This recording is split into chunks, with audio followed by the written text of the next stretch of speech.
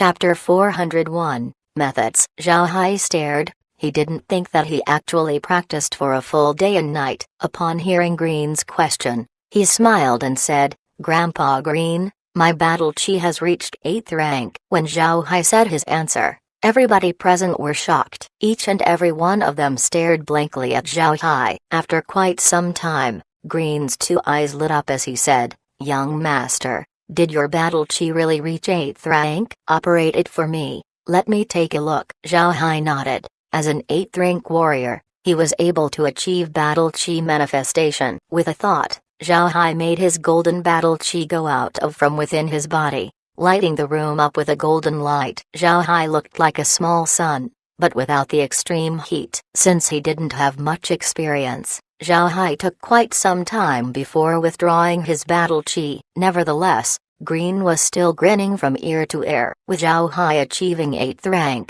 he could already be considered as an expert in the continent. An 8th rank warrior that can also use 8th rank magic of multiple elements. Every time Green thought about Zhao Hai's enemies, he couldn't help but feel pity. After Zhao Hai retrieved his battle chi, Green laughed and said, "It's really 8th rank. 8th rank, fantastic. Young master, I propose that 2 hours every evening, me and Kun will come to the space and teach you about fighting with battle chi." When Zhao Hai heard what Green just proposed, he couldn't help but complain inside. But he also knew that Green was doing this for his own good. The space can turn him from nothing to 8th rank in an instant, but it couldn't help him with fighting skills. If Zhao Hai only had battle chi but didn't have any fighting skills, then he will never become a true expert. In a battle between warriors, Zhao Hai would get easily defeated by a 5th rank. Zhao Hai nodded. "Alright, Grandpa Green can feel relieved. I'll go call you and Grandpa Kun every evening." "Right, Laura, did you give an explanation to Charlie?" Laura, who was sitting nearby, smiled. "Be relieved, that matter is already solved." "But Brother Hai, do you notice something different in the living room?" Zhao Hai stared, then he looked around the living room. However, he didn't seem to notice something strange. He looked at Laura with a confused expression. Laura smiled and said, "Didn't you notice that there aren't any metallic things here?" Zhao Hai observed carefully, and indeed, there weren't any items made of metal in the living room. Still with a puzzled look, he turned to Laura. "What happened? Why aren't there any metallic objects in the room? Did they affect my cultivation?" Laura responded, "We were afraid that you'll get battered to death by those metallic objects. You didn't notice, but when you practiced your battle chi, all the metallic things in the room came flying towards you as though are a huge human-shaped magnet." "Brother Hai, I think you should also train this new ability along with your battle chi. I suspect that you had acquired a divergent ability, one that can manipulate metals." Upon hearing Laura's description, Zhao Hai's mind couldn't help but think of a certain white-haired old man wearing a cloak on his whole body along with a strange helmet, a man that was named Magneto. Back on Earth, Zhao Hai was enamored with the X-Men series. The main villain Magneto had left a deep impression on Zhao Hai. It was no wonder why Magneto was the first thing to pop into his mind when Laura told him that he may have developed a metal manipulation divergent ability. Magneto's ability had always been envied by Zhao Hai, so when he found that he had the Marvel villain's power, he was very excited. At this time, Green said, "Young master, I think you should head outside the space and see the situation. Laura said that you were cultivating yesterday. If you don't go out today, Charlie may find it suspicious." Zhao Hai immediately turned on the monitor and looked at outside. Seeing that it was already time for breakfast, Zhao Hai nodded and said, "Alright, I'll return to the space this evening for fighting practice and training for metal manipulation."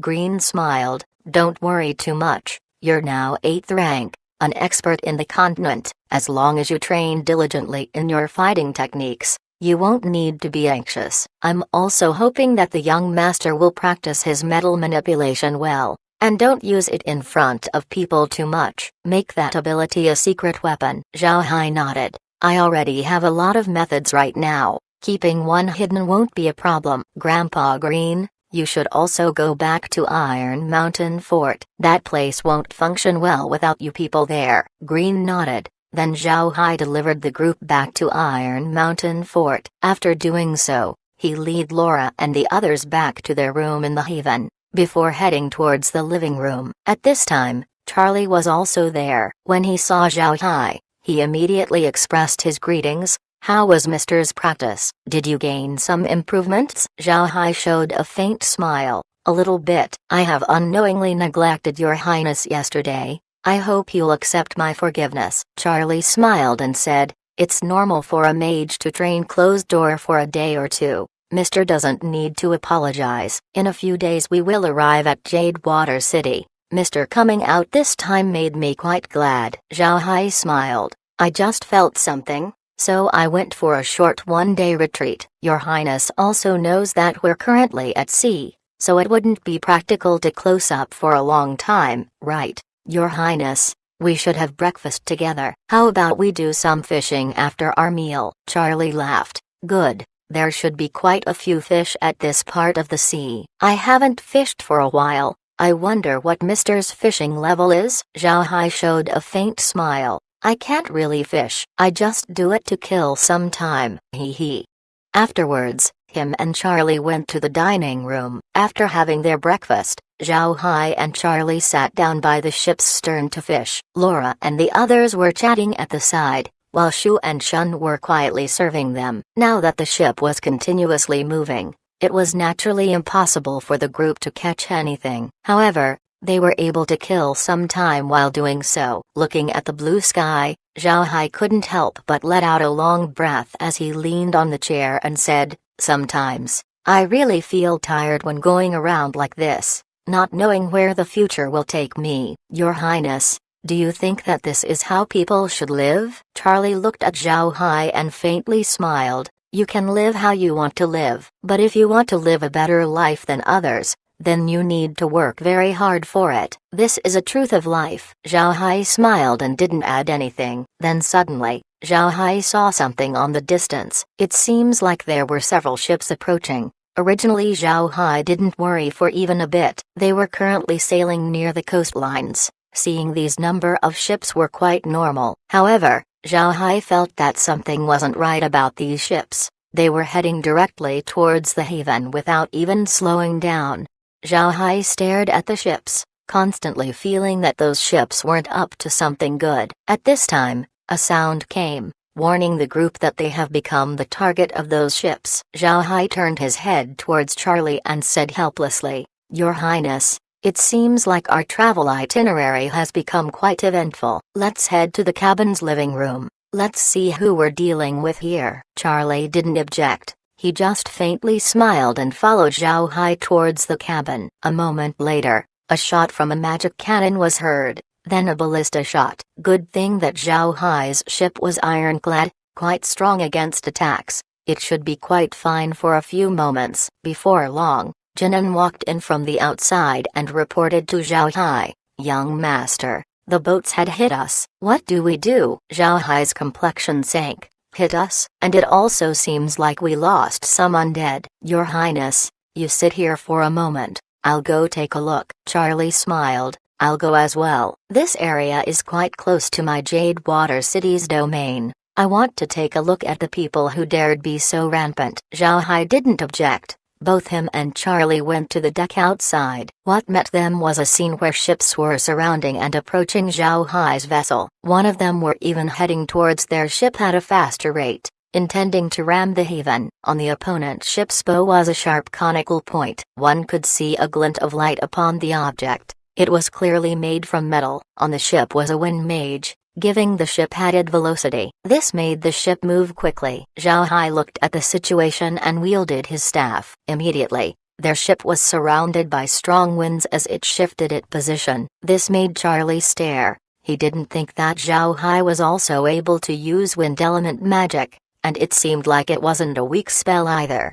The exhibition didn't end. After using wind element magic, Zhao Hai changed to using water element magic as he froze a big area of the sea's surface. This gave the opponent's ship difficulty in moving forward. The other ship wasn't that far from Zhao Hai's haven. Since they were at this distance, It was impossible for Zhao Hai to stop it. Zhao Hai's magic only delayed its approach. At this time, the opposing ship attacked with 2 water dragons. The dragons collided with a frozen sea, scattering frozen sludge all over the place. Zhao Hai's brows couldn't help but wrinkle. It seems like the opponent came prepared. There was actually a water mage along with the wind mage. When it seems like the other party saw Zhao Hai's group, they immediately directed the magic cannons and ballistas to his direction. Zhao Hai immediately waved his wand as it produced a blue-colored water shield. The other party's cannons and ballistas were useless in the face of this protective shield. The shield was made through the space's 8th rank magic. Shields made on this level weren't that easily broken through. After releasing the blue shield,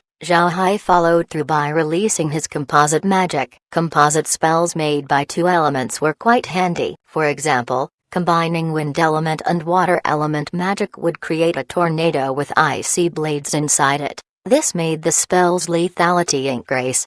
Composite magics were very formidable. If 2 4th rank spells were combined, then it wouldn't be worse than a 6th rank spell. However, the difficulty of achieving such feat was very high. The user needs to be compatible with at least 2 elements of magic. Moreover, he also needed to have a high rank in both departments. Obviously, these requirements were useless for Zhao Hai. It was the space who provided the magic, so doing a composite spell was quite easy. But one must know that Zhao Hai had been quite diligent in his study of magic. He tried out a lot of magics and even had them written down. All of Zhao Hai's notes were compiled to the point that the contents could fit into a book. Zhao Hai knew that magic was his main method of battle. Therefore, he was very meticulous in studying magic. He carefully recorded the effects and names of each spell. Then he came up with various composite magics using his findings. This time, Zhao Hai released a wind-water composite magic. The tornado,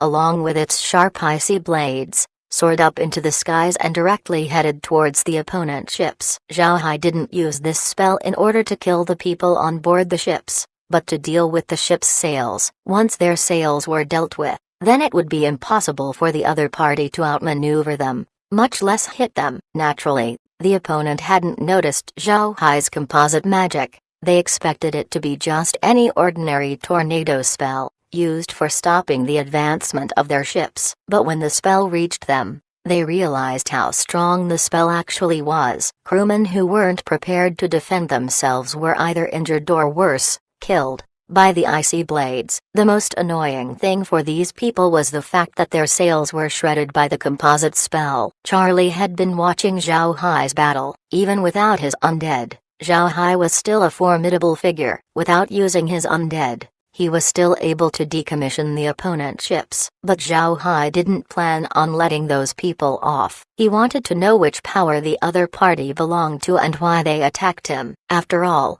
they damaged the haven. It would cost a fortune to repair it. After the sails of the ships were rendered useless, Zhao Hai immediately used his water element magic in order to freeze the surface of the sea. Charlie didn't understand what Zhao Hai wanted to do. At this time, Zhao Hai waved his staff as large quantities of undead appeared on the icy surface before they proceeded to overrun the opponents. Even though the ships were already close enough to place the undead there directly, Zhao Hai still deliberately did so since he didn't want to show Charlie the full extent of his capabilities.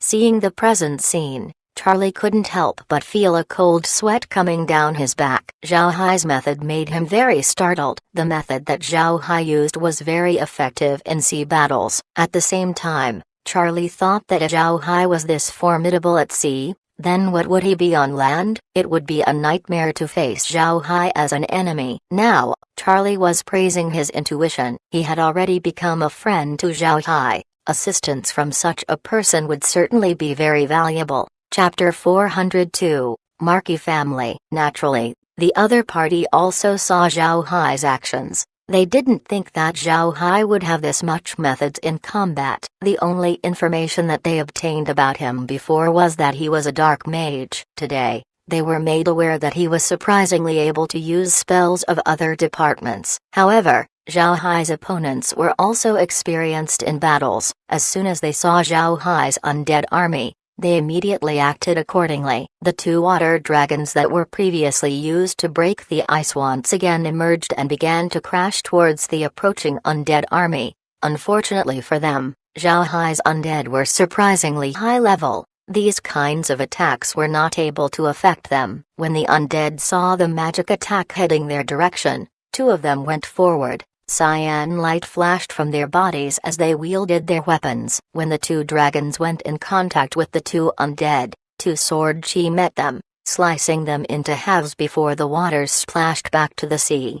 Charlie, who was standing on the haven, had his eyes turn blank upon seeing the scene. He was speechless. An undead using battle chi. This was the first time he saw such a thing. This was an eye-opening experience. The opponent was also unprepared for such an outcome that they forgot to make a move. The undead used this opportunity to quickly board their ships. When the undead came on board, the crew was unable to fight them off. This was because the undead were very strong right now. They were not inferior to 8th rank warriors. An 8th rank warrior, when placed on any ordinary clan, would immediately become its ancestor, supporting the family single-handedly. But Zhao Hai just released a lot of those experts casually, making those not part of his group quite startled. His attack didn't end here. After releasing waves of undead's warriors, he also added a lot of jackal race cavalry to the mix. The jackals were quite small, but they were very fast. Before the people on the ships came to notice them, they were already on their boats. Zhao Hai considered the matter finished. The enemy had 6 5-master ironclad battleships overall. He released 12,000 undead just now. 2,000 undead per ship should be able to deal with the opposite party. Zhao Hai stopped his actions and just stared at the several ships. Although those who were on the ships continued to resist, they weren't able to do so for longer since they were a lot weaker. Seeing the situation, Zhao Hai relaxed and turned to smile at Charlie. "Your Highness, it seems like my fleet of ships has increased. How about it? Do you want 2 ships to play around with? With a boat like mine, you would be able to fish whenever you want at sea." Charlie recovered from his daze. He made a complex expression when he looked at the ships that came to attack them. He shook his head and said, "Forget it. I don't have that much free time to wander about in the sea. Mister should keep these ships. However, I think that those who wanted to deal with us aren't simple people. Sending 6 5-masted ironclad ships isn't something ordinary powers could do." Zhao Hai nodded. "I'd think these people didn't come for your highness, but instead for me." "Your highness, I'm afraid that I had unexpectedly implicated you." Charlie smiled and said, "What implicated?" "Since you decided to lend me a hand, naturally your enemies are now also my enemies. Thus, their attacks on you should also mean an attack on me. No need to say that you implicated me." Zhao Hai smiled faintly and didn't add anything. He knows that Charlie was saying this in order to win him over. However, seeing someone want to win him over was also something he enjoyed a lot. He wielded his staff as 6 clumps of black gas flew and encircled the 6 ships. Before long, people inside the ship became quite busy. Charlie noticed that there were some undead that proceeded to change the sails on the ships. It was common for ships to have spare sails. They sail the seas all year round. What would they do if a storm suddenly hits them? If the storms blow the sails away or just trips them apart, what would they do? Since they couldn't just wait for their deaths or until some other ship saved them, they naturally would carry along spare sails. At this time, the undead that Zhao Hai released came back while walking along the icy surface. Zhao Hai stored them, leaving only 3 mages behind. Charlie looked at the 3 mages and knew that were the mages on board the enemy ships. Moreover, looking from their appearances, it seems like they were turned into undead by Zhao Hai. At this point, Charlie's mind went numb. Although he wasn't a dark mage, he knew that it wasn't easy for a dark mage to turn people into advanced level undead, but it seems like this law didn't apply to Zhao Hai. So long as he waved his staff, he can turn anyone into an undead, an advanced level undead. Zhao Hai observed his new undead mages. One was a wind mage, one was a water mage, while the last one was unexpectedly a light mage. Zhao Hai smiled faintly. It seems like those who wanted to deal with him had been quite thoughtful. They sent a wind mage to deal with his ship, a water mage to combat better at sea, and a light mage to counter him being a dark mage. It was clear that the opponent specifically sent them to deal with Zhao Hai. What made Zhao Hai surprised was the fact that the mages didn't bring any sort of emblem on their bodies, obviously to make their identities unknown. Zhao Hai looked at the light mage and said, "Are you a person of the Radiant Church?" The light mage bowed and said, "Yes, young master. I am indeed a Radiant Church person. Current assignment is a priest." Zhao Hai nodded. Then he asked again, "Did the Radiant Church send you this time to deal with me?" Zhao Hai knew that a priest is a level lower than a Radiant Church's white-clothed bishop.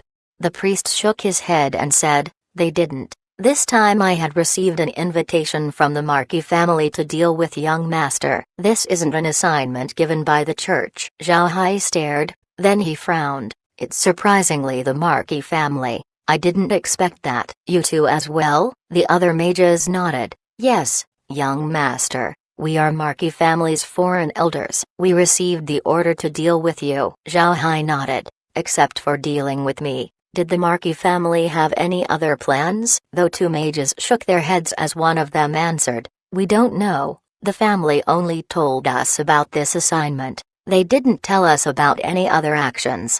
Zhao Hai looked at the two mages and said, "Aside from the two of you, who else was on the ship?" The mages immediately said, "We have Captain Goddard. He is a trusted aide of the family. Everything on the fleet is under his control. We listen to him." Zhao Hai nodded. Then with an intention, a person ran towards them from one of the attacking ships. This man was quite good, although the ice was starting to melt, making it quite slippery. He was still able to run on it without much issue. Before long, the man arrived in front of Zhao Hai and bowed. "Goddard meets young master Zhao Hai. What does the young master need?" Zhao Hai looks at this person. He looked about 40 years old, very ordinary looking and had a thick brown skin. Obviously from the constant sea travel. Zhao Hai immediately responded, "Did the Marquis family have any other moves other than sending you to deal with me?" Goddard shook his head. "Nothing else, young master. In order to deal with you, the family had spent quite a bit of money. Along with the 6 5-masted ironclad ships, they also invited 2 8th-rank mages, a priest, and 5 8th-rank warriors. The family told me that losing the 6 ships didn't matter as long as young master is dealt with." Zhao Hai nodded. "Good. You go back and fix the sails as soon as possible. Follow us afterwards."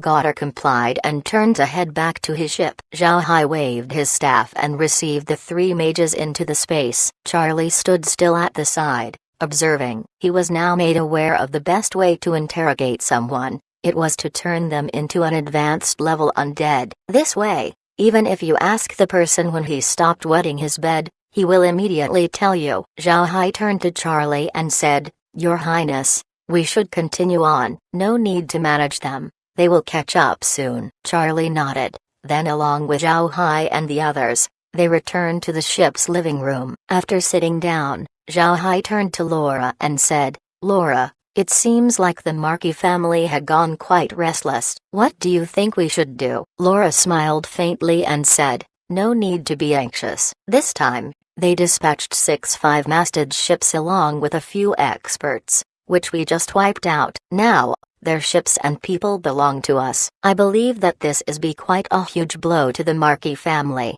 They should be staying their hand for quite some time. If they did plan to deal with us again, then we wouldn't be polite. Let's just deal with them directly, ending everything. There should be a lot of people who also wants to deal with them. Let's see if they could handle that." Zhao Hai and Charlie laughed. Charlie knew about Laura. He just didn't expect that she would be treating the Marquis family this way. It was not what he thought about. Zhao Hai was not surprised. He already knew Laura's view of the Marquis family, so it was normal for her reaction to be like this. In fact, if he also asked Karen about his input, he would without a doubt say the same thing. This pair of father and daughter had long lost their sense of belonging towards the Marquis family. At this time, Jinan walked in and bowed to Zhao Hai. "Young master, after examining the ship, we have lost 5 magic cannons, 20 ballistas, and the ship's hull became slightly damaged. However, this wouldn't affect our navigation. We can immediately head out." Zhao Hai nodded and said, "Good. Then we'll let Goddard change his sails by himself. Let's head out." Jinan nodded, then turned away. Chapter 403, Method of Improving Strength. After eating supper, Zhao Hai entered the space, and at the same time he also called Green and Kun. The two were to teach Zhao Hai fighting skills today. When Zhao Hai told the two about what just happened earlier this day, the old men didn't worry at all. Although the Marquis family was a strong power, they were still a merchant family, just like the Shelley family. If they wanted to deal with a person, they needed to make a deal with the nation where that person was residing in, and they also need to spend a lot of resources to do so. This time, the Marquis family had overreached their boundaries. They didn't do a good job at investigating. They weren't even aware that Charlie was present inside Zhao Hai's ship. It didn't matter if they were determined or just plain careless. Their actions today had already been noted. As the third prince of the continent's most powerful nation, there weren't a lot of people who would dare take action against him, let alone a merchant family. Merchant families were rich, but for Rosen Empire, the continent's most powerful nation, they were nothing. If the Rosen Empire wanted to deal with the Marquis family, then it would be easy. As long as the family had its business spread out among a lot of nations, Rosen Empire could just form an alliance with them and they would certainly be willing to eat the businesses of the family. The reason the Marquis family was feared was because of its vast resources. But these resources could also be the reason for their demise. When Zhao Hai saw that the two elders weren't very worried, he let go of the topic. He now began to train his fighting techniques with Green and Kun. The first thing he studied was naturally sword techniques. Zhao Hai's battle chi has reached 8th rank, and with his body being strengthened by the detoxification potion and the gold metal fruit, his strength had reached an absurd degree. The moment he learns how to use battle chi along with fighting techniques properly, his power would increase exponentially. The first part of Zhao Hai's sword technique practice were the fundamental moves: the stab, cut, point, wipe, lock, stagger, and stick. These moves were the basic stances of any sword technique. No matter how fierce a technique was, they would still be made up of these moves. After practicing for 2 hours, Green made Zhao Hai take a rest. At this time, Zhao Hai thought that if the detoxification and gold metal fruit could increase his capabilities, then wouldn't that work for Laura and the others as well? If the group could use the gold metal fruit to increase their strength, then that would be a good thing for them overall. Thinking of this, Zhao Hai immediately said, "Kair, come here." Kair complied. She flew over to Zhao Hai and stared at him. Zhao Hai smiled at her and said, "Kair, please go inspect whether Laura and the others could use the detoxification potion as well as the gold metal fruit to improve their strengths." Kair nodded, then waved her hand as lights surrounded Green, Kun, Laura, Meg, Near, Shu, Shun, Blockhead, and Rockhead. Before long, the light vanished. Kair turned her head to Zhao Hai and said, "Young Master, Grandpa Green and Grandpa Kun couldn't be scanned. The space didn't have enough levels to do so. Miss Laura may take the gold metal fruit, but it needs to be halved, taken in 10-day intervals. 10 days after the second round, she would have the same rank as the young master. Ms. Meg's aptitude is very good, but she isn't suitable for the gold metal fruit. She needs a special potion. However, since the space doesn't have enough levels, young master cannot purchase the components yet. The same condition applies to Shu and Shun. Blockhead and Rockhead can directly take in a gold metal fruit to reach the same level as young master, but since they aren't the space's host, they wouldn't get an ability."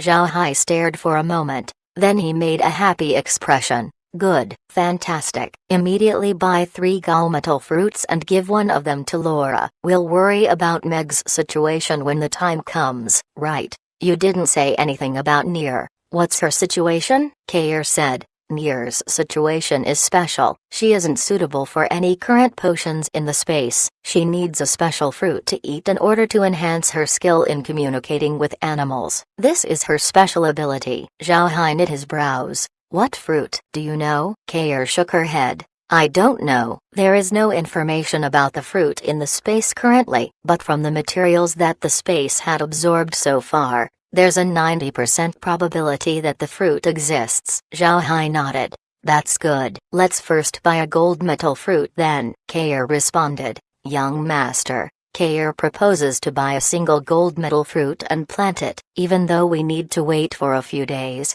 we can save 20,000 gold coins. Zhao Hai patted his head and smiled. Alright, good. Let's go according to what you say. In any case, you have a strong computing power right now. You can see things more than me. After he said that, he turned to Laura, Blockhead, and Rockhead. It looks like you need to wait for a few more days. Laura smiled faintly and said, we're not in a hurry. We've already been at our ranks for a long time. Waiting for a few more days wouldn't be an issue. However, Brother Hai, I think we should upgrade the space as soon as possible to help Meg and the others. The space may even find ways to upgrade Grandpa Green and the others. Zhao Hai nodded and then sighed. That's easy to say. Now that the farm has reached level 30, upgrading one level will be extremely difficult. It seems like it will take a long time. Meg, you shouldn't get discouraged. Continue training and maybe you may even rise to 8th rank by yourself. Meg looked at Zhao Hai and gave a sweet smile. It's alright, young master. Don't worry. Make elder sister Laura rank up first. Her present level is too low. Laura made an offended expression and said, little girl, you dare tease me? Then she ran off to chase Meg, who also ran while laughing. The two became quite jolly while teasing each other. Looking at the two, Green smiled. Then he turned to Zhao Hai and said, young master, let's practice for a little bit more, then we'll rest. Zhao Hai nodded, then stood up and continued to do his boring exercises.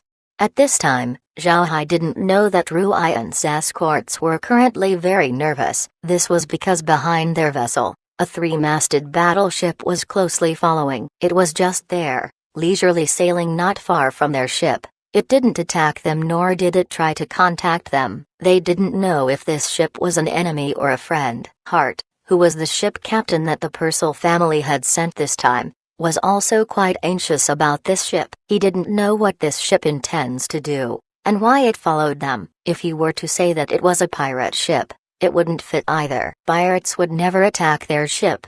This was because of nothing else than the fact that an experienced pirate would instantly know that their ship had nothing valuable in it.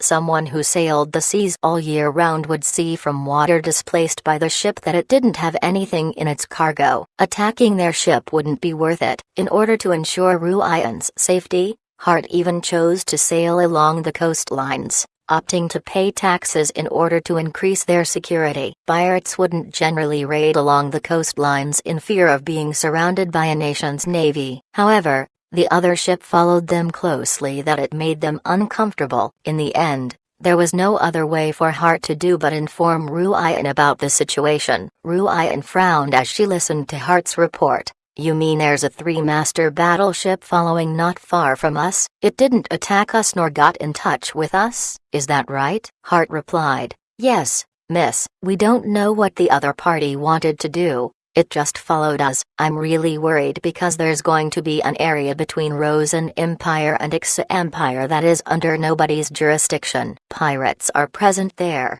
I'm afraid that the ship would act against us in that place. Ruian nodded. Come. Let's go out. I want to look at that ship with my own eyes, she said as she went out of the cabin first. After inspecting the boat closely, Ruian suddenly smiled and turned to Hart. Hart, you don't have to worry, just leave them be and continue on. That boat holds no malice towards us. If I guessed it right, they might even be here to protect us. Then she turned and went back to the cabin, leaving a very confused Hart behind. Hart really couldn't understand why Ruian was so sure that the other party was protecting them, but if Ruian said so, then he wouldn't have any say in the matter. He just instructed his crew to be alert. Ruian can relax, but Hart can't, so the only thing he could do was raise the alertness of the crew. No matter what, he couldn't make Ruian suffer an accident. When Ruian returned to her own room, Jill asked her, Your Highness, why did you tell Hart to not worry? Do you recognize that ship? Ruian shook her head. I don't know that boat, but I know of its style. Couldn't you see that the ship doesn't look like a standard ship of the Rosen Empire? Its appearance had been changed a little. Think about that ship that we met on Lore River. Jill stared at Ruian for a moment before his eyes lit up. Your Highness, you think that ship was sent by Mr. Zhao Hai to protect us? Ruian smiled faintly and said, it's possible. But forget it, Hart would still be alert no matter what I say. This is also good. It would be best if the ship is our friend, but if it is an enemy, we wouldn't be caught off guard. Chapter 404, Ruian is attacked. Taking the sea route, traveling from Rosen Empire to Aksu Empire would take 7 days. Upon arriving at Aksu Empire, it would need about 3 more days of travel before they can reach Budding City, the nearest port from Persal Duchy. Ruian would disembark there and transfer into a carriage. Then it would take 7 days or so for them to arrive at Kasa City. But Hart was aware that on the 5th day of their travel, they would be sailing inside non-governed waters. They would travel for 2 days inside this area. In this place, both Rosen Empire and Aksu Empire ships were rarely seen. This was because this area is considered to be the buffer zone between the two empires. If either fleet comes inside, the other would feel anxious, thinking that they might get attacked. So for a long time, there were no empire ships sailing these waters. Unfortunately,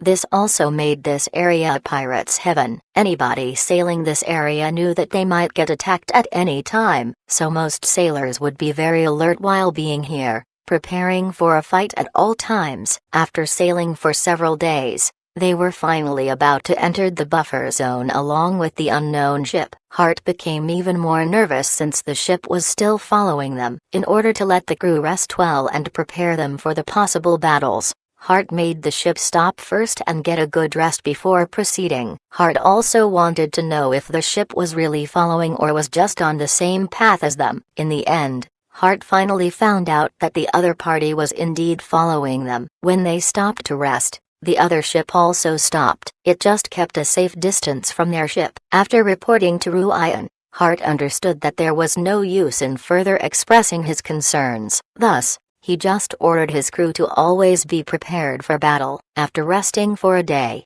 Hart officially entered the unregulated part of their route. All of the ships sailing here were keeping a safe distance between each other, mainly to avoid misunderstandings. Another reason was to keep alert since any merchant ship could turn out to be a pirate ship. Hart was also paying special attention to the ship that was constantly tailing them. Seeing the ship still keeping a safe distance away from them and didn't express any intentions to attack, Hart started to believe Ruian's words.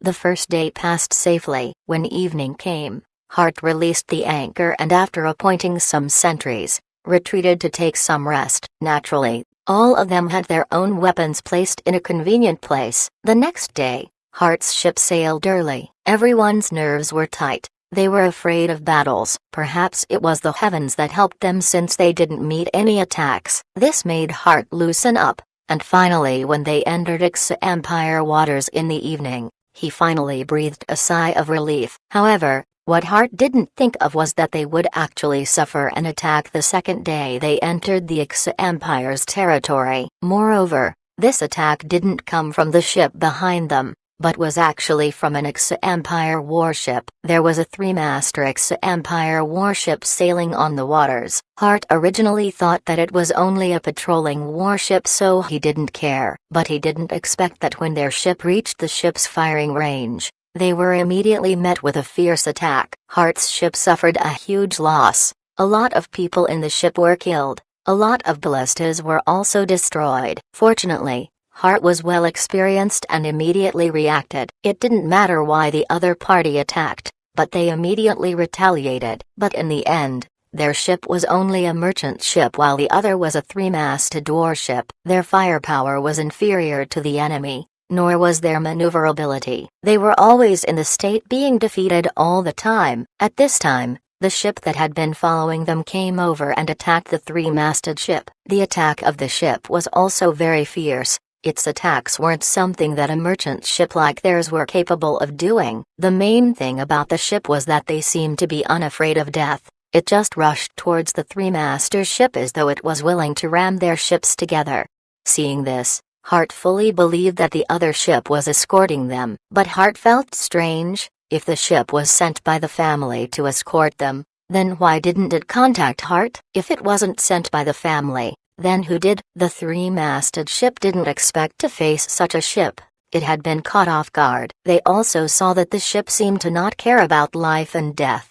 It looks like it was willing to perish together. The three-masted ship became afraid and immediately retreated. The escort ship didn't go for pursuit. It returned to Hart's ship and stayed at a safe distance away. Hart performed some flag signals to get in contact, but the other ship didn't respond. In the end, Hart could only continue on sailing. 3 days later, they finally arrived at Budding City. The ship that followed them silently vanished. That ship was obviously the Swordfish, which was sent by Zhao Hai to escort Ruian. The Swordfish was crewed by undead, so of course they weren't afraid of death. If they weren't sent to escort Ruian, they would have chased the three-masted ship and steal it away. And when Ruian's ship was attacked, Zhao Hai was naturally informed. When he heard that Ruian's ship was attacked by a battleship, Zhao Hai had no idea who was responsible. Upon further consideration, Zhao Hai reckoned that it must have been Southern King Boris. Boris had suffered a great loss under Zhao Hai,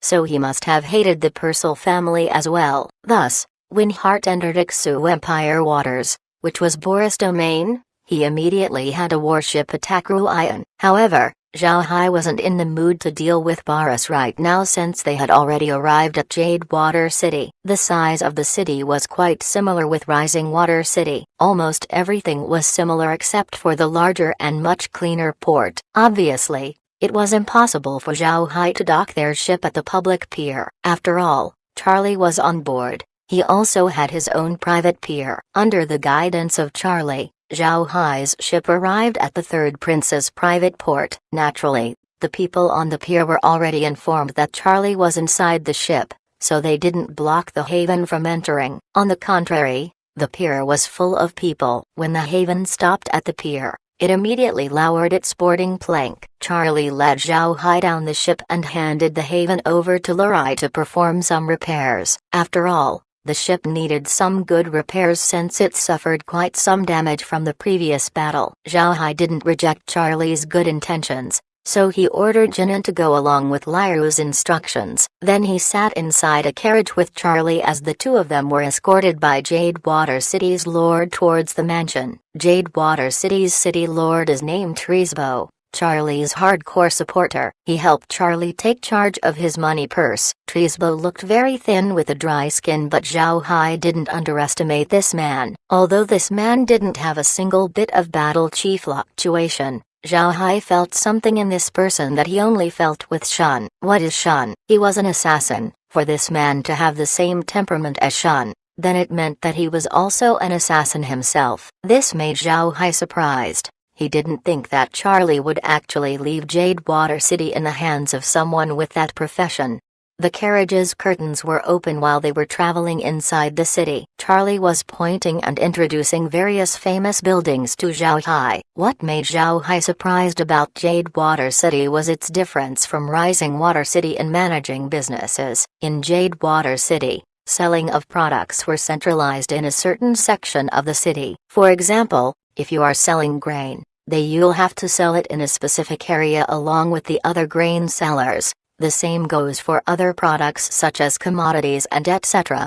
Zhao Hai didn't expect that Charlie would govern the city like this, but it was actually a good idea. This made managing the city much easier. Looking at Zhao Hai's expression of approval with regards to his administration, Charlie felt proud since this method was suggested by himself.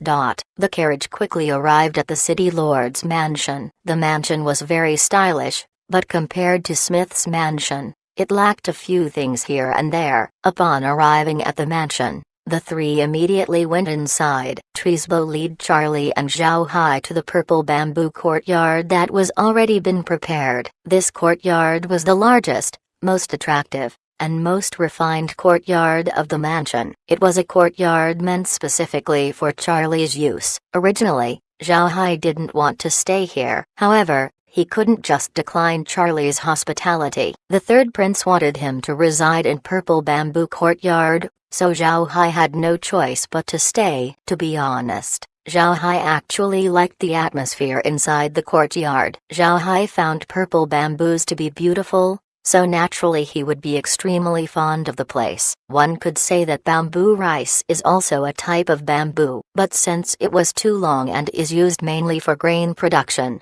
its ornamental use was very unpopular. At the same time, purple bamboo was also not mainly used for decoration. Purple bamboo was actually a very good material for weapons. This fine bamboo can be used as a shaft for spears as well as a body for a bow. The bamboo was very tough, making it one of the most popular material for weapons in the continent. However, the purple bamboo was also like the bread tree. It was very picky about where it could grow. It had very strict requirements about temperature, humidity and climate. If these special conditions weren't met, then they wouldn't be able to survive. This made its output quite scarce in the continent. Fortunately for Jade Water City, its location was the purple bamboo's largest habitat. The mountains around the city were full of these bamboos, making them the most popular export of the area. Upon arriving at the Purple Bamboo Courtyard, Trisbo asked to be excused in order to prepare the banquet. He didn't leave behind a lot of servants in the courtyard since he knew that Charlie dislikes it. Therefore,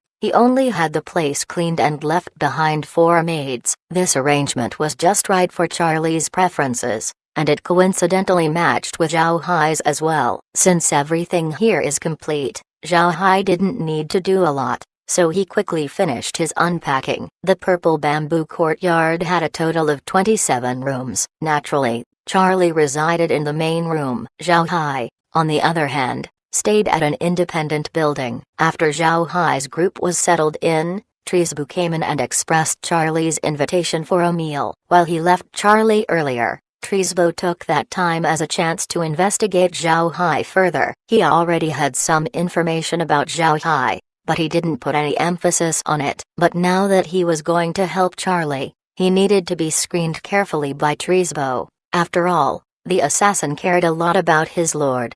After the group arrived at the dining room and sat down, a maid immediately provided the meals. The dishes were very good. The things that Trisbo had prepared weren't that luxurious, however, they had some special characteristics. They were also made using seasonal ingredients. They were fresh. Charlie was surely satisfied with his subordinate's meal. While they were eating, Charlie introduced Trisbo and Zhao Hai with each other. After eating, the group sat inside the living room. Charlie drank some tea and turned to Trisbo and said, "Trisbo, go give Mr. Zhao Hai my badge tomorrow. Make sure to exempt him from taxes later as well. Also, allow his ship to use my own personal pier. Right. Also look for a good store location for Mr. Zhao Hai. After tidying it up, hand it over to Mr. as a gift." Trisbo gave a nod. Zhao Hai wasn't polite and smiled to Charlie. "I give my thanks to your highness. When my people get settled down, we'll immediately send you the things we agreed on." "Right. I also need a bunch of daily necessities as well as some iron. I'll have to ask for your highness' help in this." Charlie replied, "Iron? What does Mr. need iron for? Weapons? That wouldn't be good. Even if I want to produce a large number of weapons, I still need to report it to the capital. You know that my situations is quite complex. I think Mr. should hand this over to someone else." Zhao Hai nodded. "I understand. Don't worry. I don't need a lot of iron. On the other hand, I need a ton of necessities. Include ceramic products as well. I'll need your highness' assistance with this. I want a lot, enough to fully stock one ship." Hearing Zhao Hai, Charlie nodded. "If that is so, then it wouldn't be a problem. Mr. can rest assured." Trisbo, prepare those things from Mr. as soon as possible. Also, go prepare means to store and transport 50,000 fire fishes. How many days would you need? Trisbo thought for a moment then replied, "Your highness, the things can be prepared tomorrow, but the equipment for the firefishes would take at least 10 days. Chapter 405, Unexpected Benefit. Charlie nodded. "Good, prepare the things that Mr. wanted first. You can slowly prepare for the firefishes later. Also, make some preparations, Mr. Zhao Hai might bring back some aquatic magic beasts and marine products, be sure to receive them properly. Trisbo stared at Charlie, then his eyes lit up as he turned to Zhao Hai. He understood what merfolk products represented in the continent. They represent money, gold coins. Zhao Hai can get a large quantity of marine products from the merfolk. Not making money off of it would be difficult for them. This is very good information. Zhao Hai smiled faintly and said, I don't know how it will turn out. It depends on the heavens. If they give me something good, then that would be for the better. Charlie smiles and said, Mr. will certainly succeed. I have confidence in Mr. Not to say that Charlie had trust in Zhao Hai, per se, but in his undead. Through the battle previously, Charlie was made known of the formidability of Zhao Hai's undead. Those undead were unbelievably strong. Zhao Hai smiles and replies, Your Highness overpraises me, but I still have to wait before Haven finishes its repairs. The ship only suffered a few damages during the attack. It shouldn't take that long for it to be repaired. I also have a few more ships. They can act as the advance party. I'll just follow them in the Haven. Charlie said, Mr.'s undead can be separated from you that far? Zhao Hai smiled faintly and said, Your Highness had forgotten that they are advanced level undead. Naturally they can be separated from me for quite some distance. Your Highness, I just remembered a matter. I had a 3-masted ship sent to escort a friend, but I didn't expect that it would be attacked, so it is quite damaged. After a period of time I'll have to ask Your Highness for help regarding its repairs.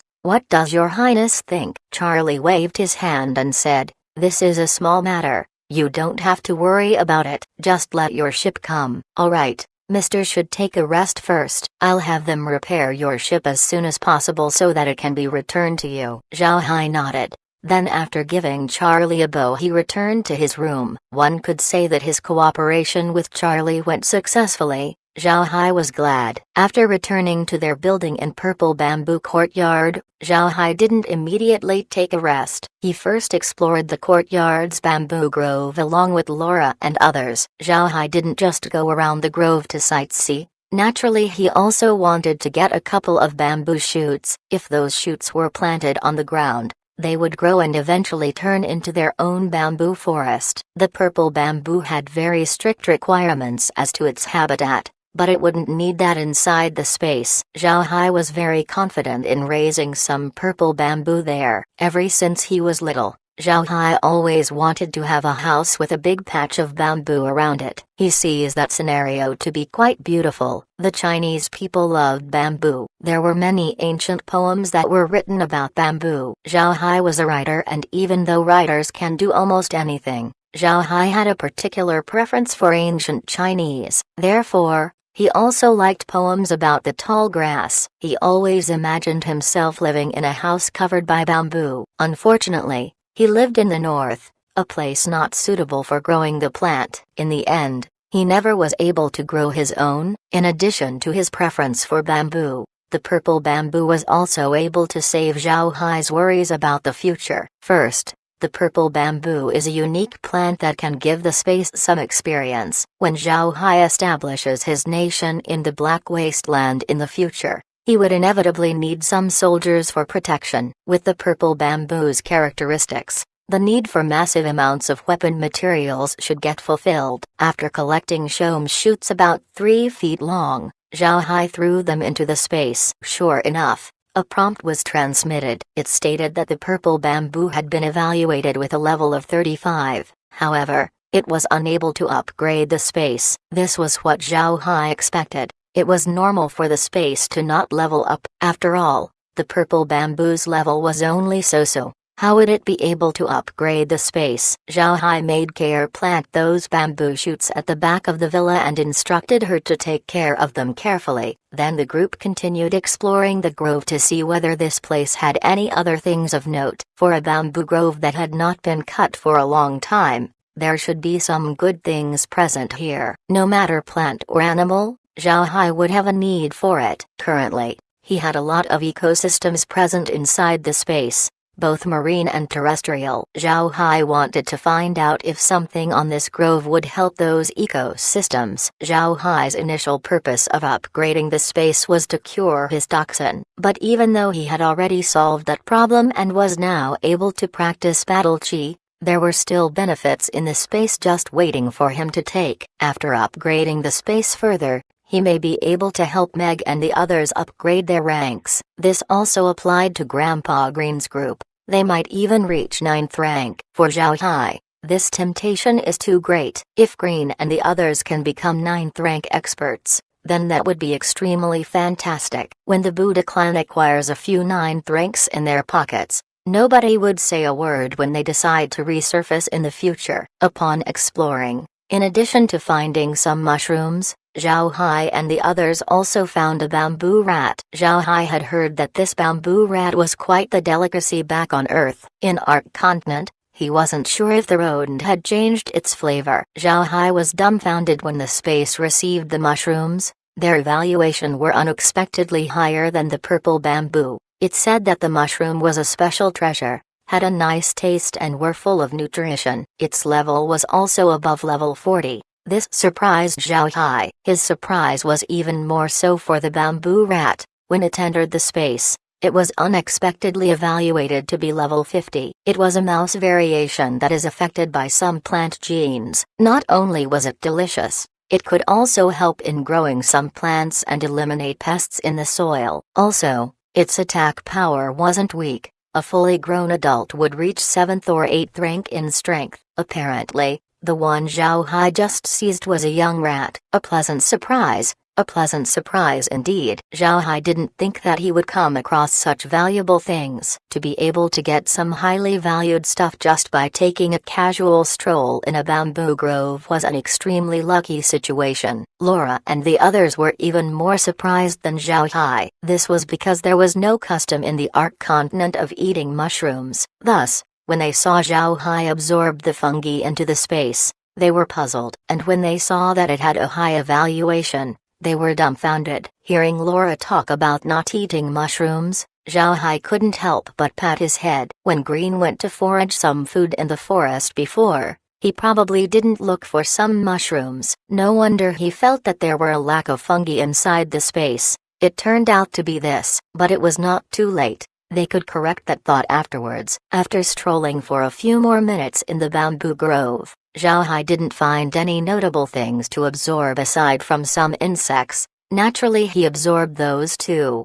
Although insects were common, they were also crucial to ecosystems. Thus, Zhao Hai wasn't polite and absorbed a bunch of those directly. But since the insects were very common, it didn't make the space level up. The space didn't even give any evaluations for them. It just ignored them. However, the ranch was already a small world, so those insects were still placed there. After walking around the grove, Zhao Hai's group returned to their small building. Laura was interested in today's harvest. Although it wasn't very big, they had gotten quite some interesting things. Zhao Hai smiled at the group and immediately brought them to the space. At this time, the space had allocated a space of 10 mu where the gold metal fruit was planted. The gold metal tree had already grown quite a bit, but it still didn't bear any fruit. 10 mu of ground for such a little tree seemed very strange. But Laura and the others looked at the gold metal fruit with a look full of hope. They knew that as soon as this tree bears fruit,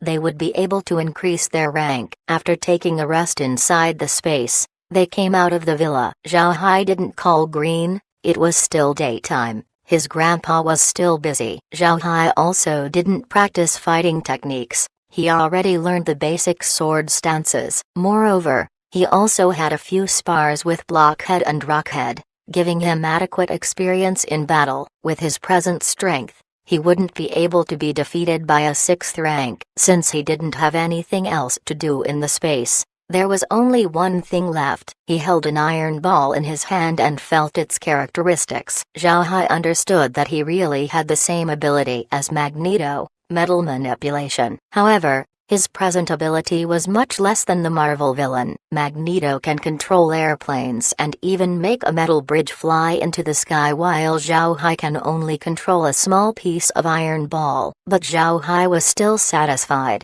With such a piece of metal, he can change its form and control it within the space monitor's range. He can make this metal both attack and defend. This is already enough. Chapter 406, Charlie's Delight. Through this matter, Zhao Hai understood the massive benefits of being the space's host. The current range of the space's monitor is 10,000 meters. 10,000. Even if this iron ball isn't large, when it becomes a small sword its lethality would increase. This way, wouldn't it be just like a flying sword? Thinking about this made Zhao Hai excited. However, even if he wanted to play with this iron ball, he could only do so inside the space. He wouldn't be able to do so outside. Chinese baiting balls aren't known in the Ark continent. If people saw Zhao Hai playing with iron balls, then they would definitely find him very strange.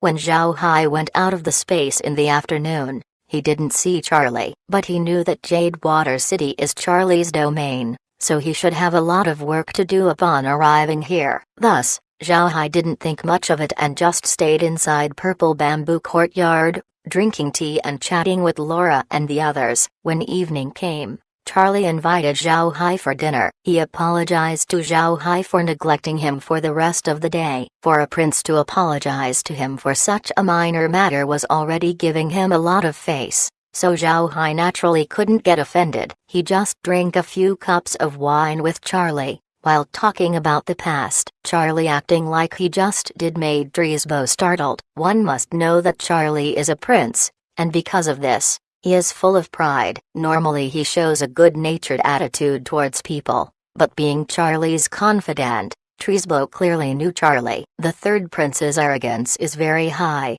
He wouldn't even pay attention to the commoners. He's only be polite to someone because he knew that you have been educated, and not because he thinks highly of him. However, Trisbo could feel that this politeness that Charlie showed to Zhao Hai wasn't fake. The prince actually thought highly of Zhao Hai. This made Trisbo quite surprised. If one would say that Zhao Hai makes a lot of money, but that is just business in the end. Compared to the tax revenue brought by Jade Water City, it was inferior. Charlie shouldn't think highly of Zhao Hai because of this. If one would say that Zhao Hai is strong, having 8th rank in strength, but he isn't a 9th rank expert. His current strength isn't enough to merit Charlie's respect. This made Trisbo even more confused about Charlie's attitude. After having dinner, Zhao Hai's group returned to the space to rest. But at this time, Trisbo was with Charlie in the living room. In the afternoon, they didn't have much time for idle talk since they were busy with official matters. Trisbo just talked to Charlie to report the income of the city as well as some things that he handled for Charlie when he was gone. After serving Charlie a cup of tea,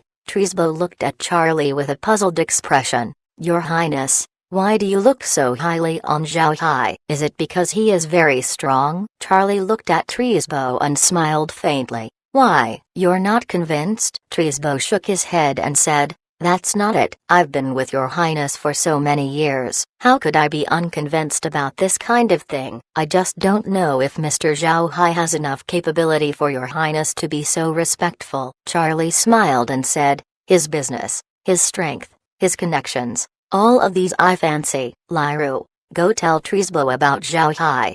Liru nodded, then told Trisbo about things they experienced with Zhao Hai. Trisbo didn't think that this would be the case. He knew that Zhao Hai had a connection with the Kali and Shelley families. He also knew that Zhao Hai had some sort of conflict with the Kelsey family. What he didn't expect was the fact that Zhao Hai was the one who actually dealt with Grand Duke Lionheart. He also didn't expect Zhao Hai to be an advanced multi-element mage. It is difficult for multi-element mages to reach a high level. This is because mastering each department wasn't very easy. For Zhao Hai to be an advanced level multi-element magician is very astonishing. Such identity is indeed worth Charlie's admiration. 9th ranks would rarely join battles in the continent. It was generally 8th ranks who do. This made advanced multi-element mages priceless. A lot of powers wanted to get in touch with one. Advanced multi-element mages can use a lot of spells as well as composite magic. The attack power of composite magics were very terrifying. The combination between two spells of different departments can bring forth unique reactions, increasing its magical attacking power exponentially. If Charlie can have a multi-element mage like Zhao Hai under his retinue, his strength would surely increase by several folds. Moreover, this was a mage that could bring wealth. He had a lot of valuable products on hand. After knowing these things about Zhao Hai, Trisbo understood why Charlie gave him full respects. He gave a nod and said, "Your Highness is doing the right thing. Someone like Zhao Hai is truly worthy of respect." But why is the Kalsi family in conflict with him? Do they want him to go to another person? Are they crazy? Charlie smiled faintly and said, "Trisbo, you forget, the one who currently wields the power within the Kalsi family are still those elders, and the person who is mostly favored by the elders is the fifth child Juan." Seeing Zhao Hai making a lot of money, it wouldn't be strange for Juan to feel envious. Moreover, Zhao Hai offended Souther King, driving him out of Axa Empire. At the same time, he also offended the Radiant Church, so he went to Skywater City. Looking at these facts, Juan thought that he would be able to pressure Zhao Hai. There's no other person responsible other than Juan. Trisbo nodded. Your Highness is right, it would be impossible for Smith and the other brothers to do such a thing. Only Juan. I always thought that the patriarch of the Kalsi family is an astute person. To actually favor Juan is a wrong decision. Allowing his fifth son to actually drive a person like Zhao Hai away, he will surely regret it. Charlie smiled. That wouldn't be so easy. Zhao Hai is a smart and wise person. He wouldn't just cut ties with the Kalsi family about such a matter. Although the one who holds the power in the family are those elders, Smith and his brothers have also grown up. They also held some sort of influence of their own. For the brothers, they couldn't just let go of Zhao Hai. If I guessed correctly, Smith should have given Zhao Hai some sort of assurance that he would be able to reverse this action of the Kalsi family. Trisbo nodded. That is quite possible. It seems like Zhao Hai is really not that simple. Is your Highness confident in getting him? Trisbo naturally had full confidence in his lord, but he asked Charlie if he was able to control Zhao Hai. Charlie shook his head and smiled. For a person like Zhao Hai, I wouldn't dare exert my control. Just maintaining our present relationship is enough. When we have some problems in the future, he surely wouldn't just look the other way. Remember what he said earlier, that he had a ship that was quite damaged after escorting a friend? Trisbo nodded and said, "Of course, I remember that he wants us to repair it." What's the issue with that? Charlie smiled. You really didn't recognize the issue? This is because of Zhao Hai and Purcell family's relationship. Zhao Hai had received some help from Purcell family's Grand Duke, thus Zhao Hai had been protecting Evan's daughter all this time. I think she's called Ruian. I heard that this Ruian had brought some trouble for Zhao Hai, but Zhao Hai still didn't leave her to fend for herself. I received some information that Ruian recently embarked on a sea route to return home. So along the way, they should have passed the ungoverned region. I believe Zhao Hai sent his other ship to escort her. For Zhao Hai to do this, it showed what kind of person he is. This kind of person isn't someone that you would want to control, otherwise they would get offended. Understood? Trisbo immediately nodded. Your Highness can feel relieved. I understand what must be done. I have already prepared a shop location for Mr. Zhao Hai. It is not very far from the East Gate. The shop is quite big. Although its position isn't that great, it has a huge warehouse, as well as 2 additional storages underground. It's a good store. The things that Mr. Zhao Hai wanted has also been transported to the warehouse. He only needs pick them up. Charlie looked at Trisbo with a praising look. Good work, Trisbo. You being here in Jadewater City these few years really made me feel relieved. If not for the family's rules that Jadewater City couldn't be owned permanently, I really would like to give this place to you. But rest assured, if I sit on a throne, I will certainly give you a good territory. Trisbo quickly responded. I won't dare, Your Highness. I've been following you since you are young. This Trisbo has also served you for quite long time. Your Highness need not give me any territories. I can just serve by your side for my entire life. Charlie smiles. Of course I know that, but with all that you've done for me, I cannot just let you go on unrewarded. It will make the others who follow me doubt whether I would reward them or not, so just accept my gift. As for your territory, I already have some idea. Grand Duke Lionheart's duchy still didn't have an official owner, so father decided to just divide them to his successors. I plan to give my share to you. Treesbow's heart couldn't help but feel excited. He knew how good Lionheart's territory was. A lot of people were lining up to get a piece of that land. So now that Charlie was giving him a piece, this was a very good reward. Looking at Treesbow's appearance, Charlie couldn't help but smile. This is the only thing that I can give you right now. If I get the imperial throne, I will give you Lionheart's entire territory. When that time comes, you will be a Grand Duke. Chapter 407, Gift. The next morning, Zhao Hai was asked by Charlie to have some breakfast. After eating, the two of them went to the living room to drink some tea. At this point, Treesbow walked in and reported to Charlie, "Your Highness, the shop and the requested good are already prepared. Should we go check it out?" Charlie turned to Zhao Hai and said, "Mister, what do you think?" Zhao Hai smiled and said, "In any case, we don't have anything else to do. Let's go." Charlie smiled, "Good, let's go and take a look." "Your ships are almost repaired. They can start sailing tomorrow. The haven has a bit of a problem, so it may have to wait for a couple days more." Zhao Hai nodded. "This is already within my expectations. Let's see the shop first."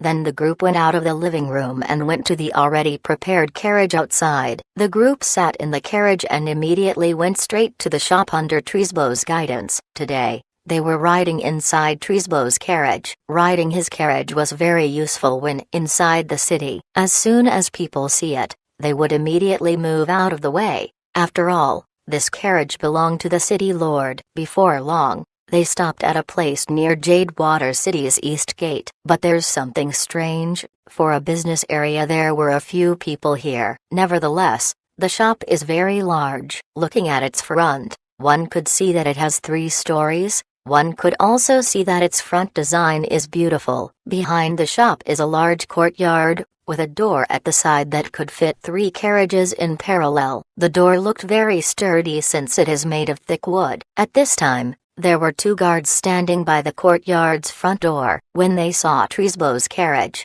they immediately opened the door, allowing the carriage to enter inside. The courtyard was big, but there were no plants inside. At first sight, one could see that this place was used as a stockpile area for goods since the floor is covered with flat stone. There was also a stable and a warehouse inside. An owner's room and servants' quarters were present as well. All very simple in design, clearly specially designed for practical use. After the group got down from the carriage, Zhao Hai and Charlie immediately inspected the place. After surveying the area, Zhao Hai nodded and said, "It is very good. Although the living section is ordinary, it has a very huge warehouse." "This is very good. I give my thanks to City Lord Treesbow." Treesbow smiled and replied, "Mr. Zhao Hai is too polite. Come with me to see the warehouse. There's a surprise in there."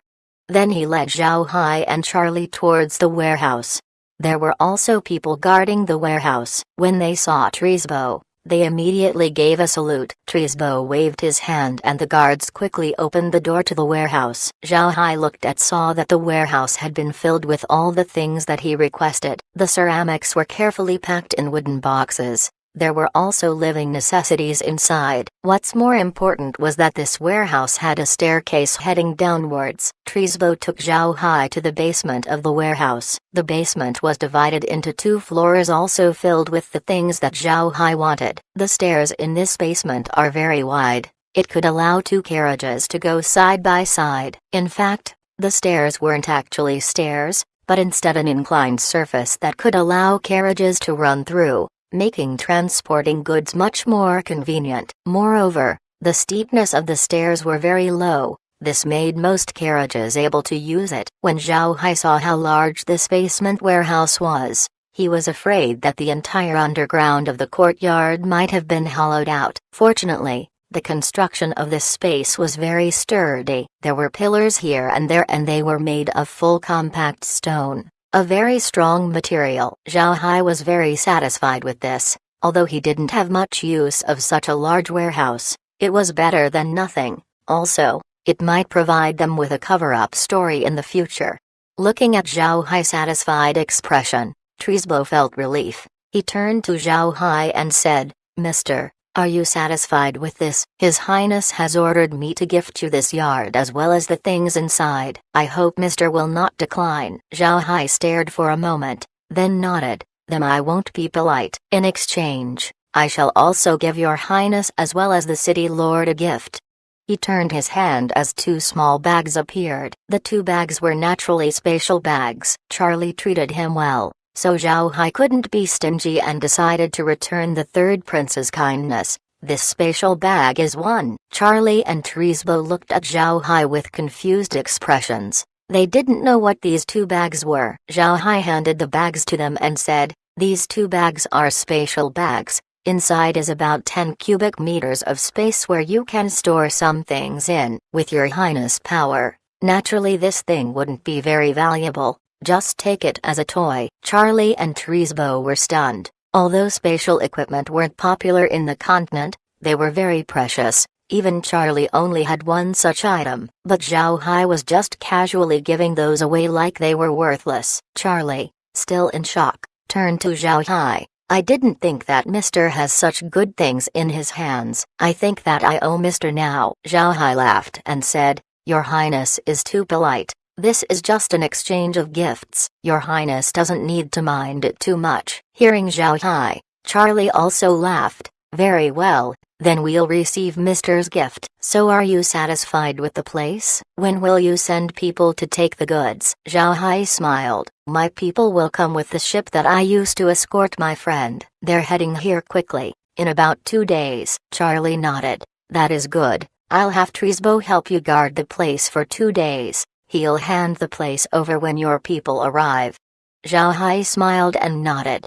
The group returned to the city lord's mansion. Then Zhao Hai went to take a rest since he currently can't take the goods from the warehouse yet. He plans to stock up those ships he stole from the Marquis family tomorrow, then make them sail towards Ape Island where they'll wait for Zhao Hai. After the haven gets fully repaired, then they'll continue on to trade with the shrimp tribe. He also wants to take advantage of this downtime to receive Laura's people and settle them down. He'll need to assign someone to manage the shop as well. After all, it was already ready to use. Zhao Hai planned that he would just sell some daily groceries in this shop to not be too eye-catching. When the situation at the store gets more stabilized, then he'll think about improving the products sold there. Laura's subordinates were all people who were talented managers. Their addition would surely help Iron Mountain Fort. They will also make it more convenient for Zhao Hai to open more stores in the continent. Fortunately for Zhao Hai,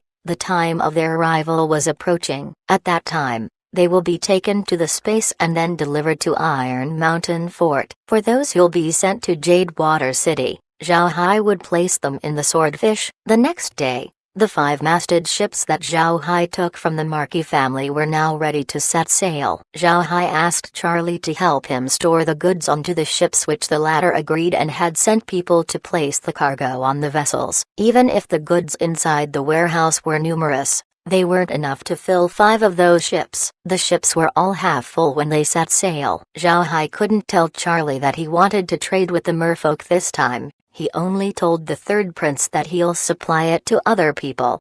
Charlie didn't think too much about it. After all, those goods were all common in the continent. They weren't treasures. After releasing the 5 ships, Zhao Hai awaited the arrival of the Swordfish. 2 days after the 5 ships left, Laura's subordinates were all gathered and ready. All in all, there were 400 of them, of which 80 were the managers. The other people were their family members, all of which were also loyal to Laura. Zhao Hai and Laura immediately entered the space and took those people in and sent them to Iron Mountain Fort. One group was left behind and was sent to Jade Water City. When the managers saw Laura, they were very glad. All of them had received some sort of grace from her, so they were all her devout followers. There were no problems in trusting them. Zhao Hai also believed in them, so when they arrived at Iron Mountain Fort, they were handed over to Kun, who was given the task of familiarizing them with the environment.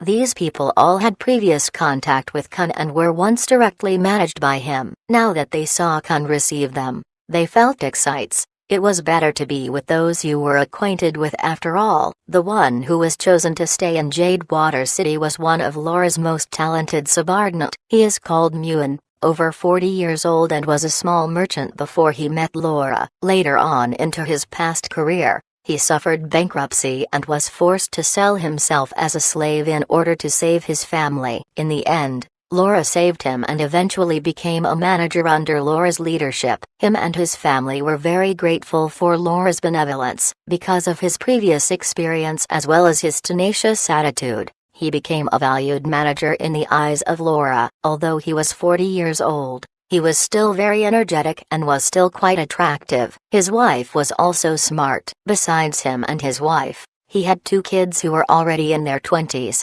Also learning how to handle business from their parents. Having such family be in charge of Jadewater City made Zhao Hai rest assured. He was very confident in Laura's eye for people. After settling the family inside the swordfish, Zhao Hai returned to the city lord's mansion. The swordfish would arrive in 2 days, which was also the time frame where the haven would get fully repaired. After the haven gets repaired, Zhao Hai can continue on and trade with the shrimp tribesmen. Upon returning to the mansion, Zhao Hai didn't have anything to do. Because of this, he only stayed inside and continued to practice his fighting techniques and his control over metal. The more he practiced, the better his control became. Right now, Zhao Hai can already control 2 fist-sized iron balls, with attacking force much stronger than before. Zhao Hai didn't want to meddle in Charlie's matters. Even if he wanted to help Charlie, the prince would still need to approach him first. After all,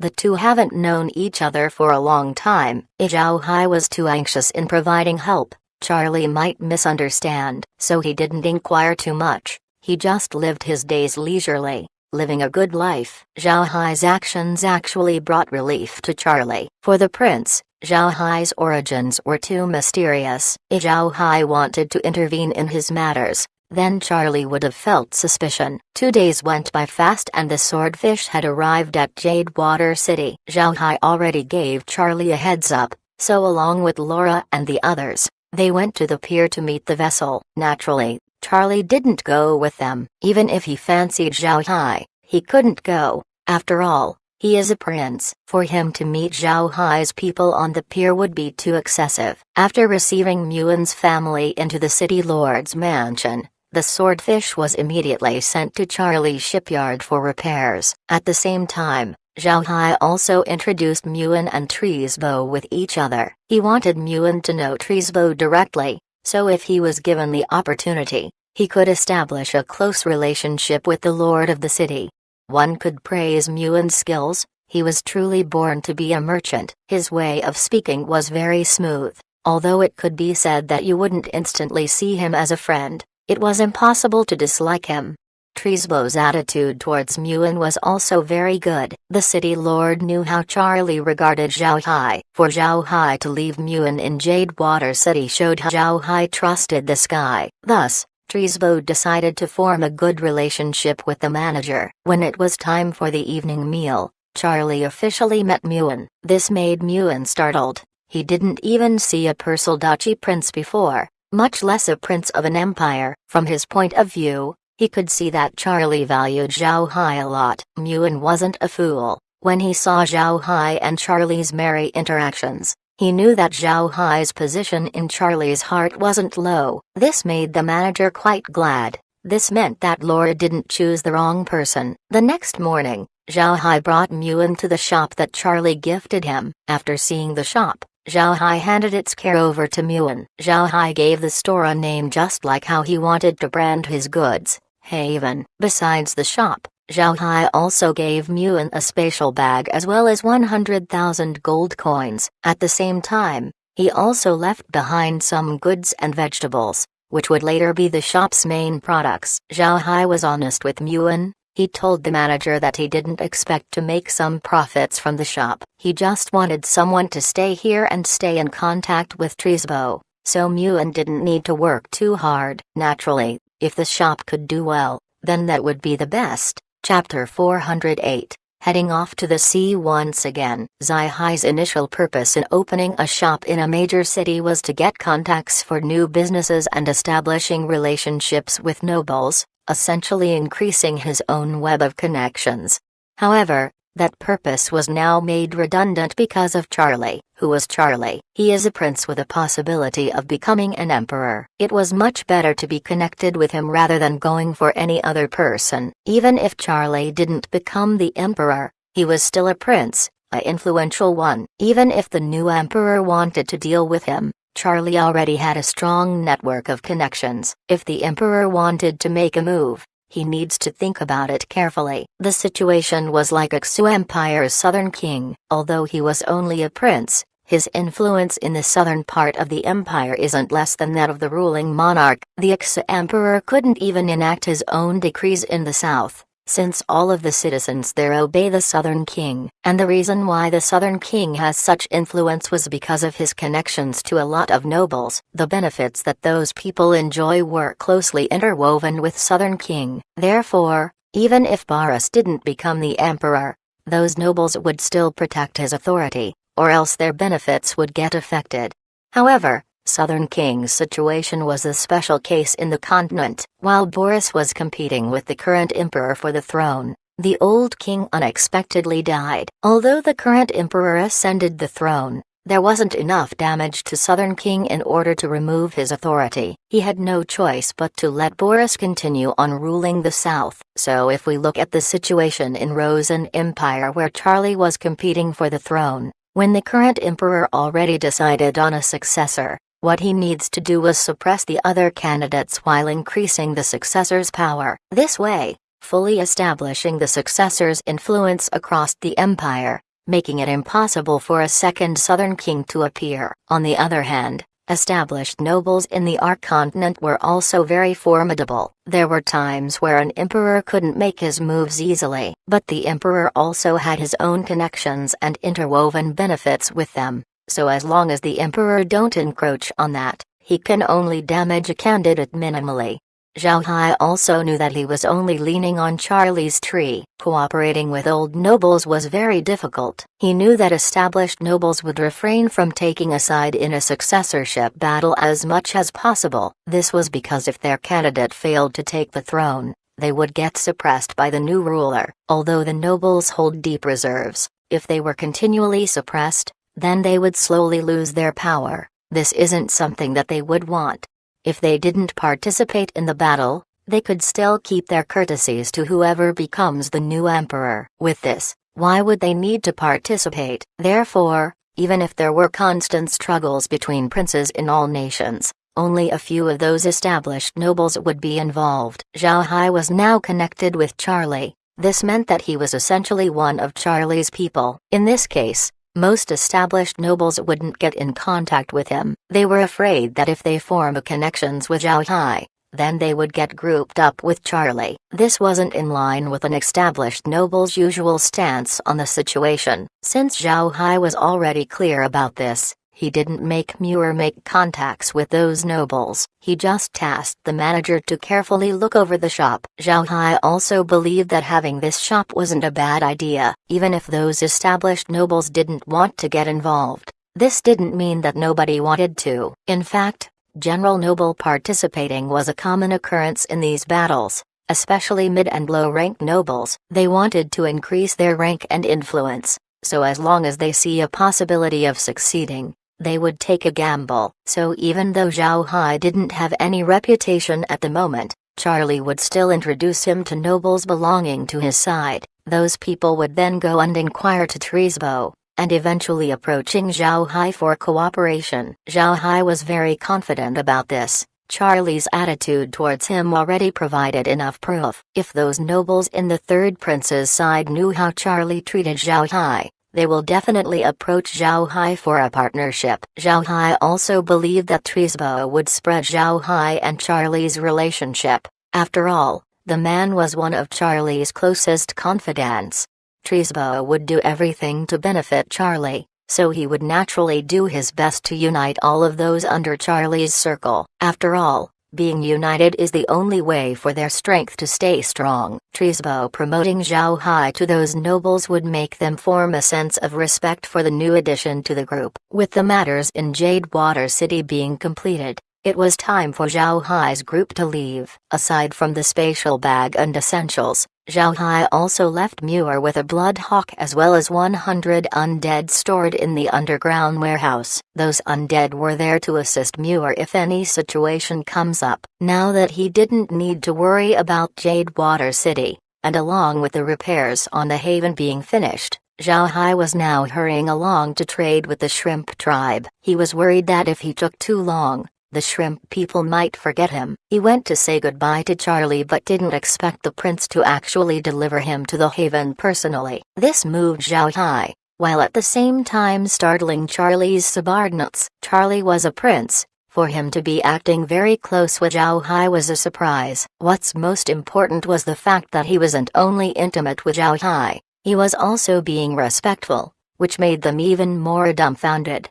On the other hand, Zhao Hai didn't know was that his situation with the Khalsi family was currently going downhill. Smith wrote about his thoughts about the matter to his brothers so that they may support him. He wanted to convey that they mustn't offend Zhao Hai. He wanted the family to just partner up with Zhao Hai and not force him. However, Smith didn't expect that his brothers actually didn't support him. Smith also understood why his brothers didn't get to meet Zhao Hai. Moreover, Zhao Hai's interaction with the family was very short. His brothers wanted more understanding of Zhao Hai to support Smith in this matter. But while the brothers were taking their time in observing Zhao Hai, Juan was not. Juan hadn't suffered such a huge loss of face since he was born. Zhao Hai snatching his ship, throwing him on a boat, and having Smith save him was the most humiliating thing that he experienced. Because of this, the only thing in his mind recently was revenge. After returning to the clan, he immediately reported his interaction with Zhao Hai, of course with a few additions here and there. He expressed that Zhao Hai didn't respect the family. Juan was painting himself to be the good guy who was being bullied by an evil character. As a result of this, the Khalsi family's view of Zhao Hai became worse and worse. Although Smith had written good reviews for Zhao Hai, the effect of a grieving man in comparison to some letters on a paper was very far. Adding on to the fact that the family had massive interest for the products on Zhao Hai's hands, they wanted to pressure Zhao Hai and see whether he would fold. At this time, information came to the family that Zhao Hai had arrived at Jade Water City and was staying at the city lord's mansion. They also found out about his relationship with Charlie and how the third prince was placing importance to him. He even got into conflict with the second prince. When this news came to the family, Smith became regretful. He wrote another letter to the family that Zhao Hai cannot become their enemy. If Zhao Hai forms an enmity with the family, they would certainly suffer huge setbacks. But the family didn't listen. For them Zhao Hai was being ungrateful. Not only did they not listen to Smith and restore their relationship with Zhao Hai, they instead decided to teach Zhao Hai a lesson. Therefore, these past few days, they mobilized their spies inside Jade Water City to gather information. Unfortunately for them, Zhao Hai was very low-key inside Jade Water City. He rarely went out. Just like how he was back in Sky Water City. Zhao Hai's actions left the Khalsi family not knowing what to do. Even if the family was an established noble family, they wouldn't dare attack the city lord's mansion, a place where the third prince Charlie resides in. But when they found out about Zhao Hai's shop inside the city, they were happy. They wanted to destroy Zhao Hai's shop to teach him a lesson. But again, they were disappointed. Upon further inquiries, they found out that the shop was a gift from Charlie to Zhao Hai. If the place was bought with Zhao Hai, they were free to destroy it, but with Charlie in the mix, it became another matter. Even if great families didn't care about Zhao Hai, they didn't have a choice but give Charlie some face. Otherwise, not only would Charlie get offended, the Rose and Imperial clan would also get involved. Don't think that it was only nobles who pay attention to their face. The Imperial clan was also extremely protective of theirs, even more than those of established nobles. No matter what, the Khalsi family was residing inside Rosen Empire. If the family did decide to push things too far, then the imperial family wouldn't be polite. If an established noble and an imperial clan goes head to head, the one who would suffer more losses would certainly be the established noble family. Since the Kelsey family was unable to make a move inside Jadewater City, they shifted their focus on Zhao Hai. They believed that Zhao Hai wouldn't stay inside the city forever, and at last, Zhao Hai was leaving Jadewater City. What the family didn't expect was that Charlie would personally come and bade Zhao Hai farewell. This gesture was naturally understood by the family. Regarding this scenario, the family was unprepared. They were hesitant in taking action against Zhao Hai. In the end, the man in charge of their operations in Jadewater City could only send word back to the headquarters and wait for their instruction. Chapter 409. Rank Promotion. Zhao Hai didn't know too much about the actions of the Kelsey family. He thought that Smith already had the situation under control. He didn't expect that Smith had yet to get the support of his other brothers. Being alone, Smith wasn't able to deal with the problem, but it didn't take too long before he was informed about the situation. The second day after he left Jadewater City, Zhao Hai received a letter from Smith sent via a Bloodhawk. In the letter were the recent and future actions that the Kelsey family had planned. Smith didn't urge Zhao Hai to be patient this time. Instead, he wanted Zhao Hai to teach the family a lesson. This didn't mean that Smith wanted to cut ties with the family. He just wanted to make Zhao Hai teach the stubborn elders of the family a lesson they wouldn't forget. He wanted to make them understand that there were people in this world that cannot be touched. He wanted Zhao Hai to show the family how capable he is. Zhao Hai didn't think that Smith would actually urge him to do this. He handed Smith's letter to Laura and smiled. Look at this. I didn't think that Big Brother Smith is actually a very radical person. Laura received the letter and looked at it, then she snorted and said, "This is nothing special. I can understand why Brother Smith did this. If the Markey family had people like Brother Smith, then we wouldn't have experienced what we did. How about you, Brother Hai? What do you think?" Zhao Hai smiled faintly. Why wouldn't we agree? After all, we only have a good relationship with Brother Smith. It's better if we teach them a lesson now in order to make them understand Brother Smith's words. Right. In 2 days, the gold medal fruit will be ready. At that time, your rank will be improved. With what is going to occur, we happen to have a place to practice our skills. When Laura heard what Zhao Hai said, she smiled. It was indeed like what Zhao Hai said. Now that the gold metal tree is already mature, it was only a matter of time before it could bear some fruits. For the entire tree's lifetime, Zhao Hai could get 80 gold metal fruits. The gold metal tree is a level 60 plant. It has 8 batches of its fruit period. It could produce 10 fruits each time, making it very precious. Even though the fruit had already been producing fruits, Laura and the others chose not to eat it immediately. Every day they would drink the fluid of life inside the space before practicing, making their body in top shape for the time they will eat the gold medal fruit. Because of this preparation period, Zhao Hai spent a lot of gold coins letting the multi-purpose processing machine produce some low-level supplementary potions for Laura and the others to take in. Although it couldn't improve their strengths directly, those potions could increase their body's quality. When the last batch of fruits gets produced tomorrow, Zhao Hai decided to make Laura and the others eat the gold medal fruit. Zhao Hai turned his head to Laura. Laura, what mount do you think is good to use? Now that Grandpa Kun has started teaching me how to ride, I think we should consider what mount we need to use in the future. Laura shook her head and said, I think we shouldn't be hasty in selecting a mount. I've seen that there are a lot of strange animals that is available in the Spaces store. When the time comes, we can just buy them and use them as our mounts. Zhao Hai didn't oppose. Inside the space, there were even some mythological Chinese beasts recorded. These beasts included some with a dragon's bloodline,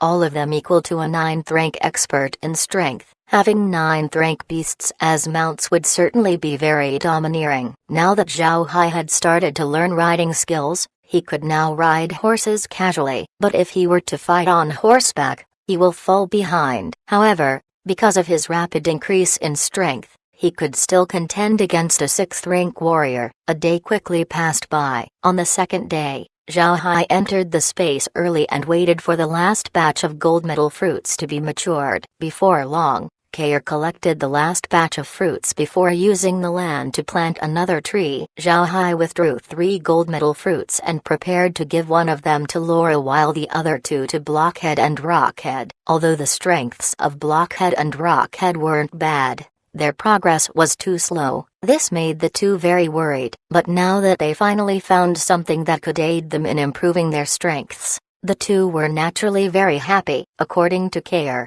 Laura can only eat half of the fruit while Blockhead and Rockhead can eat them whole. Zhao Hai divided 1 fruit into 2 before handing the 2 halves to Laura. For Blockhead and Rockhead, he gave 2 full fruits. The 3 people looked excitedly at the gold metal fruit. In all honesty, Meg and the others were somewhat envious, but they knew that they weren't compatible with the gold medal fruit. It was quite a pity.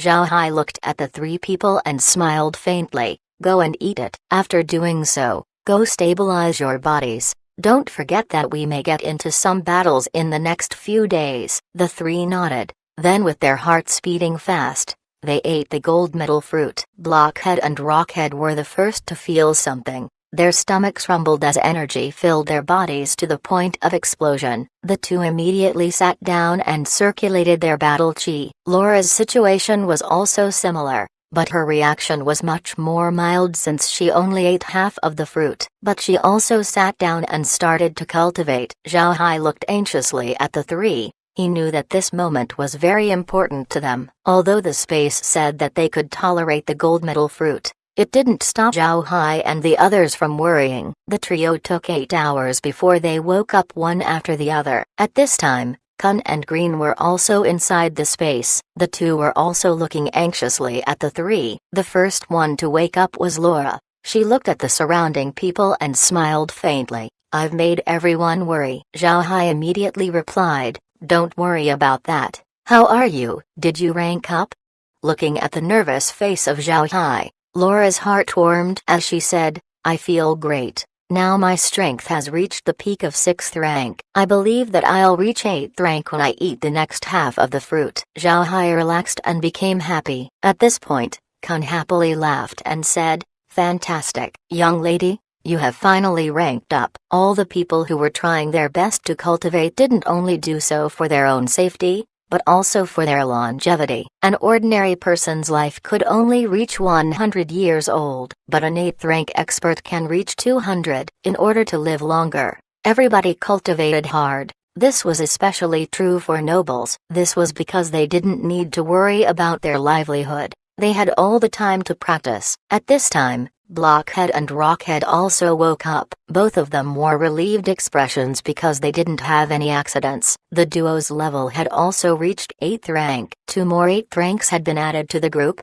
This was good for them. Green took the 2 for a spar to see their new strengths. Perhaps because they were still not accustomed to their new strength, Blockhead and Rockhead's moves in the beginning were very stiff, but the 2 started to slowly adapt and began to block Green's attacks. One must know that Green was a pinnacle expert among 8th ranks. Ordinary 8th rank warriors could only survive for a few seconds under Green's assault. For Blockhead and Rockhead to block his attacks at this point showed the innate strengths that the 2 possessed. After some time, Green left and retrieved his spirit wind sword. He looked at the 2 happily and said, good, good. You boys have become strong. With the 2 of you working together, you already have the strength of the pinnacle of 8th rank. If an ordinary 8th rank meets the 2 of you, then he will certainly have a bad day. Ha ha ha. I can finally rest assured. You 2 listen to me. From now on you must wholeheartedly protect the young master. If even a single hair of the young master gets missing,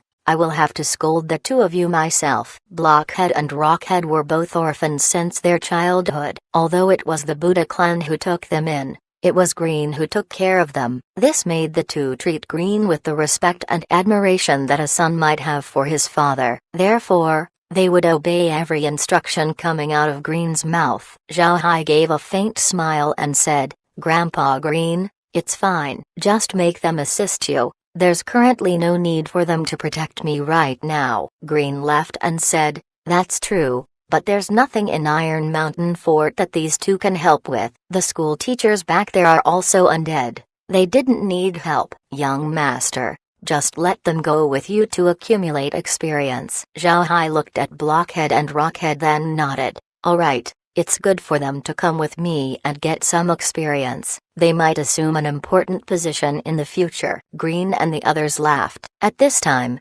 Zhao Hai remembered that they hadn't been out of the space for a day, so he immediately went back to the haven. Fortunately, there was nothing wrong on the ship. Zhao Hai felt relief. When Zhao Hai went back to the space, Laura was having a spar with Kun. It seems like Kun also wanted to see how strong Laura had become. Zhao Hai didn't disturb them and just did his own training. Since Zhao Hai didn't train in fighting before, even if he has 8th rank strength, his stances were still full of unnecessary movements. Compared to Laura, who trained since childhood, Zhao Hai's moves were very poor. This made him put in more effort in the hopes of bridging the gap between his and Laura's strengths. Chapter 410, Devilish Idea. The group trained rigorously inside the space while the haven peacefully sailed the seas. Although the ship was alone, other ships wouldn't attack it as long as there was enmity between them. After all, it was not easy to attack an armored ship.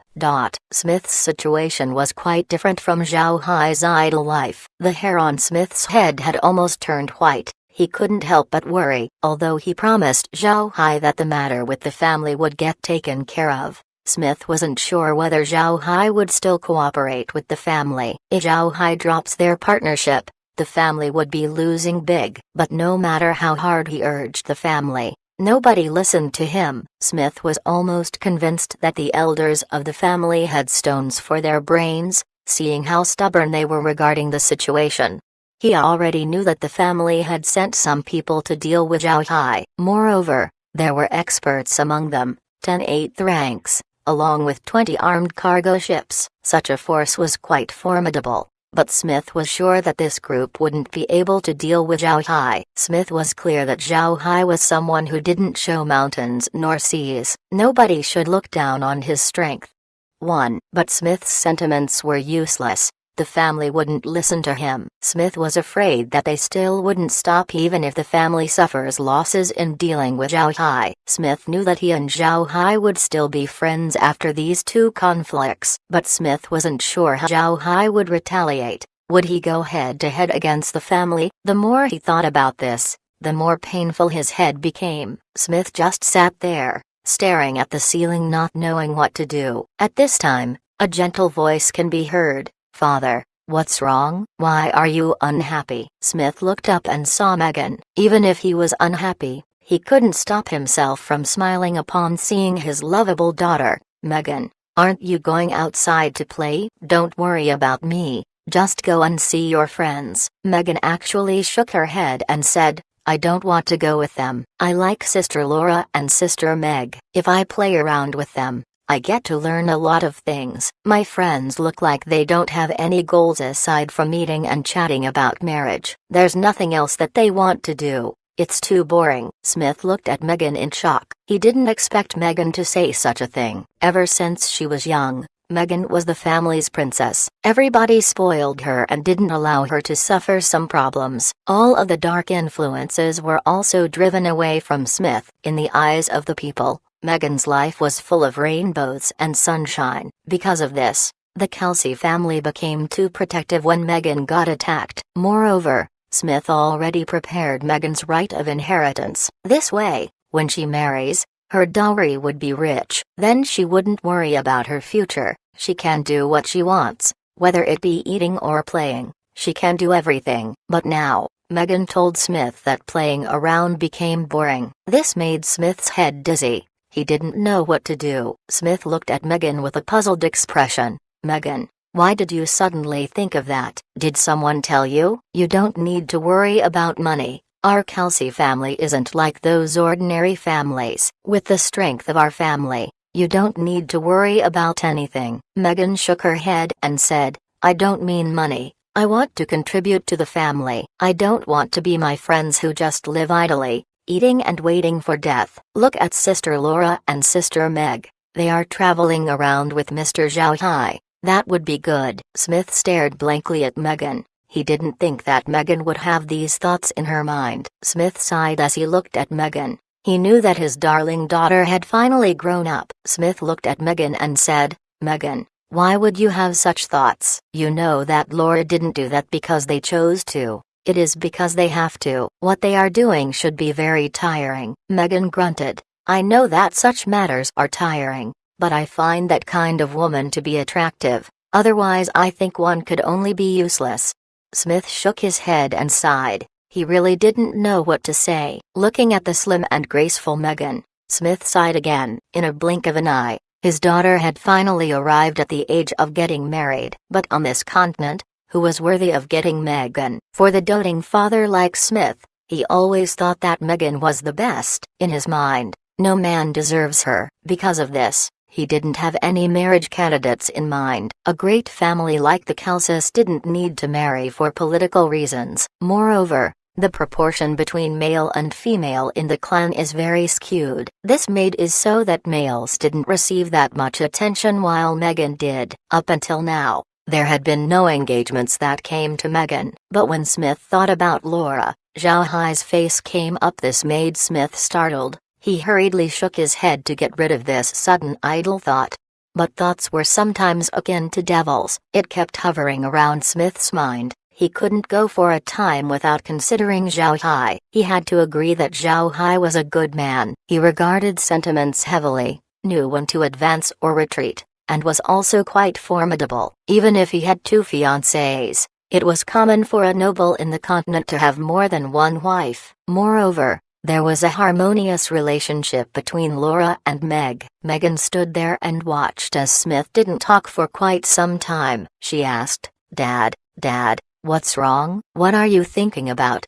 Smith recovered and smiled at Megan. "Oh, it's nothing. You go now. I'll go ask Uncle Phil to arrange something for you tomorrow. Go see your mother, or else she would scold me." Megan nodded with an excited face. Then she turned around and went off. Looking at Megan's departing back, Smith sighed and muttered, "Maybe having her marry Zhao Hai wouldn't be a bad idea." Naturally, Zhao Hai didn't have any thought that Smith would have any idea of marrying Megan to him. In all honesty, Zhao Hai didn't have much contact with Megan. He didn't even know what he would do when interacting with her. He was now currently satisfied with his life. He was also satisfied with having Laura and Meg as his fiancées. Zhao Hai was someone who gets easily contented. When he was back on Earth, even if he only had a few earnings from his royalties, he was still very happy. As long as he has food to eat, a place to live, and can do all the things he liked, then he was satisfied. When he arrived at Ark Continent, he was also quite contented. He had the space to plant in, 2 beautiful fiancées, quite a number of loyal subordinates, and a ton of undead. His current life was good, but he also felt that he shouldn't get satisfied with his current situation. He knew that he could still do more. Just as what the famous Chinese surgeon Caillou Fuzhou said, cultivate the need to know what is not known, study hard, or just be content. 2. This famous saying was Zhao Hai's motto. Even if he was a contented person, he would still do his best in handling matters. He always wanted to find out about his own deficiencies, and continue to improve himself, hoping that he can reach a higher level than he was before. This was the same at the current time. He was satisfied with his life, but he knows that he wasn't a writer anymore. He was a landed noble. He needs to do business to improve his territory. Although he also thought that the territory is already doing good, he knew that it could do better. This was why he's currently unsatisfied. For his goals, he needed to overcome all obstacles. Therefore he didn't become afraid of challenges. He knew that difficulties are your enemies. If you turn away and flee from your problems, it will be like showing your back to the enemy. Your life and death will no longer be in your hands. So instead of running away, you should do your best to overcome your enemies. Even if you fail, at least you were the one who decided your fate and not others. So Zhao Hai chose to confront Southern King. He chose to confront the Radiant Church. Although he hid in the prairie, it was because he was pursued by the church, repelling him and making him leave. Choosing to leave is not equal to running away. At this moment, Zhao Hai was training his martial arts in the space. He wanted to improve his strength. Also, he actually enjoyed doing martial arts. As a Chinese man, He always had the martial dream, and for a novelist like Zhao Hai, even more so. Now that it was possible for him to cultivate, he naturally would jump on the chance of being a master. At the same time, Zhao Hai was also waiting for the Kelsey family. Smith told him to teach the family a lesson, so Zhao Hai had to comply. Even if Smith didn't say so, he would still do it. Zhao Hai believes that Smith knew this. This was why he sent the letter, to maintain the two's relationship and leave a path of retreat for the future. Zhao Hai didn't object to this. After all, he was disgusted with the Kelsey family. But he also has good feelings about Smith. He also wanted to keep their relationship. Thus, Zhao Hai sent a reply letter to Smith.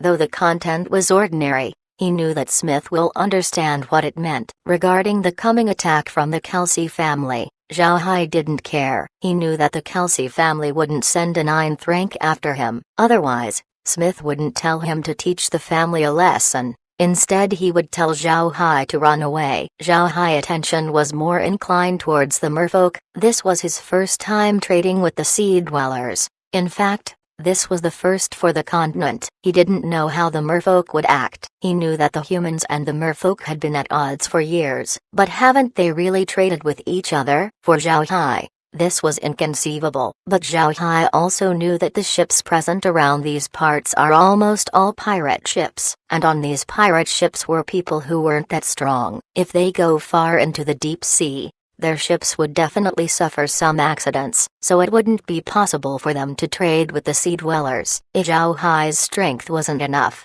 then he might have become food for the shrimp tribe. Moreover, the general outlook of the people from the continent regarding the merfolk were mostly negative. Adding on to the mysterious nature of the merfolk's life at sea, humans wouldn't like to get in contact with them. Because of this, human merchants cannot just do business like what they did with the beastmen. The reason why Zhao Hai was able to be welcomed by the beastmen as well as the merfolk was because he considered them as equals, not aliens that were looked down upon. But if an expert with the same strength as Zhao Hai meets those shrimp tribesmen, they would immediately kill them, much less talk about business.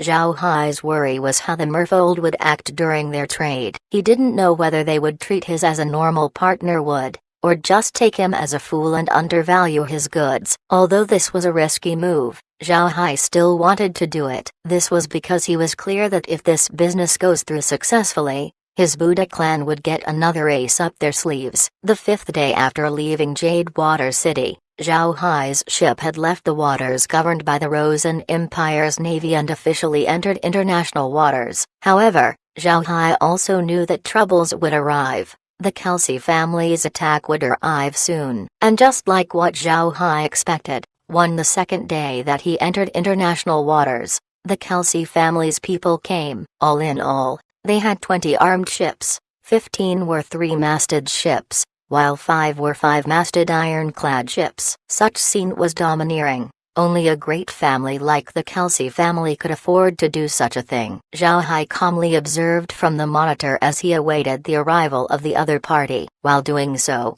he noticed a familiar person in the monitor, and that person was none other than Juan. 1. Bu Xian Shan Bulu Shui, lit. To not show the mountain and to not reveal the water, idiom. Figure to hide the key facts. 2. Kaiyu Fazu, a Chinese surgeon and a savior of Jewish prisoners. In the People's Republic of China, he is considered the father of modern Chinese surgery. Note, not sure about the exact saying. There's nothing in the internet. Chapter 411, Face Off. Zhao Hai thought that Juan wouldn't appear, but when he saw him on the monitor, Zhao Hai understood why Juan was so daring. On Juan's side were 5 people. 2 among them were mages and 3 were warriors, all of which were 8th ranks. When Zhao Hai looked at the other ships, there were also another 2 mages and 3 warriors spread out among them, also 8th ranks. Seeing these people, Zhao Hai's eyes couldn't help but shrink. 10 8th rank experts. The Kelsey family really went big this time, but will it be useful against him? Zhao Hai surveyed the ships again. The ships were all good weaponized ships, and the people on board weren't weak. At first glance, one could see that they were all elite troops. Zhao Hai couldn't help but snort. Looking at the ships and hearing Zhao Hai snort, Laura asked, "Brother Hai, What do we do? Will we kill these people? Zhao Hai replied with a serious tone. If we don't hurt them, they will never learn. We'll leave the 8th ranks and Juan's group alone. Let's take their ships since they did all the trouble of delivering them to us. Send the command to unarm our cannons. Let their ship approach. Let's play with them this time. Jinan immediately transmitted the orders. Laura didn't oppose the decision. At this time, they only have the Haven. Naturally, they had more ships in the space, but they couldn't use them. Zhao Hai had 20 ships currently on hand. The Haven that they were currently on, the Swordfish being repaired in Jade Water City, the 5 ships gotten from the Marquis family, and the rest are stored in the space. Zhao Hai suddenly released the other ships to fight the Kelsey family.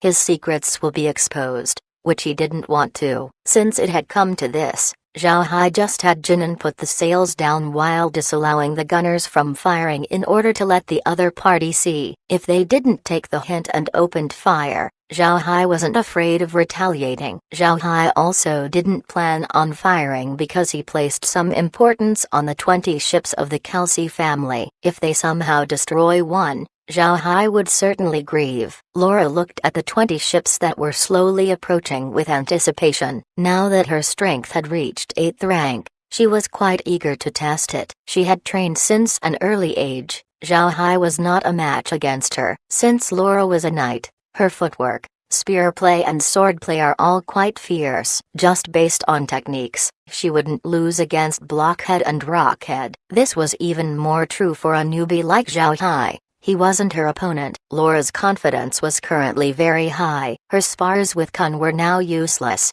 She wanted to have a real fight. Zhao Hai had no choice but to take some metal out from the warehouse and made the processing machine produce a tang blade for her. It must be said that the weapons in the Ark continent are very good, but Zhao Hai was somewhat partial towards the weapons from Earth. The tang blade was like a Japanese warrior's katana. It was not only sharp, its killing potential was also very good. Because of these characteristics, Zhao Hai chose to give Laura one. What he didn't expect was that when Kun inspected the blade, he was attracted to it as well, so Zhao Hai could only create another blade for him. Now, Laura and Kun both kept their blades almost always at their sides. Another thing he didn't expect was that when Blockhead and Rockhead saw Kun's new weapon, they wanted one for themselves as well. But the tang blade wasn't a heavy weapon. It wasn't like the two-handed heavy sword that the two usually used. Since they weren't compatible with the blade, Zhao Hai gave them a large machete with a lengthened hilt. Zhao Hai couldn't help but smile upon seeing the faces of the two. Although blades and swords were different, people from the Ark continent pay more attention to the weight of the weapons. Even if the weapon was considered heavy, women generally would take the lighter version of it. In Chinese martial arts, swords were meant to be swift while blades are for hard attacks. Obviously, it was impossible for a heavy sword to take the swift route. Zhao Hai observed that most moves in the Ark continent involves chopping and swiping. This gave Zhao Hai the idea to hand his people blades which were more suitable for their moves than swords. Upon receiving their new weapons, the group immediately went to familiarize themselves with it. Seeing the advantages brought by their new weapons, everybody was happy. They trained in the space daily, and now that they have the opportunity to use it, they were naturally excited. The Kelsey family's ships slowly surrounded Zhao Hai's haven. Juan's ship went forward while the others kept a safe distance while at the same time aiming their cannons towards Zhao Hai's vessel. Seeing the actions of the ships, Zhao Hai smiled and said, "Good, they seem to have learned something, but they were not smart enough since they came here." Laura smiled and said, "Juan is certainly not smart." What Juan wanted to see is your frightened face. This is the problem with young nobles. In his opinion, he had lost massive face because of you. So this time, he came with this force in order to make you lose face. Only after achieving this will his heart become comfortable. Zhao Hai smiled faintly, the attitude of an idiot. If I just dealt with him properly before, he wouldn't have come back here. I'll make sure to take note of that. Laura and the others just listened to Zhao Hai and smiled. At this point, Juan's ship arrived and placed its walking plank. Juan looked very smug as he boarded the haven. At his side were several 8th rank warriors in addition to the manager that the family had sent. Besides these people, Juan was also followed by more than 20 warriors. All of them were at 6th and 7th ranks. They all looked at Zhao Hai with an inquisitive gaze. Zhao Hai just calmly looked at Juan's group. Juan looked proudly at Zhao Hai and then turned his eyes to Laura and the others. Looking at Juan's actions, Zhao Hai couldn't help but wrinkle his brows and said, "Juan, why did you come? Do you intend to block me?" Juan stared at Zhao Hai, not expecting him to ask that question. He didn't know why Zhao Hai said that. He stole more than 10 ships from Juan. Why would he ask that? After some time, Juan recovered, and with a red face he looked at Zhao Hai and said, "Zhao Hai, have you been scared, silly? You really don't know why I came today?" Zhao Hai smiled faintly and said, "I really don't know. How about you tell me?" Juan's face was dark. His blood vessels were almost bursting. While gasping for breath he replied,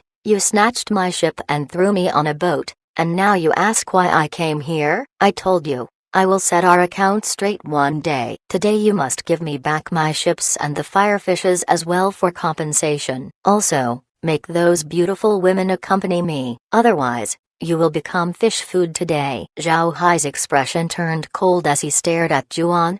"Juan, is this really what you want to say? Is this what a Kelsey family member should say? Aren't you afraid of shaming your Kelsey family?" Juan's expression changed. "You're wasting your breath. Follow my orders immediately, or else I would be impolite." Zhao Hai looked at Juan and laughed. "Good, Juan, good. Does the Kelsey family really think that these 8th ranks are enough to deal with me?" Hearing Zhao Hai's words, Juan's expression changed. It was also the same for the 8th ranks behind him. Zhao Hai just smiled at Juan as he continued, "You really are naive if you think that these few experts on my ship can intimidate me. Today, let me show you my own method."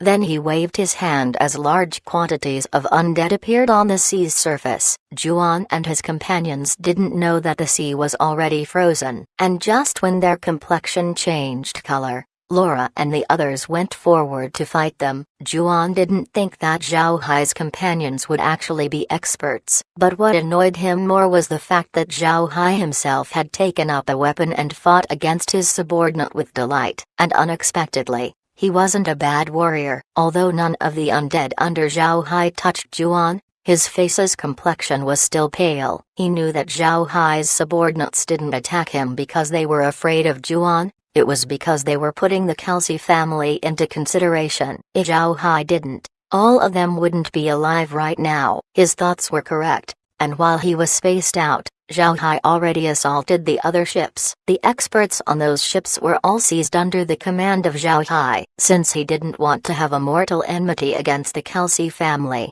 and he was just planning on teaching them a lesson, he just made his undead capture all of the key Kelsey family people present. Seeing his party being captured, Juan paled even more. He knew that he wouldn't be able to recover after this. At this time, the 8th ranks who fought Zhao Hai's group were slowly getting captured one after the other. Only the one who fought Zhao Hai was holding on. Juan could see that Zhao Hai's fighting techniques weren't strong. He was about the same level as a 6th rank warrior, but Juan didn't underestimate Zhao Hai. This was because he knew that Zhao Hai didn't focus on battle chi. He was a mage that battles while carrying a weapon and was somewhat on par with a warrior. This fact made Juan think that the world had gone crazy. Chapter 412, Recording Magic. Everybody knows that practicing battle chi and magic at the same time wouldn't yield good results. It was a waste of effort. But Zhao Hai wasn't very different compared to a 6th rank warrior. In fact, the was displaying strength that was superior to a 6th rank. If Zhao Hai didn't use magic before,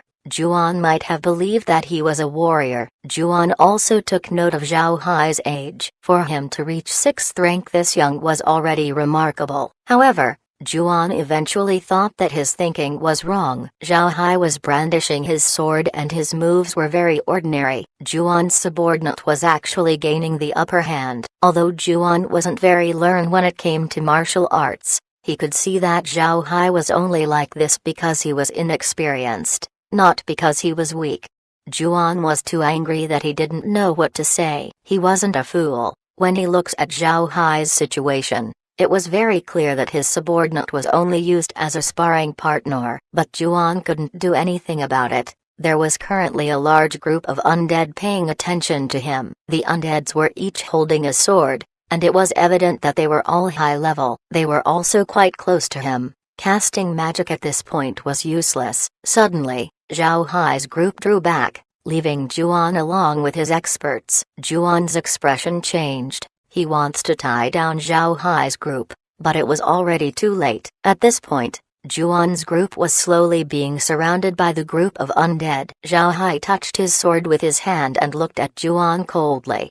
Juan, don't think that I'm afraid of you. Your puny force isn't enough for me to get frightened. I only chose to stop in consideration for Brother Smith's face. I hope you understand that this Zhao Hai is not your Kelsey family's dog that you can just command whenever you want. If you want to cooperate with me, then show some sincerity. I'll be confiscating these ships. I'll take them as compensation. I hope you relay my message correctly to the family. I hope you won't reach my bottom line. At this point, the only people left were the 8th ranks, Juan, and the clan's housekeeper. Juan didn't dare to make a move. Zhao Hai looked at him and smiled faintly. I will not kill you. The same is true for those 8th ranks. Rest assured. But I will have to take the ships. You know the rules. It's the same as last time. Juan's complexion turned uglier. He understood. In his previous attack against Zhao Hai, they were still close to the shorelines and were aided by the Rosen Empire's navy. Traveling to Skywater City from that point would take 3 days. But this time, they weren't with the Empire's navy and were in international waters. The closest port from here would take 7 days of sailing. For such a distance, it would be very troublesome if they were to get lost. Zhao Hai didn't care. He just retrieved the additional undead on the ships and stored them to the space before he got Juan on a lifeboat. When Juan looked at the 8 ranks that he brought, they were actually crippled by Zhao Hai, not killed. Afterwards, Zhao Hai threw them all into Juan's boat. Seeing Zhao Hai's methods, Juan's face turned for the worse. He knew that for an 8th rank expert to lose their means of practicing battle chi and magic, it meant a fate worse than death. Zhao Hai was really ruthless. After looking at Zhao Hai's departing ship, Juan became gloomy. He stared at the pale-faced and unconscious 8th ranks, then turned to his housekeeper and said, "Throw them into the sea, then report to the family that they were all killed by Zhao Hai." His housekeeper couldn't help but stare upon hearing Juan, then his complexion changed as he replied, "5th young master, that isn't proper. It's a rule of the family to take care of an 8th rank when they get injured. If young master does this, you would be violating the family's laws." Juan coldly snorted and said, "Don't talk nonsense. Killing them will enrage the family. Bringing them home like this would just make the elders scared of Zhao Hai." Just after he said that, Zhao Hai's voice was suddenly heard. "The 3rd young master is unexpectedly ruthless. Ha ha ha. But you seem to forget that there is a magic spell that could record you. I've already saved what you said. Ha ha. If you dare abandon these people, then don't blame me if this recording suddenly falls into the hands of the people from your family." When Juan heard Zhao Hai's voice, his face changed. He knew how difficult it was for a mage to use recording magic. They first need to use 3 elements, namely earth, wind, and water. Then they would have to practice making composite magic with those 3. If Zhao Hai or his subordinate can use recording magic, this meant that Zhao Hai was or had someone that was an advanced level multi-element mage. And Juan knew the family's stance regarding those mages. Juan also knew that recording magic wasn't an attack magic. It belonged to a class called truth magics. These magics were unable to be falsified and are the most credible evidences that mages could present. If Zhao Hai indeed recorded his words and actions today, then he would be out of luck. Don't underestimate the influence brought by 8th rank experts. Although the Kelsey family wouldn't care if they died, Zhao Hai's recording of Juan's actions would be a very big deal. 8th rank experts were exalted in most clans. but their tasks would most often involve going into dangerous missions. They serve an important role to every group they belong to. With these duties,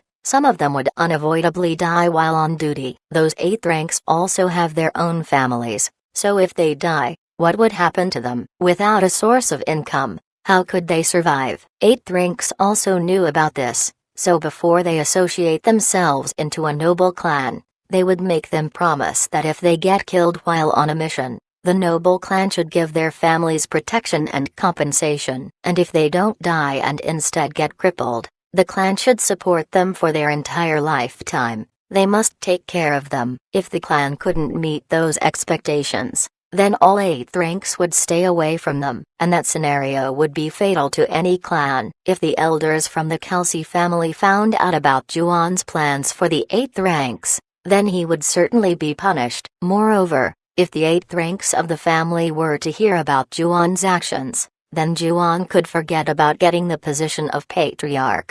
Although those 8th ranks didn't have much influence, it would be a different story if they form an alliance. 8th rank experts were the bread and butter of a family's strength. If the 8th ranks knew that they were actually treated that way, then he wouldn't get their support. Juwon would then be very hopeless. Juwon wasn't sad about losing 20 ships. For the Kelsey family, those 20 ships weren't a big deal. But what is a big deal was Zhao Hai's recording of Juwon. This would make Juwon unable to do anything to Zhao Hai. If he still did, then Zhao Hai can just hand his recording over to the family. When the housekeeper saw Juwon's appearance, he knew that it was the end for Juwon. Although he was just sent by the clan to monitor the 5th son, their fates have already been bound together. Because of this, he didn't report a lot of Juwon's atrocities back to the family. He did so in the hopes that Juwon may succeed in being the patriarch, making his position rise as well. But seeing this scenario,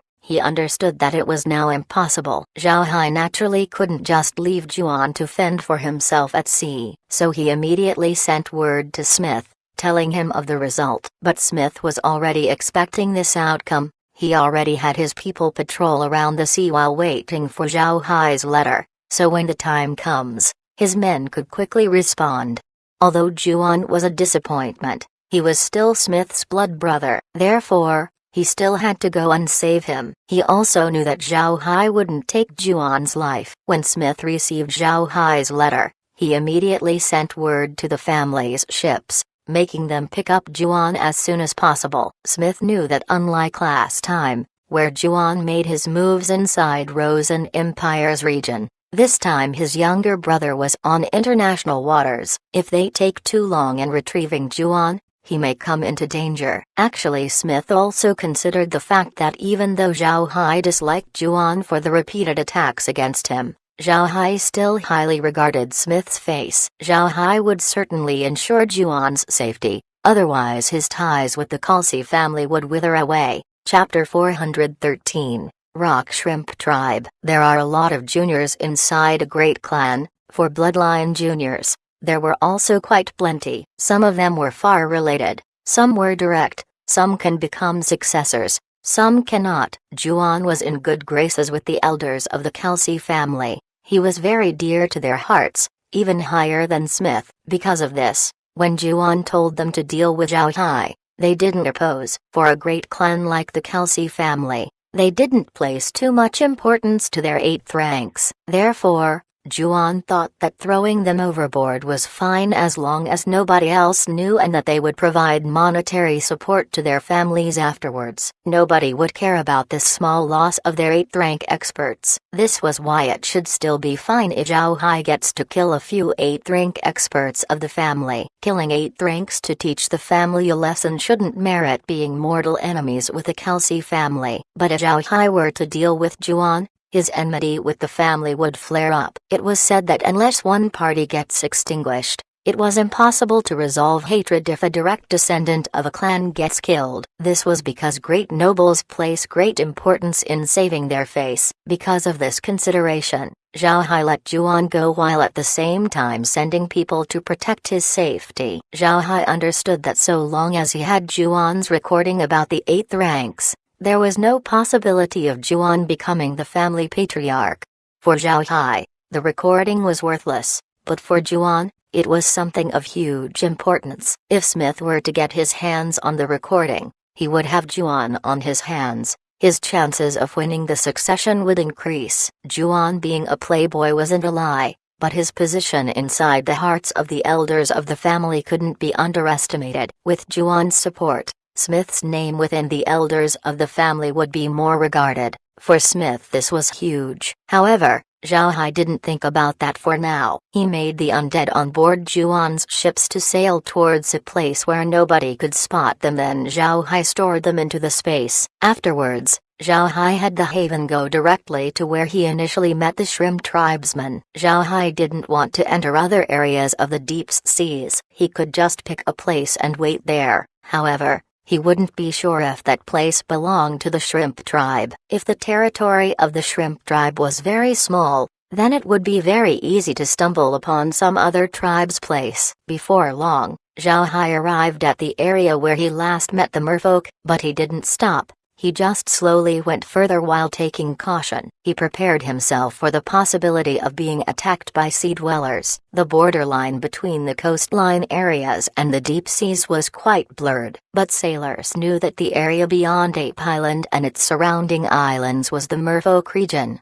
so they came upon themselves to make that region the border. As long as you stay well behind that region, they should be relatively safe from merfolk attacks. If you dare sail past that point, then you must be prepared to face the possibility of being attacked by a sea dweller with a strength equal to the continent's 9th rank expert, and nobody wanted to experience that. Zhao Hai's ship slowly sailed along the deep sea, but what surprised Zhao Hai was the fact that they didn't receive any attacks. Everything seemed ordinary, as though they were just sailing on the continent's coastlines. Zhao Hai looked at the monitor with his brows wrinkling. This was because he didn't spot a single one of those shrimp tribesmen. He didn't even see a single merfolk. This made him quite puzzled. At this time, Zhao Hai noticed something moving on the seafloor. Zhao Hai carefully observed it and saw a fish in the mud. It was a strange fish. It had the same color as the seabed. This must be why Zhao Hai wasn't able to spot it earlier. But this fish wasn't considered to be a sea dweller, and because of Zhao Hai's worries about the merfolk,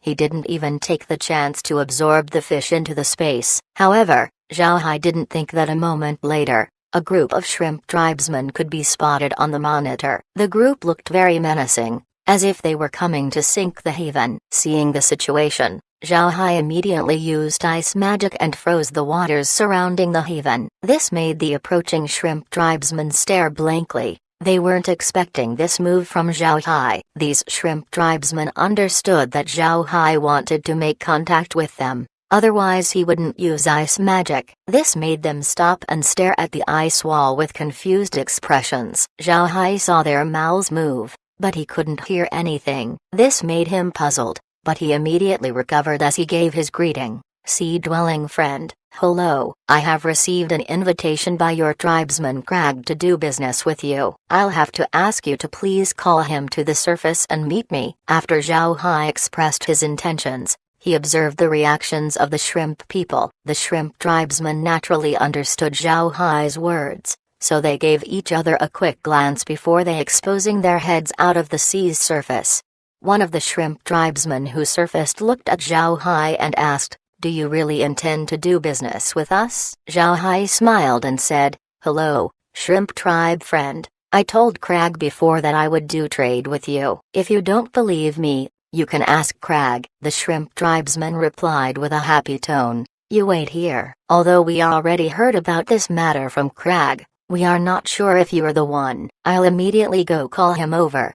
After that, the group disappeared into the sea. Looking at these merfolk, Zhao Hai couldn't help but smile. For the humans to call them an alien race is too funny. These merfolk looked like they didn't have the extremely doubting mind of humans. If they see you as a friend, then you are a friend. If they think that you are an enemy, then you are an enemy. Their thoughts were very simple. They were the type of people that Zhao Hai liked. Before long, another group of shrimp tribesmen appeared in front of Zhao Hai, possibly including Crag with them. Why possibly? This was because to Zhao Hai's eyes, All of these shrimp tribesmen looked very similar. It was like in the eyes of the Chinese, foreigners looked very similar to each other. This was also true for foreigners. They also find it hard to differentiate one Chinese person from another. 2. After the shrimp people appeared on the surface, one of them looked at Zhao Hai and said, "My human friend, you finally appeared, ha ha ha. These days, I've almost become a joke in the tribe. They thought I was lying." "My friend, come with me to see the chief immediately." Zhao Hai smiled faintly and said, "All right, friend, guide me, but stay on the surface. Otherwise I wouldn't be able to follow you." The man was naturally crag. He looked at Zhao Hai and smiled. "That's not a problem, my friend, you can just follow my mount." Then he sank into the sea before a large shrimp appeared. This shrimp was as large as those that were absorbed into Zhao Hai's space. After the large shrimp appeared on the surface, it sank back down again, but before disappearing, it left its whiskers above the water. Zhao Hai smiled. It seems like these merfolk were smarter than the beastmen. Zhao Hai followed the shrimp's whiskers. Although he can see the sea's situation, he didn't want to reveal that fact to the merfolk. Zhao Hai didn't expect that the place where Crag was taking him was actually quite far. His ship has been sailing for 3 days straight before the shrimp stopped. At this time, Zhao Hai was basking in the sun while on the ship's top deck. He wasn't paying attention to the monitor. Now that the ship had stopped, he immediately got up. At this moment, Crag appeared and smiled as he bowed. "Friend, our chief will be seeing you, please wait a bit." Zhao Hai returned the bow hastily. He didn't want to seem rude to these merfolk.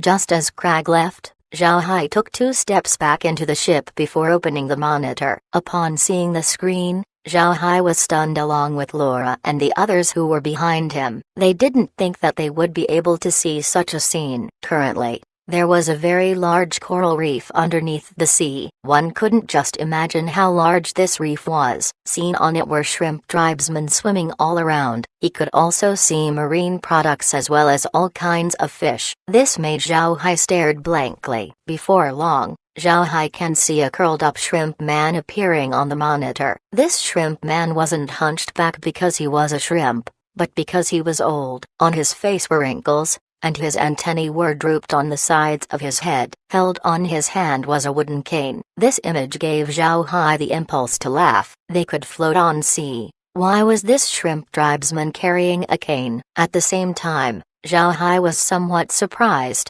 Do canes have any use on the sea? However, Zhao Hai just stayed on his ship and awaited the other party's arrival. Soon after, a group emerged along with the old shrimp. The elderly shrimp man looked at Zhao Hai and coughed twice before talking. "Hello my young human friend, I'm Libban, chief of the rock shrimp tribe." Zhao Hai quickly bowed and said, "I greet the chief. I am the human merchant Zhao Hai. I'm very glad to meet you." Libban looked very satisfied with Zhao Hai. He looked at him, smiled, then nodded. "Young man, you make me very surprised. I have never seen a human who speak to us with a manner like you did." Zhao Hai replied, "To think that the chief has met other humans, I didn't expect that. I thought I was the first to come in contact with your rock shrimp tribe." Libban smiled and said, "I just tried to interact with humans, but in the end it all failed. When they see us, they yell. It made me feel uncomfortable." "Young human friend, I heard that you came to trade with us. What do you want?" After hearing Libban, Zhao Hai immediately answered, "Respectable chief, I am a businessman. Naturally I would want some marine products. For example, aquatic magic beasts, marine plants, some pearls, unique corals, as well as some rare sea ores. If you have any special products, I want those too. For my side, I have grain, ceramics, and metalwares." Libban looked at Zhao Hai. "Human friend, then come take a look at this and see how much this is worth." Then the old chief took out a clamshell that wasn't that big and handed it over to Zhao Hai. Zhao Hai received the shell and opened it gently. Obviously he didn't expect to see an actual clam inside. This should be the merfolk version of a human's pouch. The actual content of the shell was what made Zhao Hai startled. There was actually an exceptionally huge pearl inside. The pearl was about the size of Zhao Hai's fist. Zhao Hai couldn't remember a time where he saw a pearl bigger than what he was currently holding. Moreover, this pearl had a pale yellow varnish. It looked very beautiful. Laura, who was standing behind Zhao Hai, exclaimed as she took the pearl from Zhao Hai's hands. "Brother Hai, this is a treasure. This pearl alone is worth all of the supplies that Charlie provided us." Zhao Hai nodded. Then he turned to Lydon and said, "Chief, your pearl is very precious. It can be traded for 4 ships worth of cargo. Will you agree with this exchange?" Lydon looked at Zhao Hai and laughed. "You're an honest young man. I agree to the trade. You should know that since I've been the chief of the rock shrimp tribe for so long, I have the intuition to tell a person's thoughts. I know that you didn't lie. All right,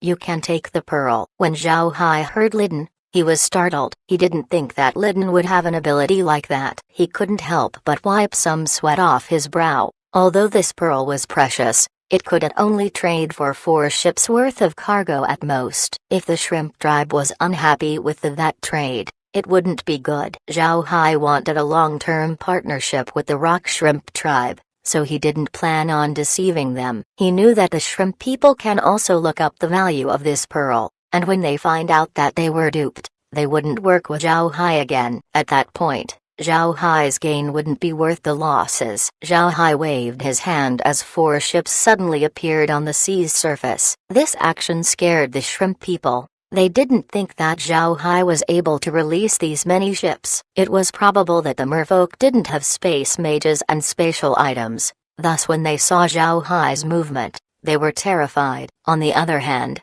Lydon stayed calm. He looked at this tribesman and snorted. "Why are you flustered? That is human magic, very mysterious." "Well, human friend, please drop your goods off on the sea. My people will take them away." Zhao Hai smiled and said, "All right." Then he waved his hand as the undead on the ships began to dump the goods overboard. 1. So basically, beastmen of the sea? XD. 2. That's racist bruh, man. Chapter 414. The trade is concluded. Zhao Hai noticed that as the goods were dropped overboard, they were immediately caught by the shrimp tribesmen and brought to the coral reef.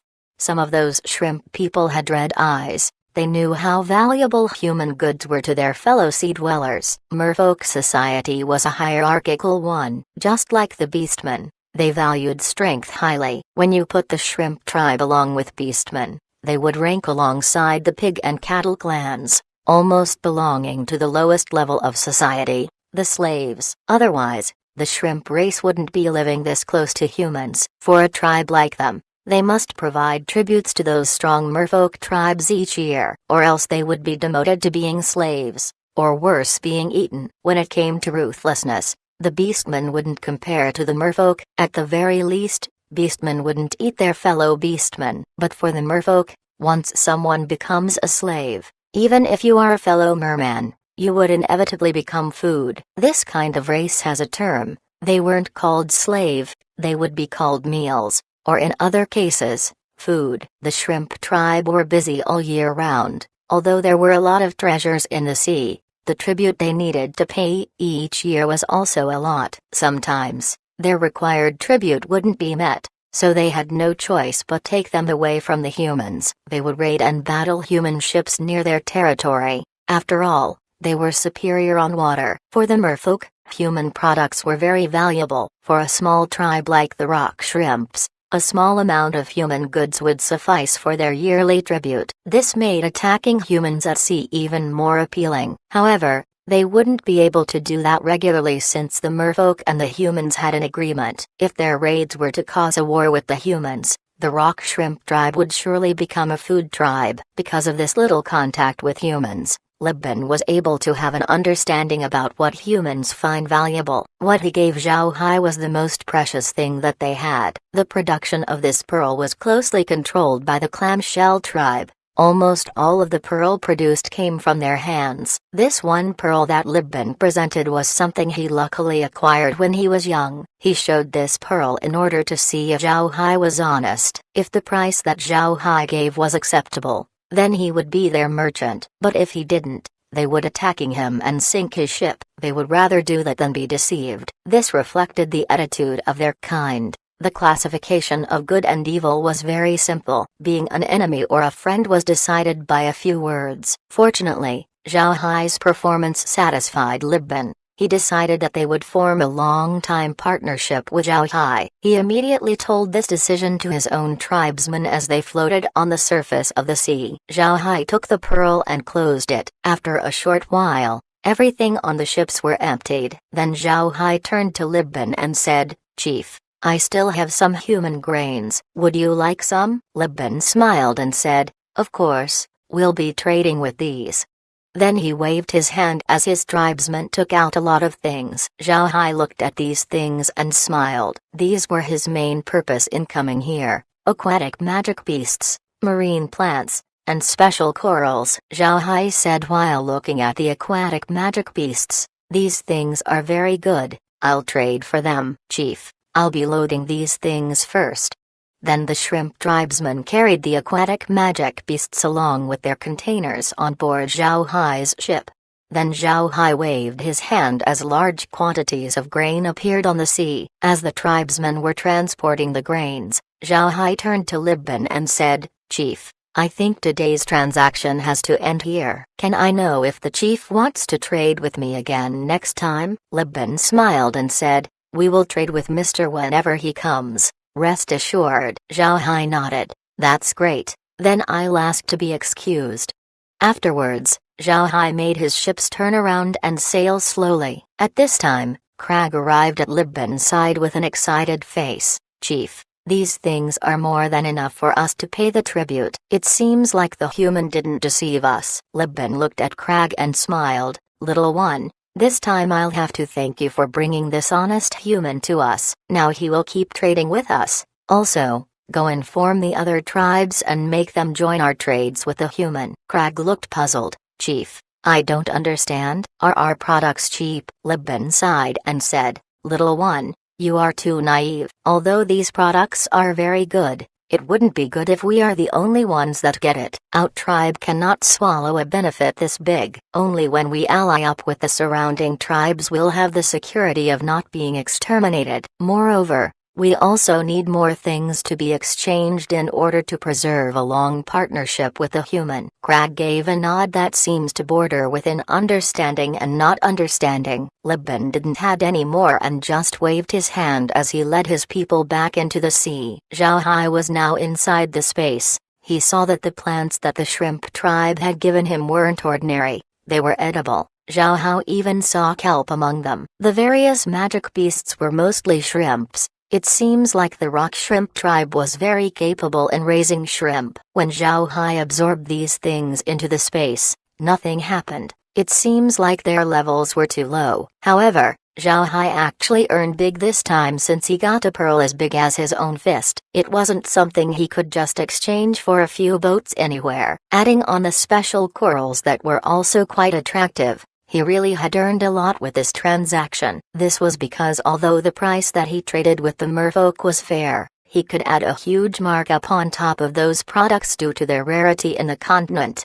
Looking at the corals, even Laura had the feeling of taking them away. Those things were really beautiful. Zhao Hai looked at Laura's expression and faintly smiled. "If you like it, you can take some. We still have a lot. We won't be losing much." When Laura heard Zhao Hai, she was first very happy, then she shook her head and said, "It's all right, we need to hand these things over to Charlie. Even though we aren't short of money, we can use them to further our relationship with him." "Right, Brother Hai, what are your plans for these magic beasts?" "These shrimps aren't small, they should also be quite rare in the continent." Zhao Hai smiled faintly and said, "I'll get them to breed inside the space first, then when they get to a certain number, I'll take them out and freeze them."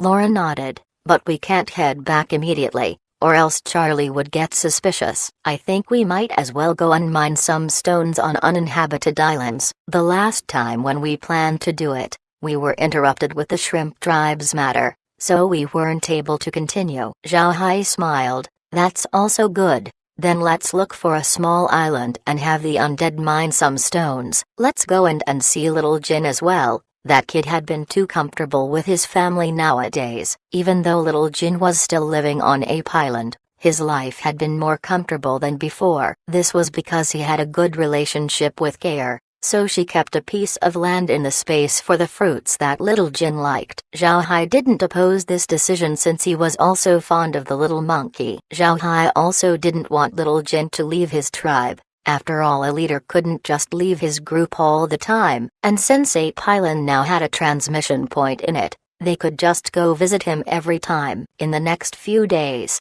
Zhao Hai found a small and uninhabited island according to the size they discussed before. The island had nothing else than some rocks and weeds, and it fortunately had the stones that Zhao Hai liked. Zhao Hai stopped the ship at the side of the small island. Then he went to release the undead to mine the stones. And while those undead were mining, he went to Ape Island with Laura and the others. Although the gorillas seemed very terrifying and weren't as cute as little Jin, they already were getting along with Zhao Hai's group. The gorilla group had intelligence of a 5-6-year-old child. They were happily playing around with Zhao Hai. Zhao Hai also wanted to find a safe place in the island to make a house in, so these past few days they were just strolling around the island. Aside from finding a good place, they saw a cavern that had a water tunnel connecting to the cavern that the gold metal fruit was in. This cavern was very well hidden. Even little Jin didn't know about it. This was because the entrance of this cavern was properly covered by a huge bread tree. The tree was placed on the outskirts of the island. This was why little Jin rarely went there. The diameter of the tree was 50 meters, and half of it covered the entrance of the cavern, a 30-meter-sized hole. In addition to the cavern entrance, it also had an opening towards the sea, also allowing a huge ship to come in from the outside. However, this entrance was underwater. Zhao Hai couldn't do anything about that right now. Although an entrance of the cavern was connected to the sea, it was actually very dry. Since the cavern was huge, it was no problem if several hundred individuals were to occupy it. This place was the best location for hiding secret treasures. Chapter 415, Returning to Jade Water City. Unfortunately, Zhao Hai had no great use for this cavern. He already had the space for storing things. But for little Jin, this cavern can be used as a storage area to preserve some breadfruits. To be honest, there weren't many things inside Ape Island. Apart from little Jin's tribe, the only other things were the bread trees. It was very strange that the only tree present on the island were bread trees. This made Zhao Hai very curious. Although he was curious, there was no way for Zhao Hai to research this matter. The final conclusion that he reached was that it may be caused by the gold metal tree. Even if Zhao Hai was in Ape Island, he was also quite mindful of the stone mining operation. But Zhao Hai knew that there was no need to worry. Making those undead do the mining was actually a good idea. This was because the undead can use their own bodies as their own tools. They didn't need one at all. The situation went a lot better when Zhao Hai sent the Ji Li Shi twins to summon some stone golems. Summoning stone golems was the same as picking them and transporting them over. They were two tasks in one. The group stayed on Ape Island for a whole month. Naturally, they didn't stay there all the time. They also went back to Iron Mountain Fort from time to time, and on the other times, they just stayed inside the space and trained. Zhao Hai mainly practiced on his martial arts, and after 1 month of training, Zhao Hai's present fighting capability can now rival an ordinary 7th-rank warrior. These past few days, Zhao Hai had some good sparring partners, little Jin's tribe members. Those apes were very big, but they were also very flexible. Zhao Hai achieved great results when he sparred against them. Besides martial arts, Zhao Hai also practiced his control over metal. Now he can control a metal ball the size of a soccer ball, allowing him the ability to change its form as well as make it fly all over the place. One day, Zhao Hai was able to transform the iron ball into armor and donned it on his body. The current armor looks like a couple of ropes interlinked with each other. Because of this, he took quite a while in forming it. He wanted to make the ropes even more thin, but that would be very tiring. The more intricate the metal's form is, the more difficult would it be for Zhao Hai to do it. However, for Zhao Hai, He thought that his progress was already good. He was quite satisfied with his armor right now. 1 month quickly passed. Now Zhao Hai and the gorillas on the island have become very familiar with each other. Zhao Hai even gave each of the gorillas their own names, making the apes like Zhao Hai even better. For a whole month, under the endless effort of the undead, the entire island that they were on was more than leveled to the ground. The island now has a mountain-sized depression making the middle of it hollow. The whole went below the sea level. Only the area surrounding the island was abstained from being mined, since if they get the stones there as well, the whole island would get flooded. Although they were only mining for 1 month, the amount of stones that they got was a lot. Even if the stones weren't enough to expand Iron Mountain Fort, it could still be able to build enough stone houses to accommodate 10,000 people. Zhao Hai knew that it was time to set sail, so he retrieved all the undead back into the space and then boarded the Haven to head back to Jadewater City.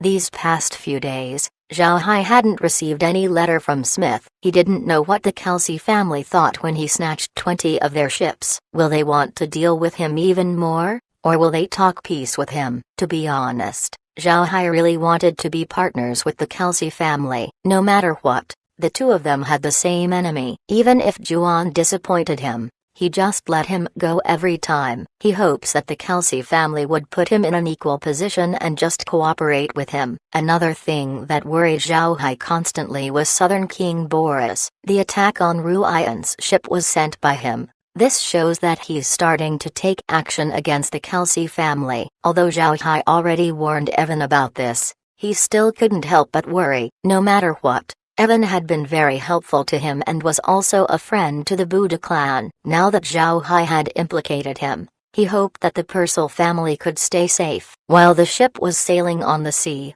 Zhao Hai held on his hand 2 iron balls, playing with them as though they were baiting balls. This was a habit he had developed recently. Additionally, it could also help him exercise his ability to control metal. The Haven was quite calm as they spent the next few days sailing. He retrieved all of the boats he released before. He didn't want Charlie to find out his total amount of ships. Zhao Hai currently believed that there was no other person that knew how many ships he actually had in hand. Seeing that they were getting closer and closer to Jadewater City, Zhao Hai increasingly grew excited. No wonder humans are social animals. It was much less stressful when having in contact with other humans. The ship slowly docked on Charlie's private pier. The people in the pier already knew the Haven as well as Zhao Hai's status. The people at the pier knew that when Zhao Hai had set sail before, Charlie was there to bid him farewell himself. This gesture showed Zhao Hai's exceptional identity. This made the personnel extremely careful when receiving him. In the end, this was Charlie's special pier. All of those who were allowed to dock their ships here should be Charlie's trusted people. Nobody dared offend them. Zhao Hai and the others got down from the Haven and sat on their carriage as they headed off to their shop in Jadewater City. From the pier, the shop was just a short distance away, so Zhao Hai chose to visit that place first. While he was still quite a distance away from the shop, Zhao Hai noticed that there was a notable amount of traffic present. This made Zhao Hai stare blankly. He didn't expect to see such a scene. To him, the shop was mainly meant to be a contact point. Its business quality didn't matter. But now, it looks like the business here was doing very good. Zhao Hai went around the crowd and arrived at a small entrance behind the shop. The entrance was meant for special people. Average citizens wouldn't be able to enter through here. Naturally, there were no people seen here. The group went inside the courtyard and saw the busy atmosphere inside it. They could see a lot of people with slave marks on their heads moving things around the courtyard. This made Zhao Hai somewhat confused. However,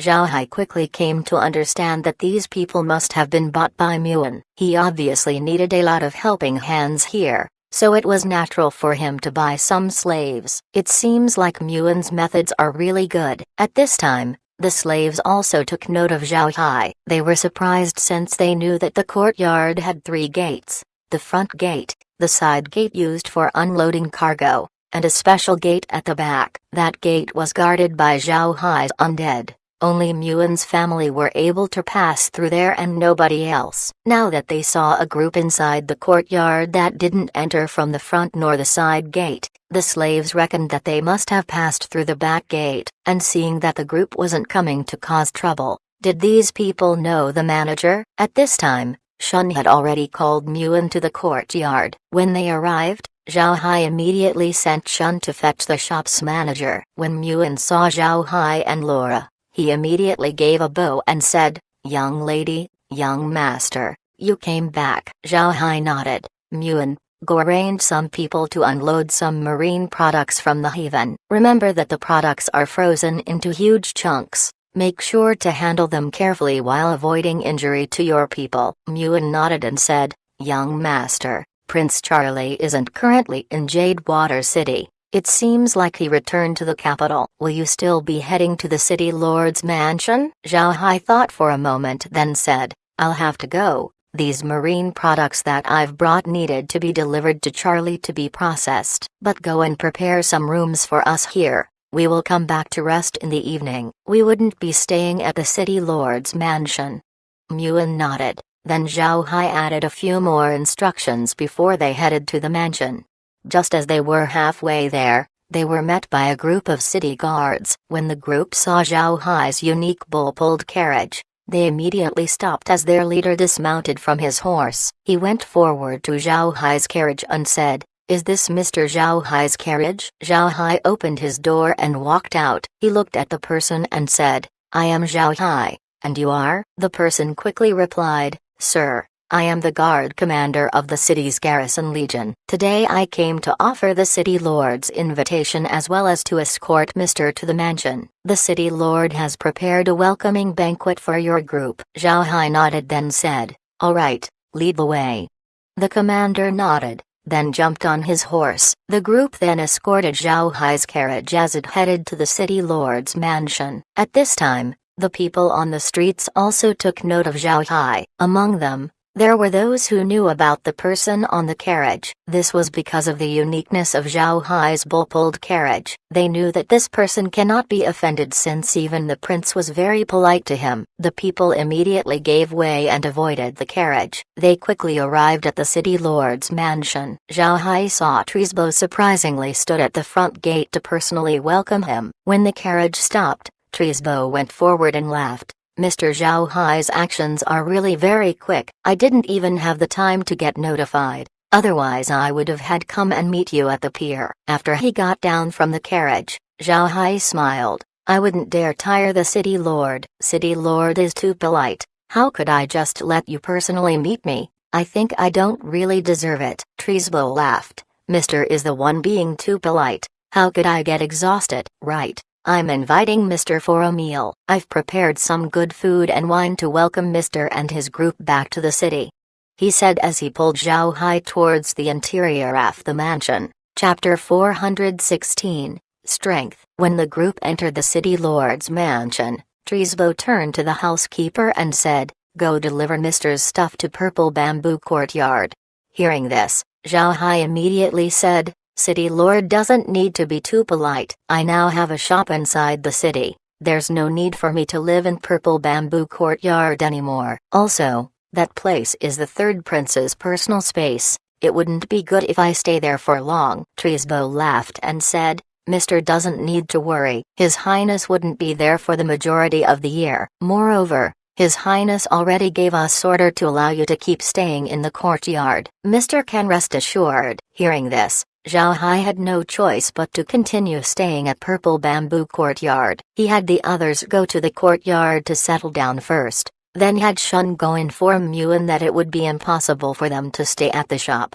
When Zhao Hai arrived at the dining hall, he saw that there were only seats enough for 2 people inside. This made Zhao Hai stare at Trisbo puzzlingly. Trisbo smiled and said, "Let my wife accompany Laura and the others. Today let's just eat with only the 2 of us so that we can discuss matters." Zhao Hai nodded and didn't say anything more. After the 2 sat down, the housekeeper immediately took action and served them liquor as well as had some people set up the dishes. While they were sat down, Trisbo lifted his wine glass and said, "This glass is for Mr. for enduring the tiresome sea travel, wading through salty sea breezes and sunburns. Zhao Hai also lifted his wine glass and said, "City Lord is very polite. Actually, I haven't done anything. It was the captain who had all the troubles." Then they bumped glasses and downed the liquor in one go. After drinking the wine, Trisbo looked at Zhao Hai and said, looking at Mister's appearance, "I reckon your harvests aren't small. What good things did you acquire this time?" Zhao Hai smiled faintly and said, "The most precious ones are this." He waved his hand as giant corals appeared on the room. The clamshell appeared on the table as well.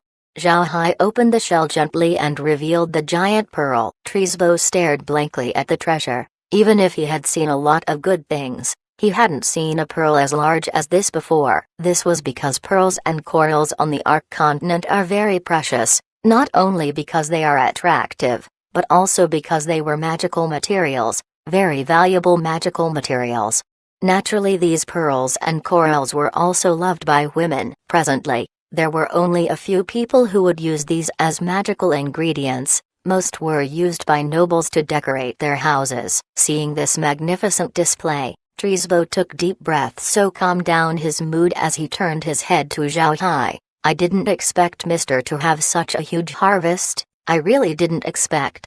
Zhao Hai smiled and said, "These are the most valuable. I also have aquatic magic beasts, most of which were shrimps. I already froze them and is currently being transported to my shop's warehouse. And last, I also have some edible seaweeds and the like, not really worth a lot of money." Trisbo gave a nod and said, "That's fine. The continent's supply of those gets fewer and fewer every year due to the ruthless overharvesting of those mages. They almost wiped out the entire coastline region of marine resources. Even if we are a port city, it has become more and more difficult for us to eat seafood. Your products should get very popular." Zhao Hai smiled and said, "Good. As long as these things get sold." "I was actually afraid that nobody would buy them." "Right. You can take those in 2 days. After all, I already promised His Highness that I'll only be acquiring those products. He can then decide how he wants to sell those." Trisbo laughed.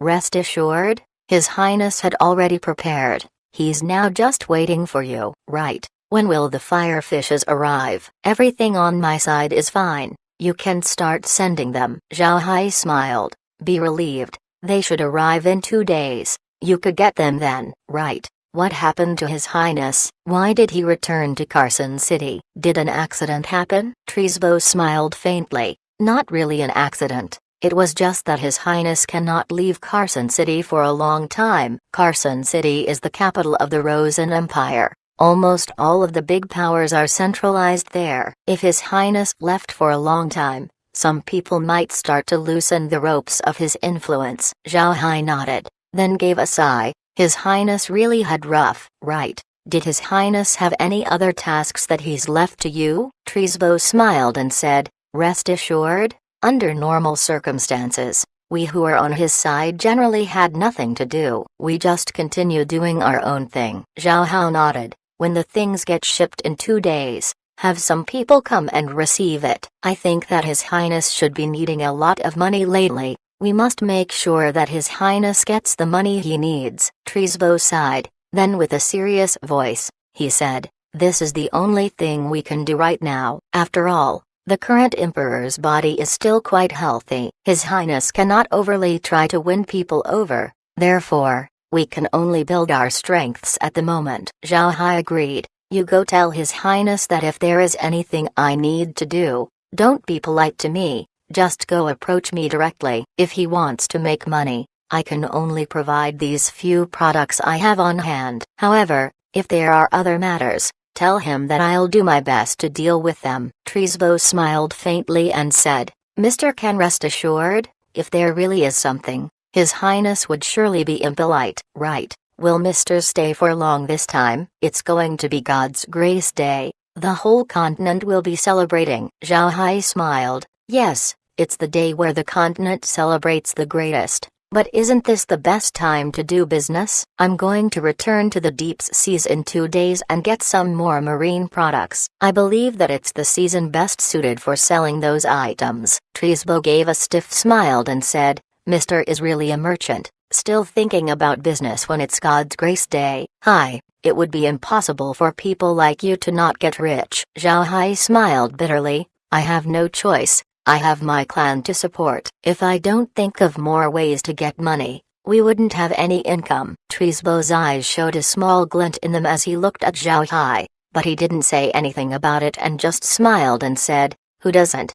Zhao Hai just smiled and didn't talk anymore. He just continued to drink wine. Since Zhao Hai didn't want to talk anymore, Trisbo didn't ask. He just talked about drinking more wine and tasting more dishes. He also talked to Zhao Hai about the other people on Charlie's side. Zhao Hai was mindful to everything that Trisbo said. He was now on Charlie's side. Naturally, he would want to know all about Charlie's group.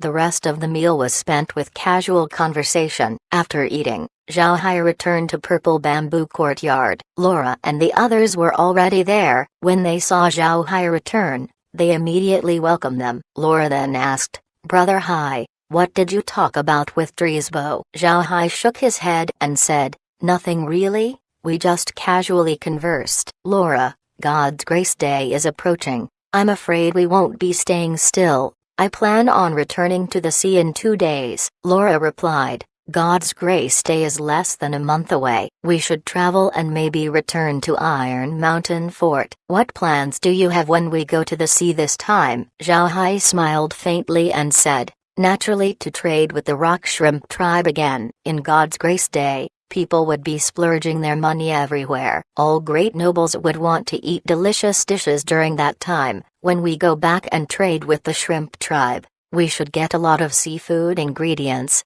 Those things are surely very in demand nowadays.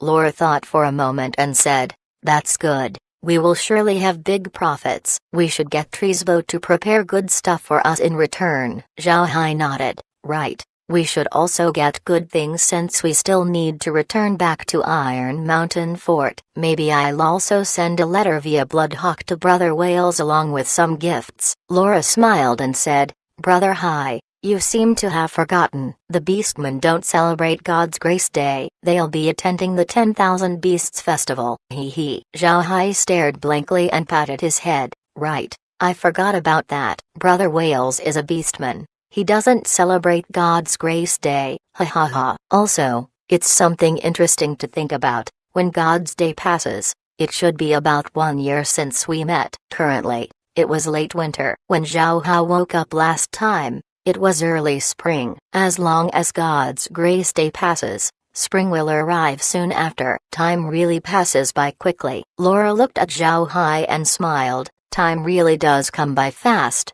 We actually know each other for nearly a year.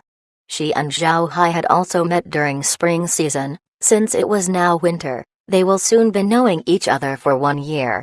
Zhao Hai smiled faintly and said, after this period of time, if we are not busy, we should ask Grandpa Green to prepare our matter. What do the two of you think?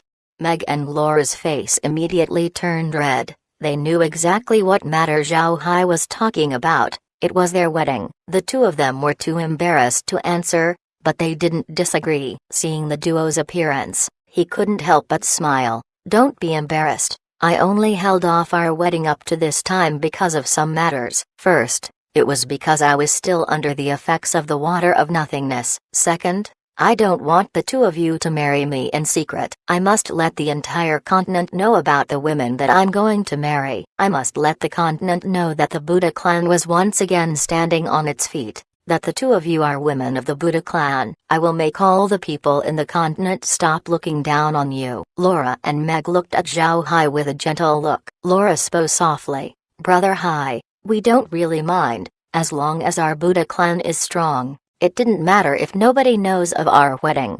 Zhao Hai looked at them and said, marriage is a huge milestone of our lives. We cannot be careless about it. All right, we'll hold this matter until we discuss it with Grandpa Green and others. We should find a suitable time to reveal our Buddha clan's might. At this point, Laura frowned and said, Brother Hai, is this really a good idea? If we expose our identity, then wouldn't trouble arrive at Iron Mountain Fort? If we show the secrets of the fort, I think that it would be unfavorable for us. Zhao Hai replied with a serious voice. I know that. But now that the poison fog on the Black Wastelands aren't any less than those in the Carrion Swamp, even 9th ranks would think twice before entering. With the poison present being strengthened by the space, ordinary 8th ranks have a chance of entering the area. If 8th ranks enter, they would be weakened. By that point they would become fodder before us. With the undead, Kair and the Bloodhawks, let's see who would dare come and enter our territory. Laura thought for a moment.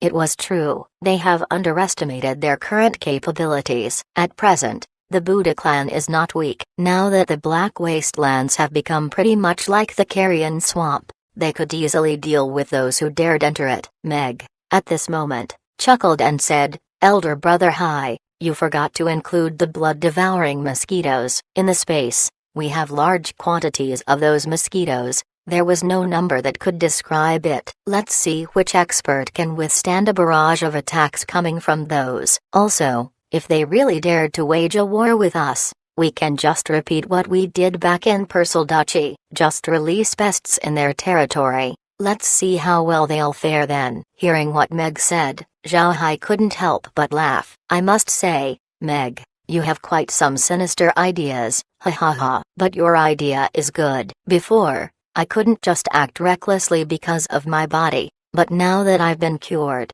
we'll see who will dare face us. Let's just hope that the people in Ixa Empire wouldn't dare mess with me."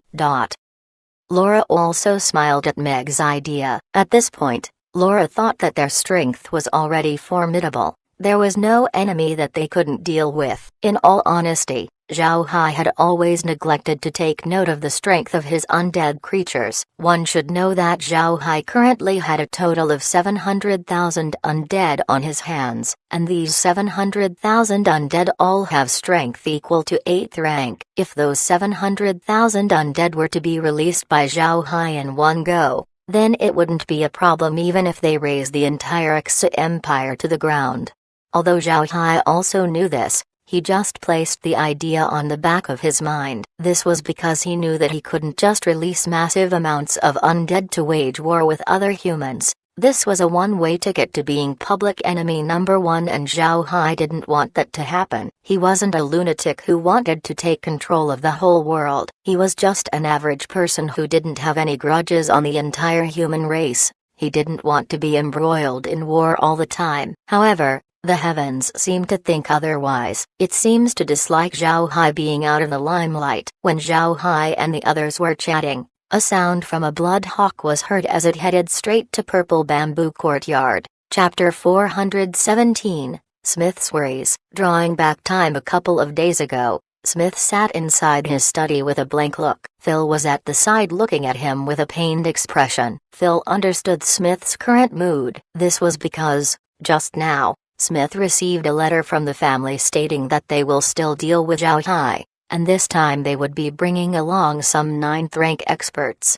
Smith couldn't fathom how wise and smart people like the elders of the family became dumb as a rock when it came to Zhao Hai's matter. Smith felt like he was appealing to some cows, and because of Smith's constant messages, the family was now quite dissatisfied with him. This brought Smith a huge headache. He knew that Zhao Hai was not alone anymore. He now has Charlie at his back. Moreover, the prince came to think highly of his new friend. If the family happened to kill Zhao Hai, they would form an enormous entity with Charlie. If the scenario where Charlie becomes the emperor in the future comes true, then the family wouldn't have any good days going forward. He also knew that the family didn't care about Charlie since he was only the third prince, not the crown prince. Although Charlie has the right of inheriting the throne, he was always acting very low-key. This made the families disregard the third prince. However, Smith knew that Charlie wasn't that incompetent. Otherwise, why would the current emperor hand him Jadewater City? Although the imperial clan had a huge influence, its truly high-income cities only numbered 3: Jadewater City, Rising Water City, and the empire's capital, Carson City. Carson City, the imperial capital, was currently the residence of the crown prince. He was currently helping the emperor manage the empire. It can be said that Carson City is under the crown prince's rule. However, Carson City was a city full of dragons and tigers. In addition to the crown prince's influence, The other princes' center of power were also present in the city. There were even forces in the city that exceeded his influence. Even the Kelsey family's branch on Carson City wasn't that less than the Crown Prince's faction. With the addition to his imperial uncles, it was very difficult for the Crown Prince to fully control the city. Therefore, Smith wasn't optimistic about the Crown Prince. The second prince controls Rising Water City. It was a good place, geographically similar to Skywater City. However, Smith was also not optimistic about the second prince. This was because this prince was very short-sighted. He manages Rising Water City like how an abusive farmer overly milks his cows. Because of this,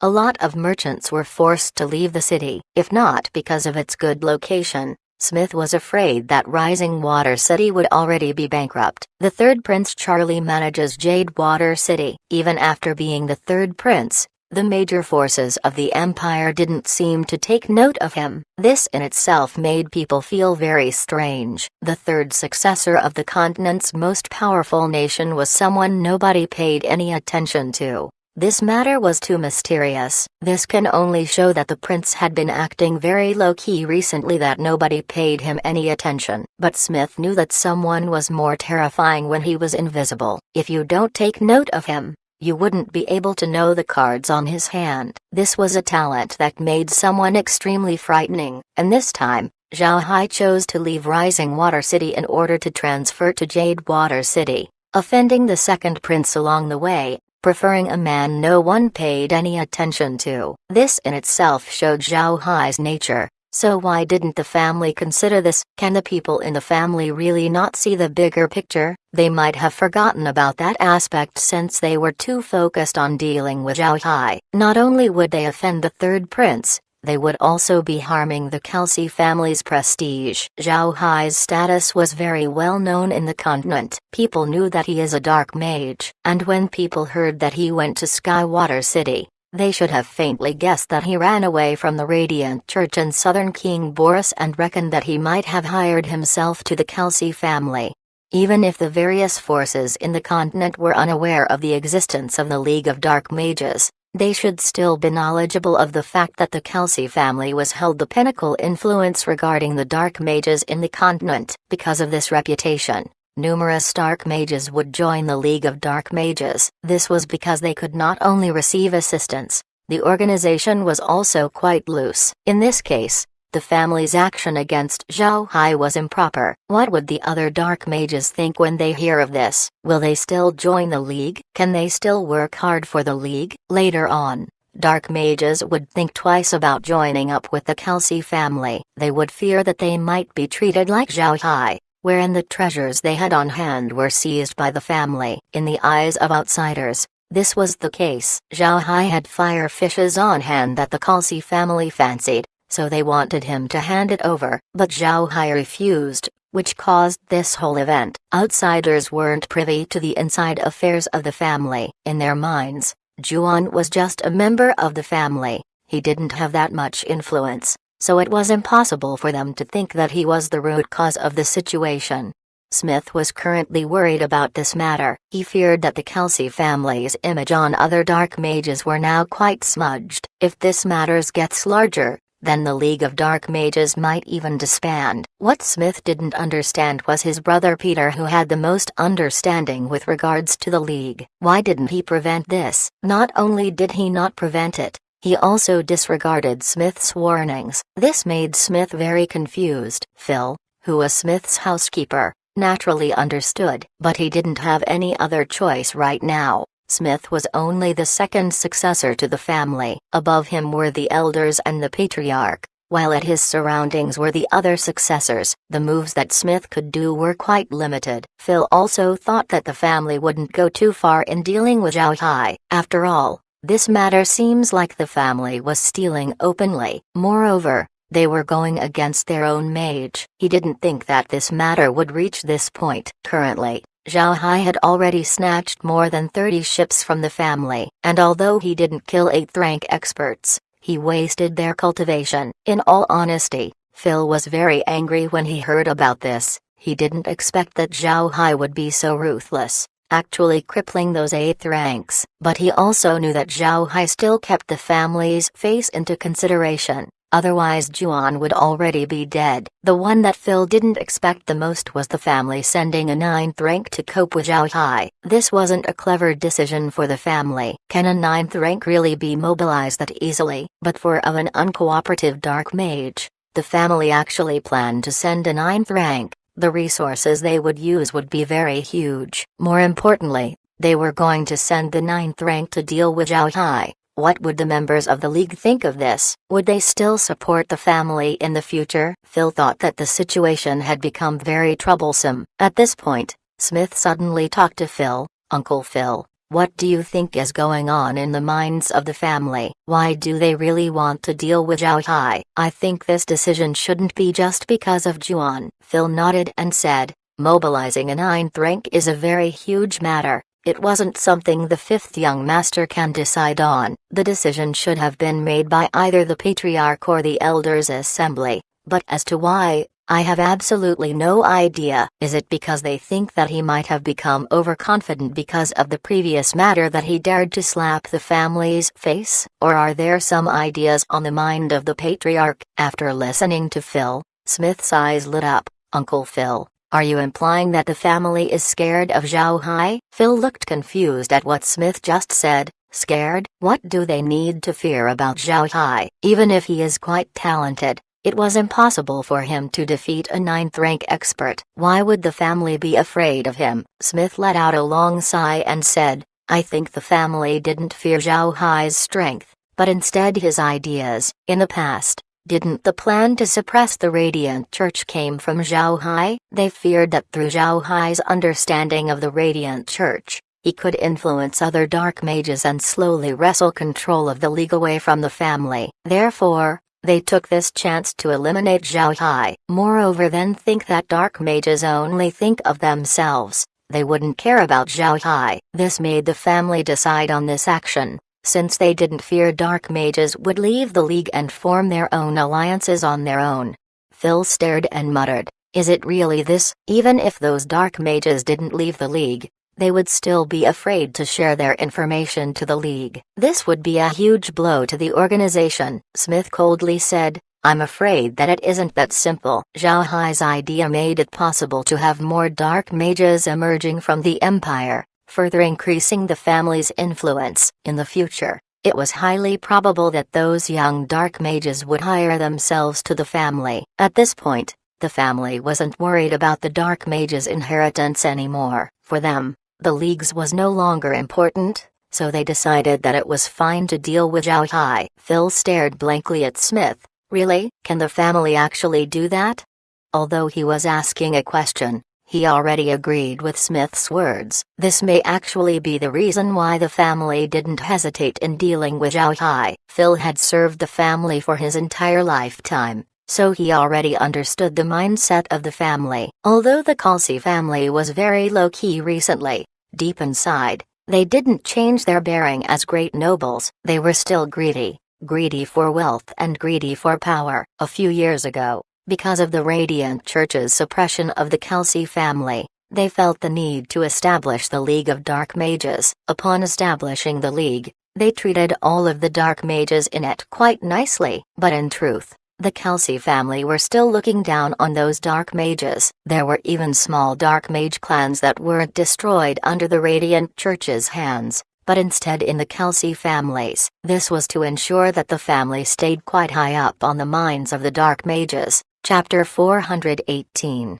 The Devil resurfaces. Now because of Zhao Hai's plan, the family didn't need to fear Radiant Church's suppression anymore. Therefore, they shifted their focus towards the Dark Mages and proceeding to deal with those who pose a threat to the family. And Zhao Hai was without a doubt such a person. From the family's point of view, Zhao Hai's strength was only 7th-8th ranks. He wasn't a threat regarding that area. However, the idea that Zhao Hai provided the family was too effective that the family came to fear him. For Zhao Hai to give that kind of idea meant that Zhao Hai's capabilities are quite high. If given the opportunity, perhaps he can establish his own great clan. When that time comes, the Kalsi family would have a hard time in getting the hearts of all dark mages. Moreover, in their opinion, Zhao Hai's body had all the conditions required to build a family. He is young and his strength isn't that bad. He has a lot of good to not worry about money. He is smart as well. All of these combined together was enough for the Kelsey family to make a move against him. Phil didn't agree with the family's methods. It was because the family had caused huge damage to all the dark mages and ensured that they didn't increase in power. With only the family facing against the Radiant Church, the profession was in fear of getting exterminated. Now that the family is doing better, they got back to their previous actions again. This was really a short-sighted behavior. Smith didn't reply to Phil's words, but with a serious voice he added, "The family's brains is starting to rot again. Do they really want to aid the Radiant Church? No, we cannot just allow it." At this time, Phil recovered from his thoughts. He looked at Smith and sighed. "Master, I'm afraid that wouldn't be easy. How would we protect Zhao Hai? The family will send a 9th rank this time. Don't consider Zhao Hai. Even the 3rd Prince Charlie couldn't just casually mobilize a 9th rank."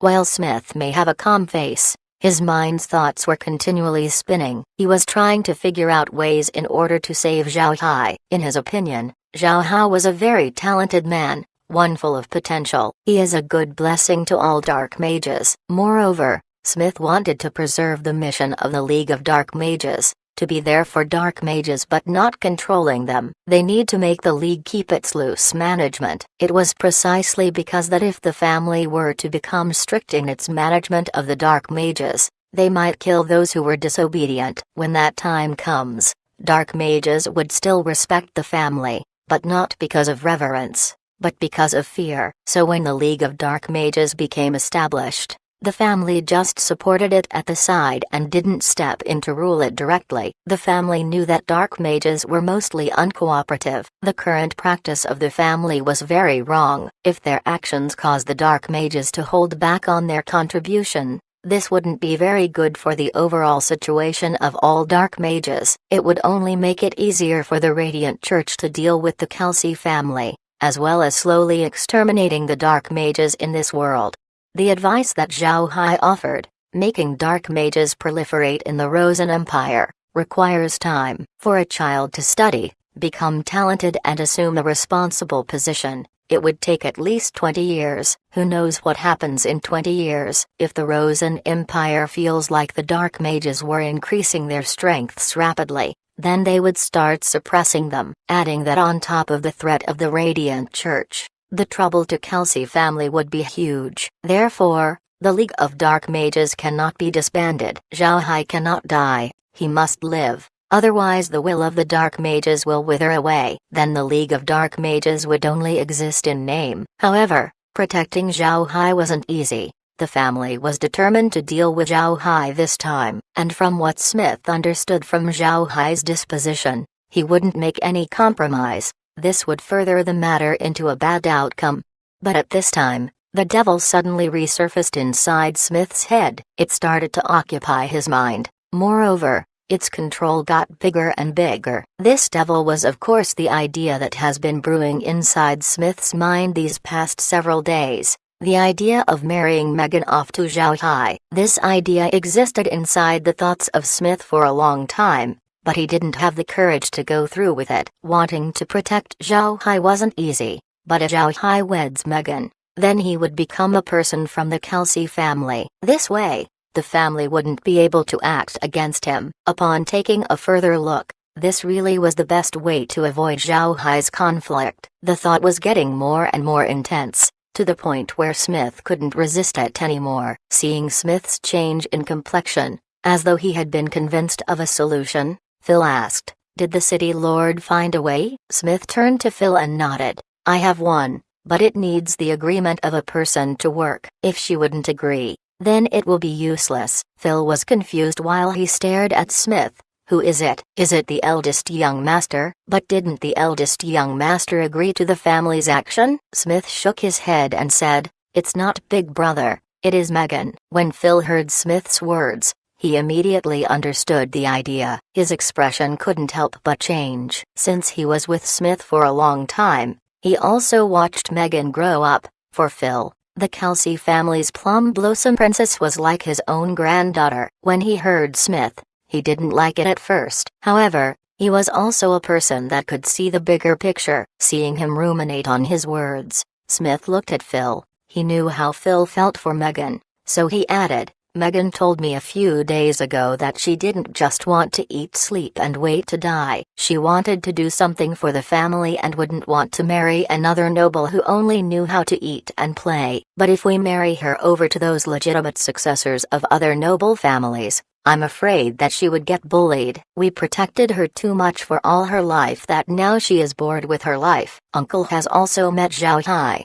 That young man is very good. Although he already has two faces, you can clearly see that their attitudes towards each other are very good. This is great news for Megan. And most importantly, Zhao Hai is also very strong. Even if his strength get bigger than us in the future, we have Megan on his side to monitor him. What do you think? Phil was still as he listened to Smith's words. From what Phil heard, Smith shouldn't have just thought this matter for 1 or 2 days. It seems like he already thought this out completely. Phil's impression of Zhao Hai is also very good. He was low-key, down-to-earth, and one who knows what the right thing to do. Although his origins are mysterious, it was undeniable that his future was limitless. If Megan were to marry Zhao Hai, that would be great as well. However, Phil still said, "What we think is unimportant. Only Megan's opinion on this matter can be put into considerations. If Megan disagrees, then I will not make Zhao Hai marry her." As soon as Smith heard Phil,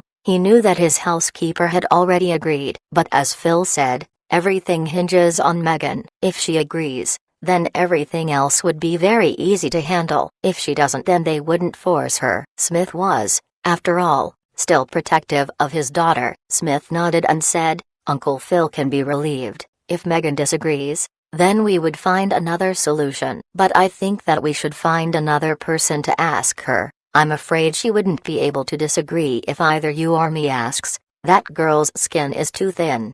Phil smiled faintly and said, "Oh, time indeed passes quite fast." In a blink of an eye, Megan reached marriageable age. City Lord, I think you should discuss this with the madam. She would be the best person to ask this matter. Smith nodded. "Right, then I shall immediately go talk with the madam. I must make this clear to her first, otherwise she wouldn't just agree." Then he rushed off. Phil shook his head and followed right behind. Smith's wife was also quite influential. Because of the family's rule of not marrying off their daughters for benefit, naturally wives of the family were also held at high status. However, even if Smith's wife held some power, she had always been supporting Smith ever since the two of them married. She never intervened in family affairs. When she's at home, she just raised some flowers and plants, and since she was also a potion master, she spends majority of her time researching potion making. This made her quite distant to the matters of the family. But because of this, Smith held a lot of affection towards his wife. Their feelings for each other never changed after dozens of years being together. Smith also didn't have any other lover. The affection the two held for each other was the envy of everyone around them. When Smith went to the courtyard where he lived, he didn't find his wife. Soon, he went to his wife's medical garden. This was where she researches medicine as well as prepare her husband's medicines. Common people weren't allowed here, even servants. This was the madam's personal order. Upon reaching the medical garden, Smith spotted his wife watering some herbs. The madam was wearing cotton garments. She held a canteen on one hand and was carefully dripping water on the plants. She looks very earnest and charming. Smith just stood there for a while. Before long, the water inside the canteen was used up. When she looked up and saw Smith just standing there, she couldn't help but smile. She stared at her husband and said, "Dear, what are you doing here? Is there something you need from me?" Smith recovered as he quickly nodded. "I do. I have an important matter to discuss with you. Let's return to the courtyard first." Seeing his husband seem so serious, the madam nodded gently. Then she placed her canteen down and walked with Smith towards their courtyard. Chapter 419, Megan's Thoughts. After they arrived at the courtyard, they sat down as a servant went and served them some tea. After that, Smith waved his hand to make the servants leave the room for the two of them. Seeing the situation, the madam couldn't help but stare. She turned her head to Smith and said, "What's the matter, my dear city lord? Why are acting so mysterious?" With a calm face, Smith looked at the madam and said, "This matter's implications are going to be big. Today, I received a letter from the family that said about their plans of sending a ninth-rank expert to deal with Zhao Hai." The madam stared at her husband, then she knit her brows. Even if she didn't care much about the matters of the family, she took note of Zhao Hai since she has a good impression of the young man. In her opinion, Zhao Hai was an honest and reliable man with great strength. Such a young man was very difficult to find nowadays. In the past, she didn't care too much about the family's plans of dealing with Zhao Hai. For her, it should have been just Ben Juan doing his thing. She believed that Smith would have this under control. However, she didn't realize that the family would go and send a ninth-rank expert to Zhao Hai. With a ninth rank dispatched, the matter turned more complicated. How could the situation reach this point? Seeing the maiden not talking, Smith said, "I want to save Zhao Hai. If the family were to kill him, no dark mage would trust the family ever again. This loss would be too much for the family." The madam frowned. "But didn't you say that the family will send a ninth-rank expert? If this decision came from the Patriarch and the Elders' Assembly, then how can we guarantee Zhao Hai's safety?" Smith looked at his wife and said, "Dear, Megan's age isn't that young. I think it's time for her to get married. I want you to ask her how she feels about Zhao Hai." Upon hearing her husband, the madam's expression changed, but she wasn't a normal woman and didn't immediately oppose. She thought about it more carefully. Seeing his wife like this, Smith was glad. He looked at her and added, "You know what kind of man Zhao Hai is. You have also seen Laura and Meg. I think if Megan were to marry Zhao Hai, then she wouldn't suffer in the future. This way, Megan would have a safe home to return to. At the same time, we would be able to save Zhao Hai. However, this matter fully depends on Megan. If she doesn't agree, then I will think of another solution. I am here to ask you opinion. What do you think?" The madam thought for a moment and then nodded. "That young man Zhao Hai is good, but my condition is that if Megan were to marry him, he should reveal to us his own family background. Otherwise, I will oppose to their marriage." Smith nodded. Zhao Hai's background is very mysterious. Nobody in the continent knew. This was one of the misgivings inside Smith's heart. Now that the madam agreed, Smith can now proceed to the next step. He turned to his wife and said, "Since you agreed, then the next matter is easy. I want you to help me ask Megan what he thinks about this. After all, this is not something that a father could just ask his daughter. Don't ask directly. Ask her what she thinks of Zhao Hai first. After all, the time that they came in contact wasn't that long. Inquire her slowly. But remember that I will need to send Zhao Hai a letter in the next days, making him come back to Skywater City immediately. If Megan disagrees, at the very least we should inform him that the family is planning to send a ninth rank to deal with him." The madam nodded. "All right, leave it to me." "Dear, do you really like Zhao Hai?" The plan was decided by the family. If you really go on with your plan with Zhao Hai, then you would be offending almost everyone. Smith sighed. "I cannot please everybody, but if the family succeeds with this operation, then its fate would be beyond redemption." Then Smith told his wife about the speculations that him and Phil came up earlier. The madam frowned. Even if she didn't care about these matters, it didn't mean that she couldn't understand it. She lived inside the family for a long time, so she was still clear about its inner workings. She agreed with Smith's speculation. After Smith talked, the madam sighed and said, "The family had been suppressed by the Radiant Church for so long. Now that they experienced a single win, they already thought that the world belongs to them." "Right, Zhao Hai is a good young man, but he's currently together with the third prince. This matter is too risky. Did you already think about that?" Smith smiled faintly and said, "I didn't really think much about it, but that situation was in the end caused by the family. Zhao Hai isn't a fool. He's smart. Seeing that he had some accidents here, he naturally would give himself an escape route. But that doesn't matter. Even if our great family didn't join struggles for the throne, Zhao Hai didn't belong to our family. Even if he marries Megan, He wouldn't bear our family name, so it should be fine for us. And if the third prince were to succeed, then it would be a good bonus for our family. In the end, this matter has both danger and benefits, half and half. The madam then said, "All right, I will go approach Megan in the next 2 days. What about you? When will you send the letter for Zhao Hai? You should use the blood hawk he gave you to get it to him as soon as possible, or else it would be too late if the family already sent their 9th rank expert." Smith nodded and said, "From what I heard, Zhao Hai was still not in Jadewater City. This made it difficult for us to find him, which also made it difficult for the family to find him. And even if he comes back, he should still be safe inside the city. After he returns to Jadewater City, I will immediately send him the letter asking him to come back to Skywater City." The madam knit her brows. "But will Zhao Hai come?" Smith replied with a serious tone. "He surely will. For his 2 previous actions, it showed that he didn't want to get in serious conflict with the family. But even if he suffered a bit from the family, he should still have good impression of me. If I send him a letter, he will certainly come." The madam nodded. "All right, then I shall ask Megan's opinion as soon as possible."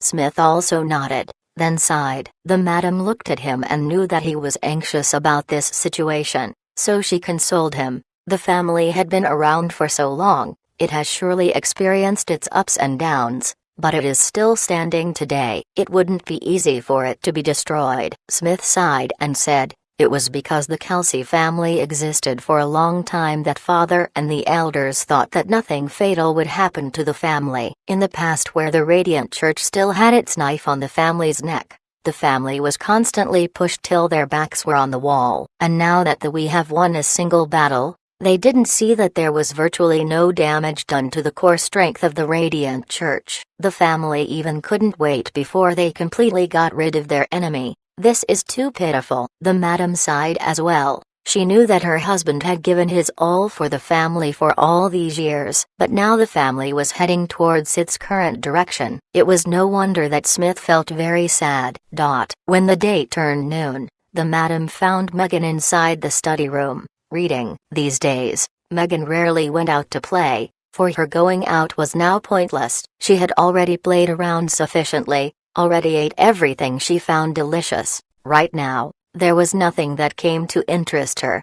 The madam naturally knew Megan's thoughts. She quietly stood at the door of the study and looked at her daughter, who was focused on her reading. The madam's heart couldn't help but sigh. Her daughter had finally grew and reached marriageable age. While Megan was very focused, the madam coughed slightly. This woke Megan up. Then she saw her mother and immediately placed down the book as she stood up. "Mom, why did you come? I thought you were at your medicinal garden." The madam smiled and said, "I just can't stay inside the garden all day." "Right, Megan. Why haven't you gone out to play? Is there something wrong? Are you unhappy?" Megan shook her head and said, "It's nothing, but nothing just excites me. I feel bored when I go out to eat and drink. I might as well read at home." The madam arrived at Megan's side as she patted Megan's head. She smiled and said, "My small Megan had grown up. She finally became very sensible. He. Your father will certainly be happy." Megan pouted her lips and said,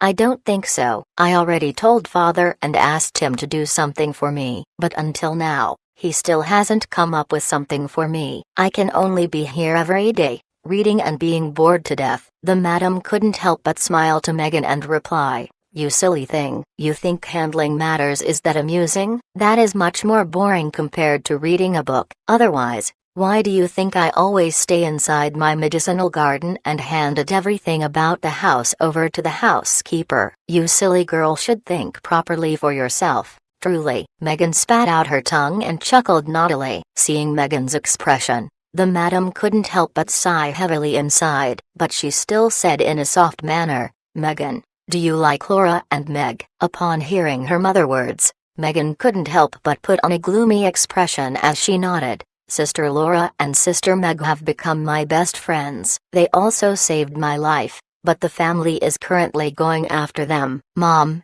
couldn't Dad just stop them?" The madam sighed. "You silly girl, do you think that your father is the patriarch? There are some matters that your father cannot handle. he must listen to the family. Megan didn't say anything, although she was like her mother who didn't care much about family matters. Children of the family were still aware of the simple matters within it. She also knew that there were some things that even her father cannot deal with. The madam looked at Megan and knew that her daughter understood. At this time she softly said to Megan, "There really is something wrong with the family. Hi, I don't know what would happen to Zhao Hai." "Right, Megan. What do you think of Zhao Hai?" Megan's heart couldn't help but jump when she heard her mother. To be honest, Megan's impression of Zhao Hai was very good. When she was attacked before, she asked Laura and Meg and found out that without Zhao Hai's warning, the two wouldn't be able to protect her. Because of this, Megan felt grateful to Zhao Hai, but she was a girl,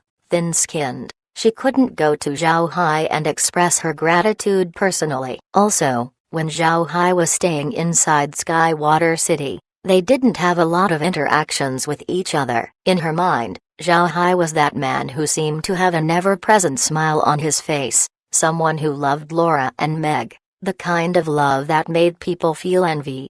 The most important point was that Zhao Hai respected Laura and Meg very much. He just let Laura do their thing and trusted them wholeheartedly. He also seemed to have something that made Megan feel attracted to. Therefore, when the madam asked Megan what she thought of Zhao Hai, her heart couldn't help but beat crazily, making her face flushed. Smith's wife was an experienced person. When she saw Megan's expression, she understood. She sighed and thought that this girl had finally fallen. But the madam still opened her mouth and say, "Mr. Zhao Hai just recently dealt with your fifth uncle. He also snatched 20 ships from the family. I heard that your fifth uncle is still out at sea." Megan stared. She gave her mother a look and said, "Mom, what about fifth uncle? Why did he find trouble with Mr.?" The madam sighed. "Not only this, your father has received a notice from the family today. It said that the family would be sending a 9th rank expert to deal with Mr. Zhao Hai. This time, I'm afraid that Mr. Zhao Hai wouldn't be able to escape." Megan's complexion paled. She looked at her mother and said, "Mom, are you sure the family would really send a 9th rank expert to kill Mr. Zhao Hai? How can the family do this?" "No, I'm going to find father. I'll make him save Mr." The madam held Megan's hand hastily and said, "Megan, wait. Don't worry. Your father and I already discussed this. Sending the 9th rank was still awaiting approval from the Elders' Assembly. But we also think that rescuing Mr. Zhao Hai is very difficult. At the very least your father wouldn't be able to do it." Megan's face changed color. She looked very anxious as she asked, "Mom, what should I do to stop the family from sending a 9th rank to kill Mr.?"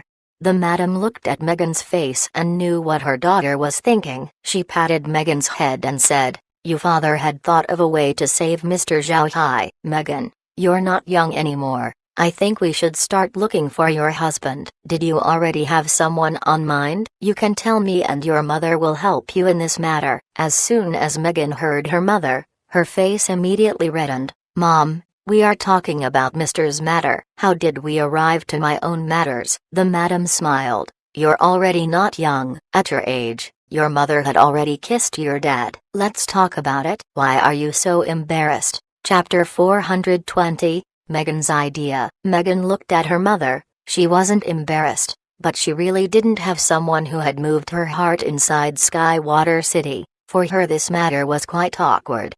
At this time, a figure slowly appeared on her mind, becoming clearer and clearer. The person wore a gentle smile, had a decent body, wore his robe in a way that she hadn't seen before, and was speaking in a very relaxed tone. After the image became very clear, she saw one person, Zhao Hai. When thinking of Zhao Hai, Megan's face couldn't help but turn red. However, when she was reminded of Zhao Hai's present situation, her complexion paled. But Megan was stronger than before. She had once come across a situation where she was helpless. She learned something from the assassination attempt done on her. Without a doubt, she was concerned about Zhao Hai. So when her mother told her about his current predicament, she became very anxious. At this point, her mind had two matters in it. One was Zhao Hai, and the other was her marriage. But when Zhao Hai's figure appeared on her mind, The two immediately connected with each other. Megan seemed to have cleared her mind as the two thoughts united. When the madam saw that Megan didn't speak, her expression changed alternately from feeling strange to feeling confused. She looked at Megan and said, "Megan, did something happen? What are you thinking about?" Megan turned her head to look at her mother's eyes and said, "Mom, what method did father think about to save Mr. Zhao Hai? Can you tell me?" The madam looked at Megan and said, "Megan, we really cannot do anything. It's not something you should worry about. Come tell me what you were just thinking about." Megan looked at the madam and said, "Mom, if I marry Mr. Zhao Hai, can father save him?" Megan's question took the words out of the madam's mouth. Her main purpose for explaining Zhao Hai's situation today was to gauge Megan's thoughts about the young man. If Megan had a good impression of him, then the madam would slowly inch their conversations in the next few days towards marrying Zhao Hai. If she agrees, then the matter would be easily solved. The madam didn't think that Megan would actually think of such a thing, because there are a lot of factors involved. The madam thought Megan's mind would be on other matters. Megan saw her mother not speaking. She thought that her idea wasn't received well. She quickly added, "Mom, if I marry Mr. Zhao Hai, he would be one of us. If he becomes family, then won't the family stop sending people to deal with him?" The madam recovered. She looked at Megan and sighed. "Megan, do you really want to? If you marry Zhao Hai, you would have to share him with Laura and Meg." Megan's face turned red, but she still nodded firmly. "Yes, Mom, I'm thinking that if marry Mr., it won't just be because I have a favorable impression of him, but also for the sake of the Kelsey family." The madam looked at Megan in shock. "Megan, why do you say that?" Megan replied, "Mom, although I don't know much about the family, I'm quite aware of its recent situation. Mr. Zhao Hai has the ability and strength. If he became a member of the family, it would gain a lot from him. I know what our ancestors said about not marrying the family's women for benefits. However, I have a genuine good impression towards Mr. And now that the family is going to send a ninth rank after him, father wouldn't be able to save him easily. But if I marry Mr. Zhao Hai, he would become one of our own. That would give father a proper reason to save him, right?" The madam stared at Megan. She didn't think that her daughter would say those words. She hugged Megan and said, "My little girl has grown up." "Megan, what you said is indeed true. But do you really like Zhao Hai? If not, your father and I won't support you in marrying him." Megan said in a soft voice, "Mother, I have decided." 2. The madam still felt as though she had something strange in her heart. She thought that Megan indeed had interest in Zhao Hai, but not to the point where she would want to marry him. And the reason behind Megan's decision would be in a large part her consideration for the Kelsey family. This would leave a bad taste in the madam's mouth. Fortunately, Megan has feelings for Zhao Hai, and it's stronger than what she expected. The madam replied, "I've wronged you, my little Megan, but don't worry. If Zhao Hai dares to treat you badly, then I'll let father tidy him up. Now that you have made your decision, we have a way to save him. I'll go tell your father to send Zhao Hai a letter so that he can be safe as soon as possible." Megan nodded. Then the madam stood up and left the room. Megan was left in the room staring, thinking about what she just said. Now that her words had finally caught up, her face immediately turned hot as though it was burning. She didn't know what she just did. She just uttered those words unconsciously. Now, when she recalls her words,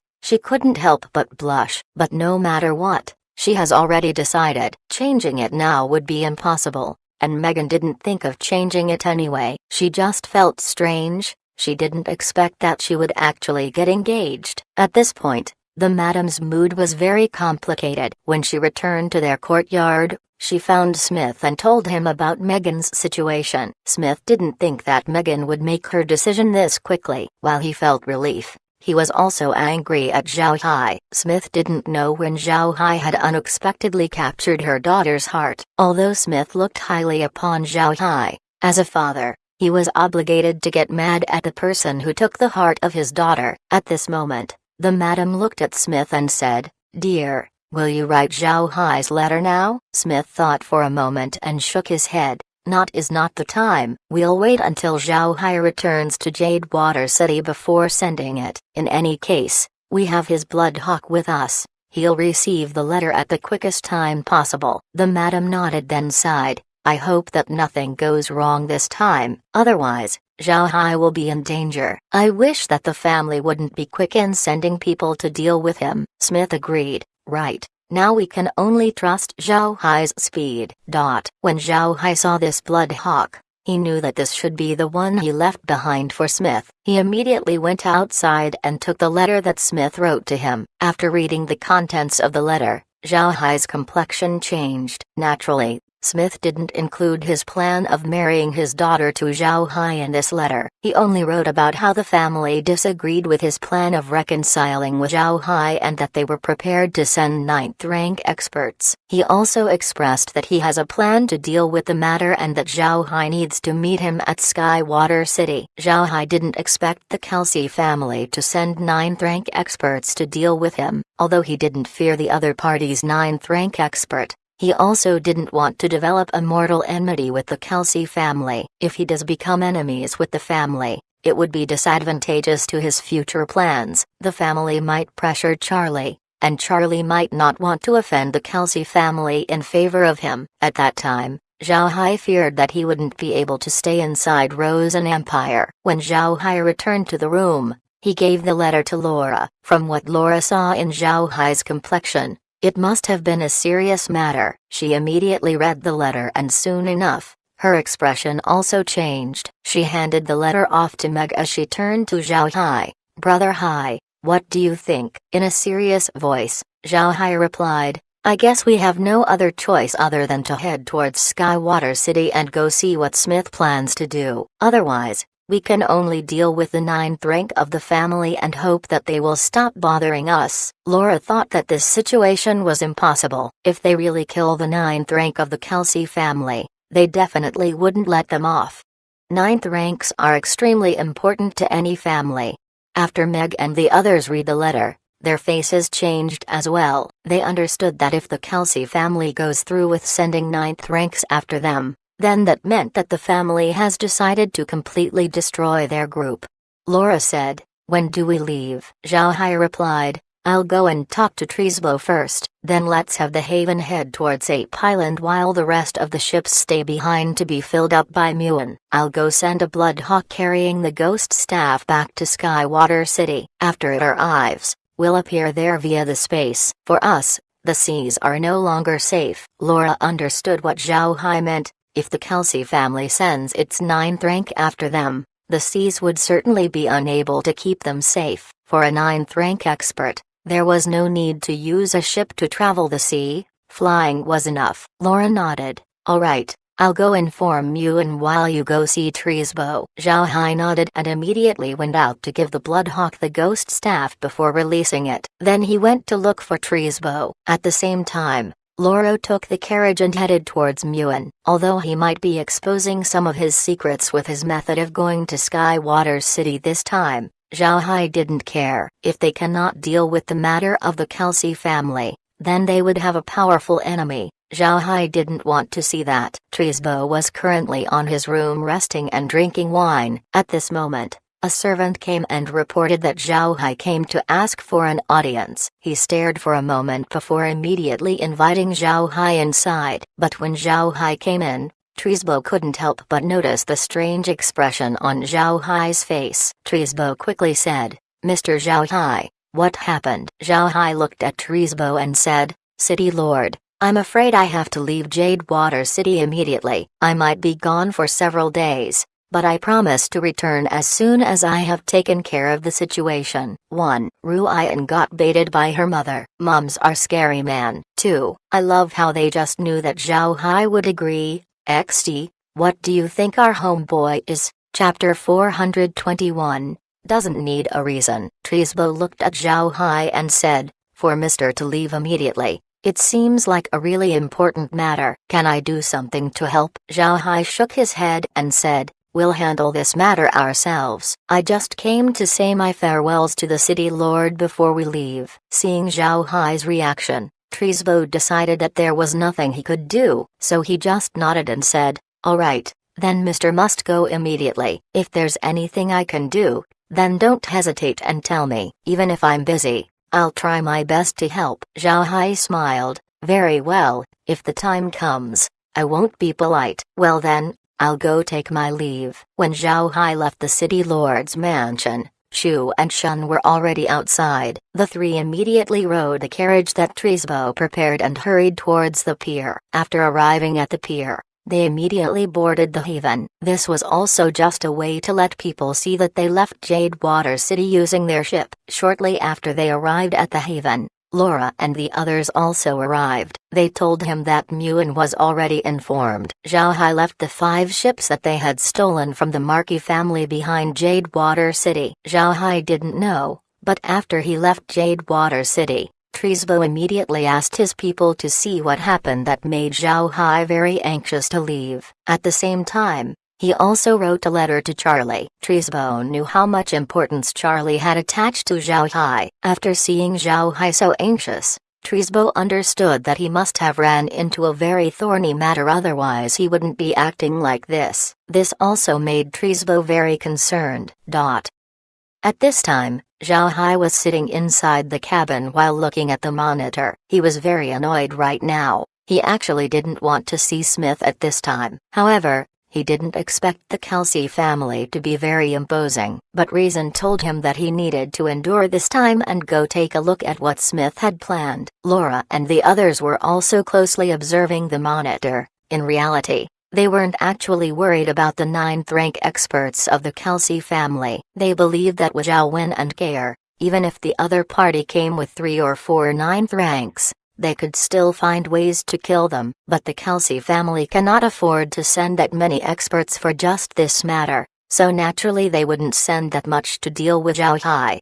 But although they weren't worried about their safety, they need to consider the impact this matter would bring. After all, they aren't a huge power in the continent. They cannot provide anything that could threaten the Kelsey family. The Blood Hawk was quick. After several hours, it finally arrived at Skywater City. The city didn't have a curfew, so the streets were still quite active even if it was already evening. Zai Hai made the Blood Hawk place the ghost staff outside the city. Then they immediately went there from the space to proceed towards the city lord's mansion. But Zhao Hai didn't ride his eye-catching bull-pulled carriage. Instead, he released some horses from the space and rode them towards the mansion's direction. At this time, Zhao Hai and the others already changed their clothes to those that ordinary warriors wore. Only Meg was different since she wore a mage's robe. When people saw them dressed like this, they could only assume that they were young nobles who went out to play, so they didn't pay Zhao Hai's group any more attention. Zhao Hai and the others arrived at Skywater City's mansion quickly. The mansion looked just like what it did before. Zhao Hai sent the Blood Hawk to deliver his letter to Smith telling him that they would be waiting at the mansion's side entrance. Sure enough, not long after they arrived, Phil opened the door to the mansion. Zhao Hai immediately jumped down from his horse and looked at Phil. Uncle Phil, the matter has become very troublesome. How would Brother Smith deal with it? Phil looked at Zhao Hai strangely. The city lord will tell you. Please come inside. Then he brought Zhao Hai and the others to the mansion's living room. Smith was already waiting for Zhao Hai there. At the same time, he didn't think that Zhao Hai would arrive this quickly. When he saw Zhao Hai outside the room, he immediately went and invited him in as Phil served them some tea. Smith looked at Zhao Hai and said, I didn't expect you to come this quickly. How did you do it? Zhao Hai replied with a serious voice, before I answer, let's talk first. How could the situation arrive here? Does the family really want me dead that they were even prepared to send a 9th rank expert after me? Smith smiled bitterly. I didn't think that the family would respond like this as well. Unfortunately for them, they informed me. Zhao Hai looked at Smith and said, how are you planning to solve this problem? If you can't, then we'll do it my way. Smith stared at Zhao Hai. He was puzzled. Your way? Do you have a method to solve it? Zhao Hai's eyes flashed a cold light, killing the 9th rank they send out. Let's see how many 9th ranks the family is prepared to lose in dealing with me. Smith almost stood up. His eyes were set on Zhao Hai. He understood from Zhao Hai's words that he had the power to kill 9th rank experts. This made Smith very surprised.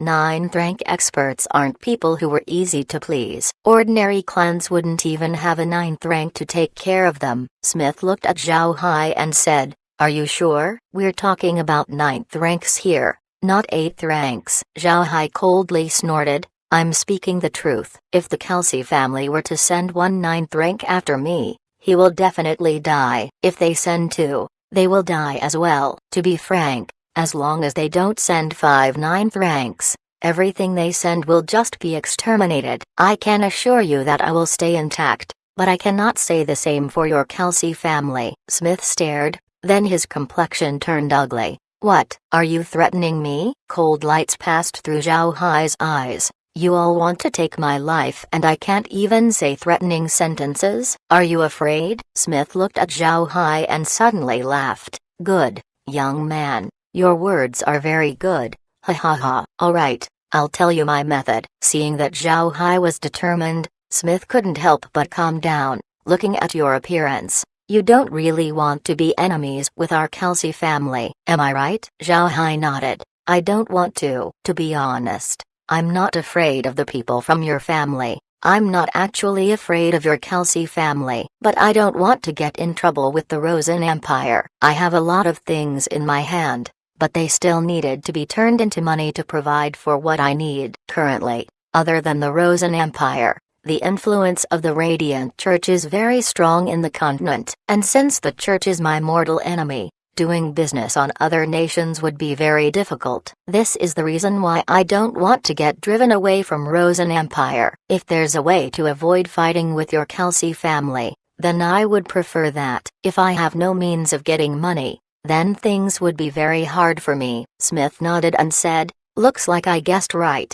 Then I'll tell you my method. This wouldn't only stop us from dealing with you, this will also make the family attach great importance to you and help you succeed." Zhao Hai stared, he was confused. He looked at Smith and said, "What is it?" Smith smiled faintly and said, "You getting engaged to Megan." Zhao Hai froze. He looked at Smith with shock and said, "Are you cracking a joke? Megan, are you crazy?" Smith shook his head. "I'm not. If you marry Megan, you'll become someone on our side, and the family would support you. What do you think?" Zhao Hai shook his head. "This wouldn't be good. Megan doesn't like me, and we don't have any emotional foundation. It'll also be unfair to Megan. We can't do this." At this time, Megan's voice was head, "Brother Zhao Hai, I already knew of this matter, and I agree. I like you as a person. I don't want to see you in trouble. Most importantly, I don't want to see you and my Kelsey family in trouble with each other." When Zhao Hai followed the voice,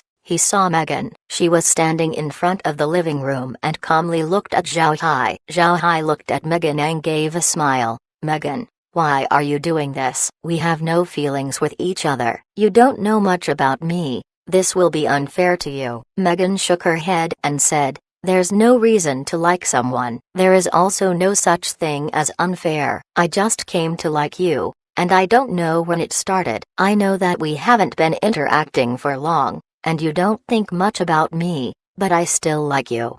1. Zhao Hai smiled bitterly. He really didn't know what to say. It was just like what Megan said. Their meetings weren't that long. Even if they were together, Zhao Hai didn't seriously talk with Megan. He really didn't know how such an ordinary, boring man like him managed to attract Megan. At this time, Laura smiled. She went towards Megan's side and said, "Megan, fantastic. We can be sisters forever, right Meg?" Meg also smiled. "Yup, we're going to be sisters later." Zhao Hai looked at the two insane women. He was speechless. He didn't know why, even though they're going to divide their husband, they were still happy. Smith looked at Zhao Hai and snorted, "Boy, you got it easy. I didn't know you had such game to actually dare snatch my daughter from me. But you should tell me about your identity. Who are you?" Zhao Hai looked at Smith. As soon as he heard how he was called, he couldn't help but smile. It seems like he has to reveal his identity. 1.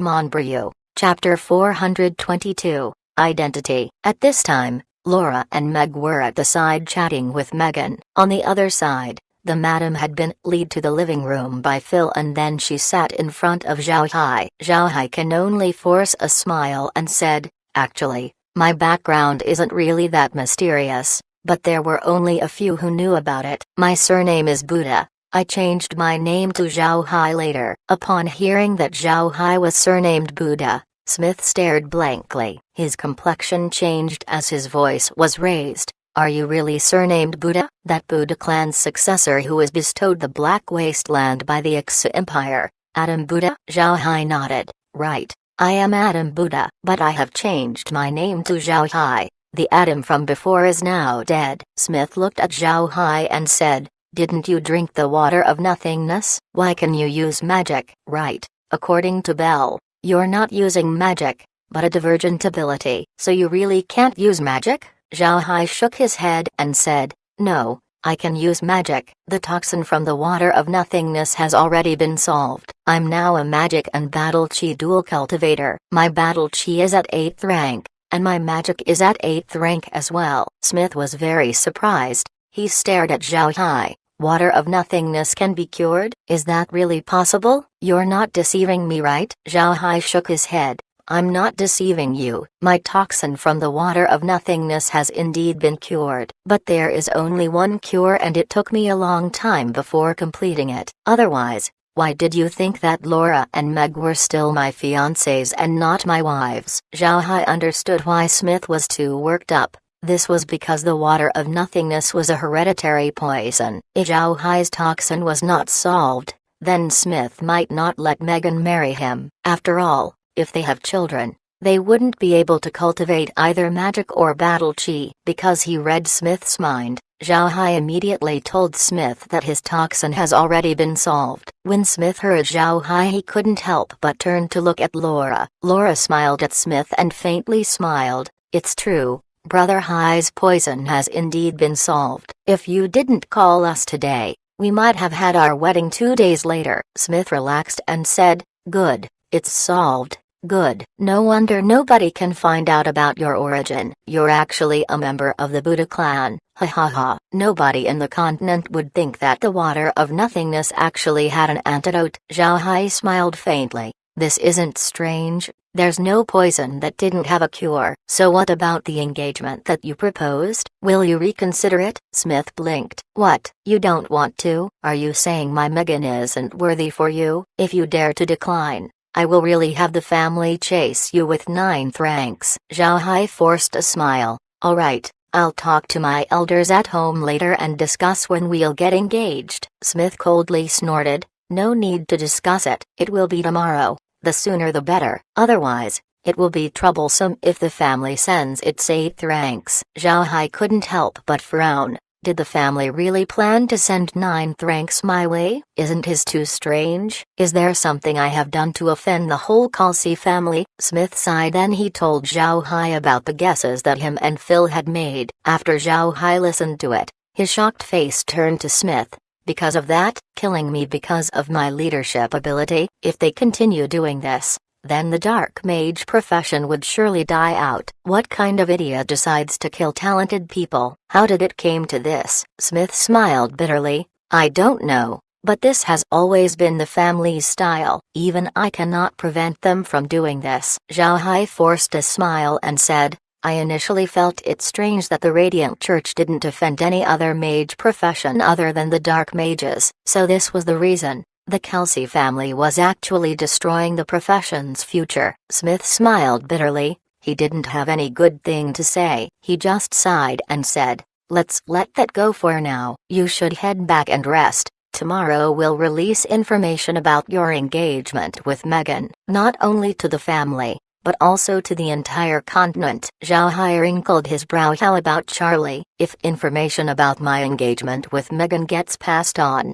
how will it affect the Kelsey family? Did you already think this through? Didn't great nobles abstain from participating in battles for the throne? Will this bring misunderstanding to the Kelsey family? Smith smiled. It's complicated, but it shouldn't have effects. Prince Charlie might even be happy. As for other people, their opinions don't matter. What's important right now is your safety. Zhao Hai couldn't help but nod. Smith looked at him and said, it's already late. Go get some rest. We still have a lot to do tomorrow. Zhao Hai nodded. Then he led Laura and the others back to Sweet Plum Courtyard. The moment they entered the courtyard, They immediately went to the space and headed to Iron Mountain Fort to report everything to Green. When Green heard Zhao Hai's report, he couldn't help but laugh and said, "Fantastic, ha ha ha, young master. This is very good news. If we have the support of the Kelsey family, we would have less problems when restoring our clan's prestige." I didn't think that the young master would actually be so fierce. Kun looked at Zhao Hai and sighed.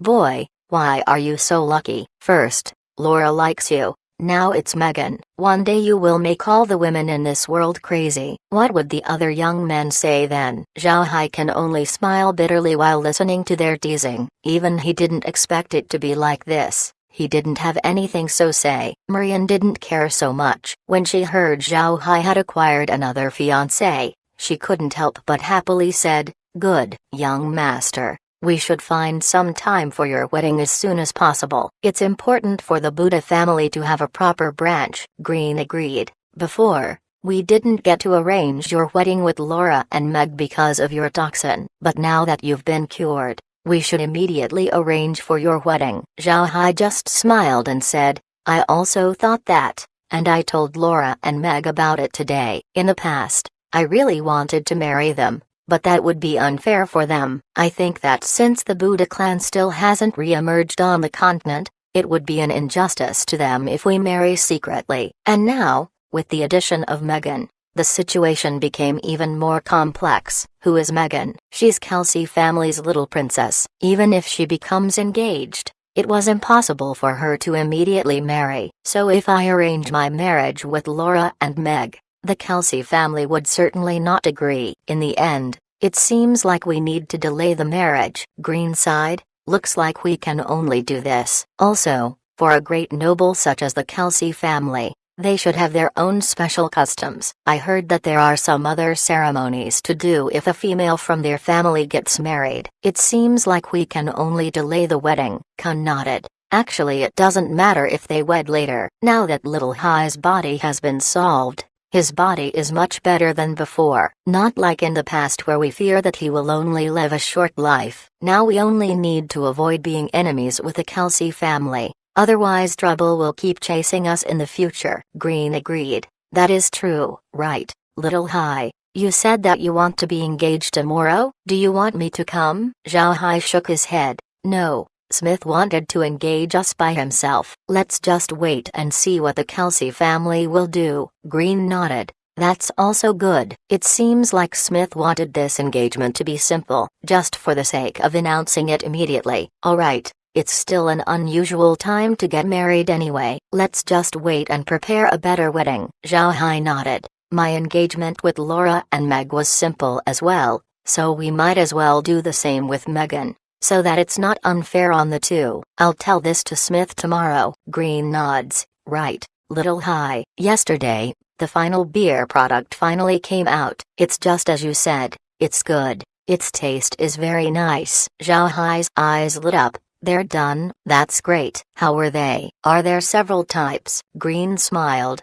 It has. One came out golden, another one is gray, and the last one is black. And the grain wine that you talked about? It's really good. Zhao Hai's grain wine wasn't the same as the others. It was in fact rice wine. Its method of brewing was relatively simple. However, it had its advantages. Its degree was no high. It tastes mellow, and rice wine can be drank by many people, men, women, and children. Marin immediately brought the liquors over. Zhao Hai tasted them. The beer were vastly better than what he tasted before. The taste of rice wine was also good. After all, the rice was from the space. It would be strange if it wasn't good. Zhao Hai placed his glass down and turned to Green. This is very good. Grandpa Green, I want to mass-produce these types of liquor. What do you think? Green nodded. We should. Young master, you should leave some undead here and pull out all of the stones you mined. I'm directing those undead to build a liquor factory. You should know that the space inside the castle isn't enough. If we don't build a new building, there will be no place for further expansion. Zhao Hai nodded. All right, I'll leave behind 10,000 undeads as well as the mined stones. Right. I have the Shilai twins. They're earth mages and can make stone golems. Constructing houses shouldn't be problem. Green gave a nod. "That's good, young master. You should go rest." Zhao Hai agreed and returned to the space to rest. The next morning, Zhao Hai and the others were summoned by Smith to the courtyard to have some breakfast. After eating their meal, Smith had Phil announce Zhao Hai's engagement with Megan back to the headquarters. This was deliberately done by Smith to pressure the family into not destroying the engagement by stopping its acts against Zhao Hai. Zhao Hai also told Smith that he wanted the engagement to be simple. Smith didn't oppose. It was a special case this time, those extra things could be exempted. However, even if he said this, Smith still had Zhao Hai and Megan go out together and play. This was to increase their familiarity with each other. Megan was very embarrassed.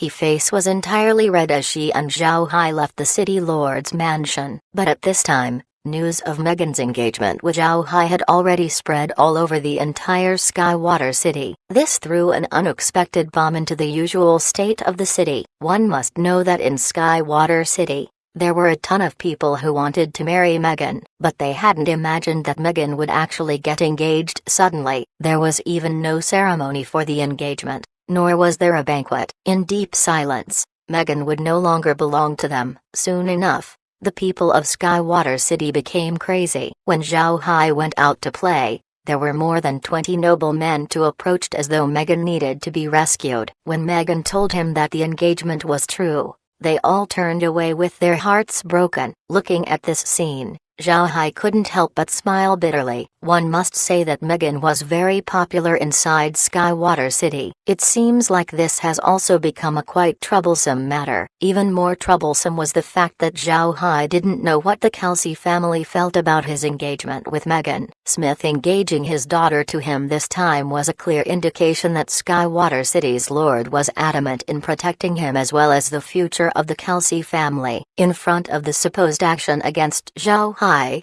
Smith decided to slap the face of the family. Now, wouldn't the elders in the family have ugly expressions? At the thought of this, Zhao Hai turned his head to look at Megan, who was chatting with Laura and Meg. Seeing Megan's flower-like smile, Zhao Hai couldn't help but say in his mind, "No matter what the Kelsey family decides on, I will marry Megan."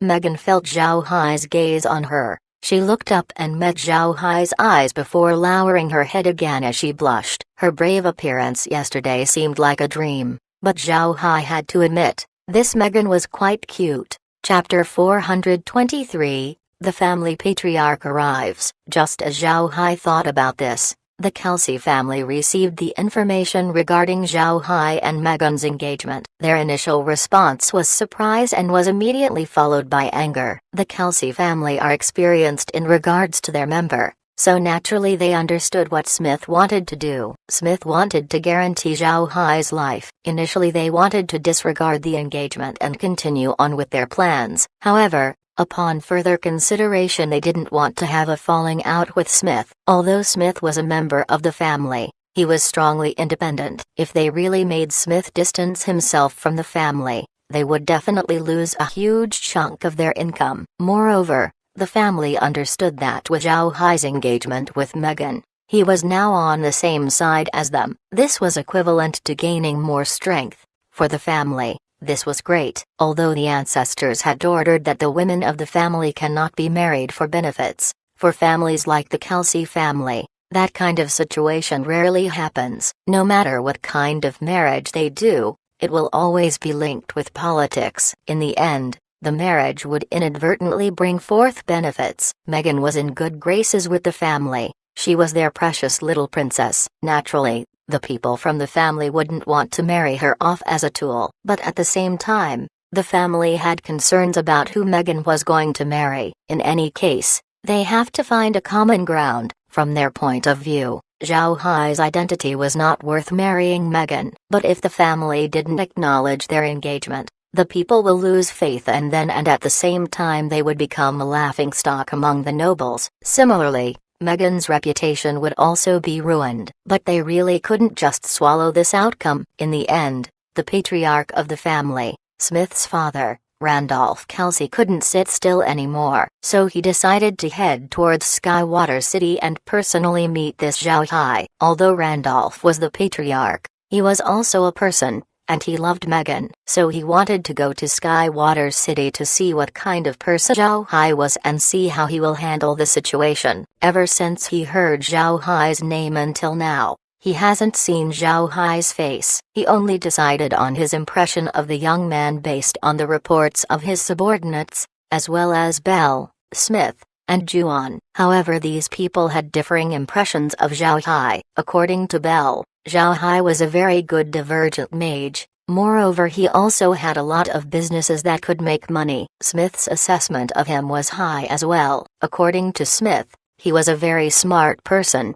Moreover, his leadership ability is very strong. Most importantly, his strength is immeasurable deep. Juan, on the other hand, naturally didn't put in good word in behalf of Zhao Hai. According to Juan, Zhao Hai was a very arrogant and domineering person, a villain who was ignorant regarding the proper action to take. After combining all of these descriptions, Randolph thought of Zhao Hai as an ambitious and arrogant man. This was why he decided to deal with him. But now that Smith had shown his hand, Randolph was placed on an embarrassing situation. He had to stop the family from sending ninth ranks to deal with Zhao Hai since he needs to meet that man himself when he arrives at Skywater City.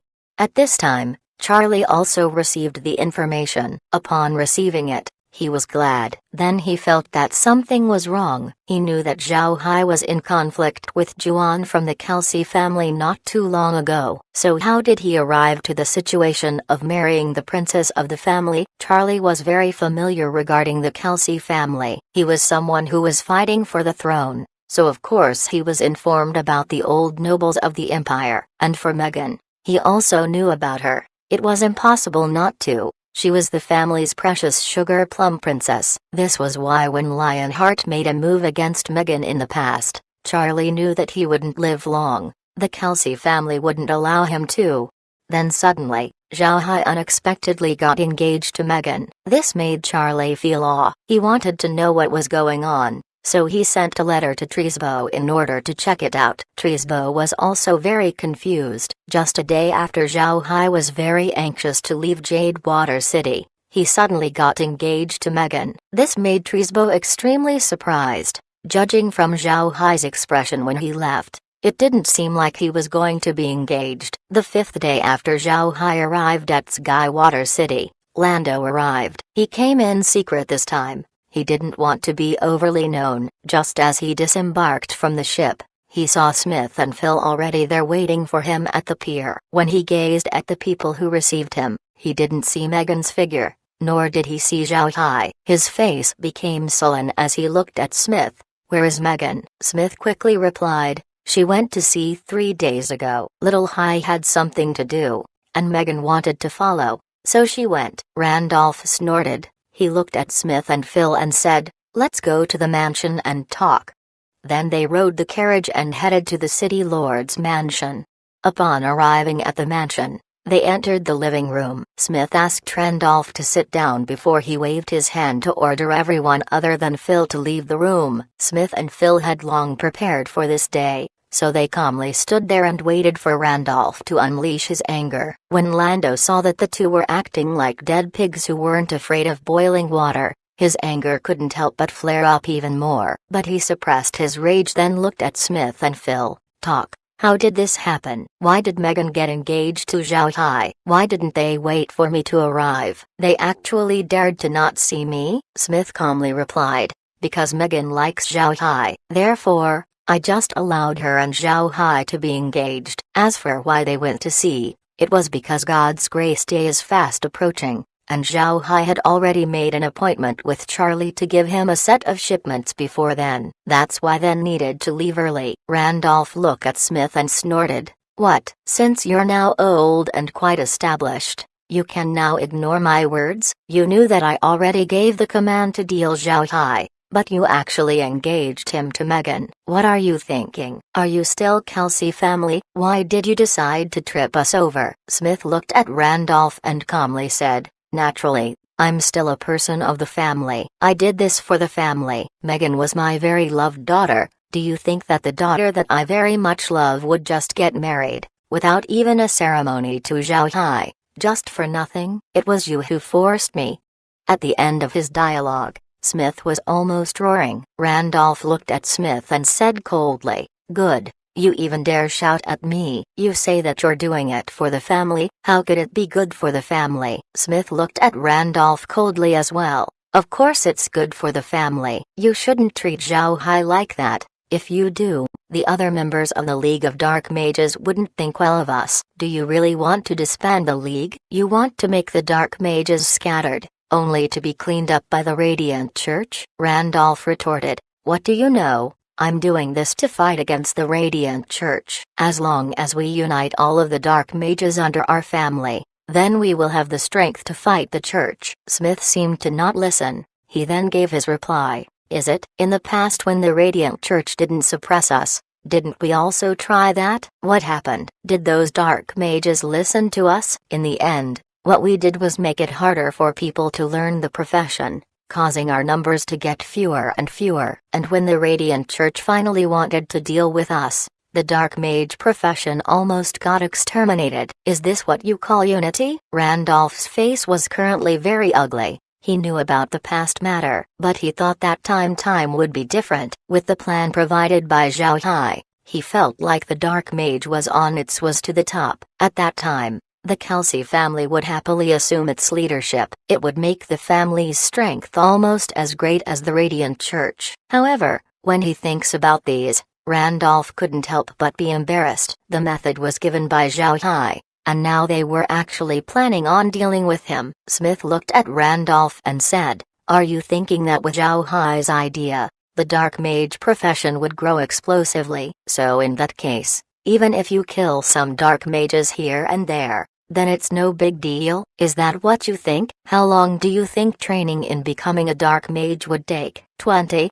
30, 40 years? Do you know what will happen in 20 years? Yes, with Zhao Hai's idea, Dark Mages would certainly increase exponentially, but it was under the premise that all of the schools in Rosen Empire were producing Dark Mages. If you really succeed in placing all Dark Mages under the influence of our Kelsey family, then our family's power would truly increase. But at that time, what would differentiate us from the Radiant Church? Why was the Radiant Church being suppressed? Why did it vanish from Rosen Empire? Do you want to turn the family into the second Radiant Church? Even if the church were to be suppressed by the Rosen Empire, it still had its influence outside the empire. But what about us? What would happen if we do get suppressed by the alliance of all the nobles of the empire? Do we leave? Don't forget, other than the Rosen Empire, the world outside belongs to the Radiant Church. Smith's words made Randolph perspire. His plan was just like what Smith said, essentially turning the family into a second Radiant Church. But he actually forgot that the Kelsey family was still only a great noble of the empire. There were also great nobles like them, as well as the Imperial clan above. If they really become another Radiant Church, then they would be threatening the rule of the Imperial clan. What would happen then? Will the other nobles just let them off? If those great nobles got together and suppressed the family, what can they do? Beside the Rosen Empire, the Radiant Church's influence outside was overwhelming. If they leave Rosen Empire, then the Radiant Church would surely run them over. Before, Randolph admits that he had been stunned by their victory. After all, he was the patriarch of a great family. He experienced the ups and downs of the family. Now that he heard Smith's thoughts, he sobered up and measured the pros and cons. In the end, he has to acknowledge what Smith said. At the same time, as a patriarch, Randolph knew that the Imperial clan wouldn't allow the presence of a power that could threaten their rule. The same was true with the other great nobles. If he really did what he planned, then both the Imperial clan and the great nobles would join together in suppressing the family. Smith looked at his father and knew that he was thinking things out. So Smith just stood there quietly. He believed that his father would figure it out. If he couldn't, then he didn't deserve being the Kelsey family's patriarch. After quite some time, Randolph let out a long breath and said, "Even if you are correct, you don't have to marry Megan off to Zhao Hai. In the end, what does he really have?" Upon hearing that Randolph had somehow softened, Smith felt relief. He knew that Randolph was convinced. He immediately gave his answer, "Father, I did it for the family. If we really did send a 9th rank to deal with Zhao Hai, then I fear that we would have problems. I'm afraid that the ninth rank may not be able to return." Randolph stared before his complexion changed. He looked at Smith and said, "Do you know what you're talking about? That is a ninth rank expert. Do you really think that Zhao Hai is that strong?" Smith forced a smile and said, "I don't know if he really is strong, but Zhao Hai told me that as long as you don't send 5 ninth rank experts, then those ninth ranks wouldn't be able to return. And even if we send 5 ninth ranks, he was confident that he could escape." Randolph snorted. "You actually got terrified just by listening to him? Did you really believe what he said?" Smith smiled stiffly and said, "I believe him, Father." "Did you know how long he took to travel from Jadewater City to Skywater City?" "Only a few hours. He flew that fast. Even common falcons aren't that fast." "Can most ninth ranks fly that fast?" Because of this, I believed his words. Randolph's shocked face looked at Smith and said, "Are you sure? Is he really that quick?" Smith smiled. "If you don't believe me, you can ask Uncle Phil." Phil nodded and said, "Patriarch, it's true, Zhao Hai is indeed very quick. We have arranged a person inside Jadewater City to specifically watch out for Zhao Hai.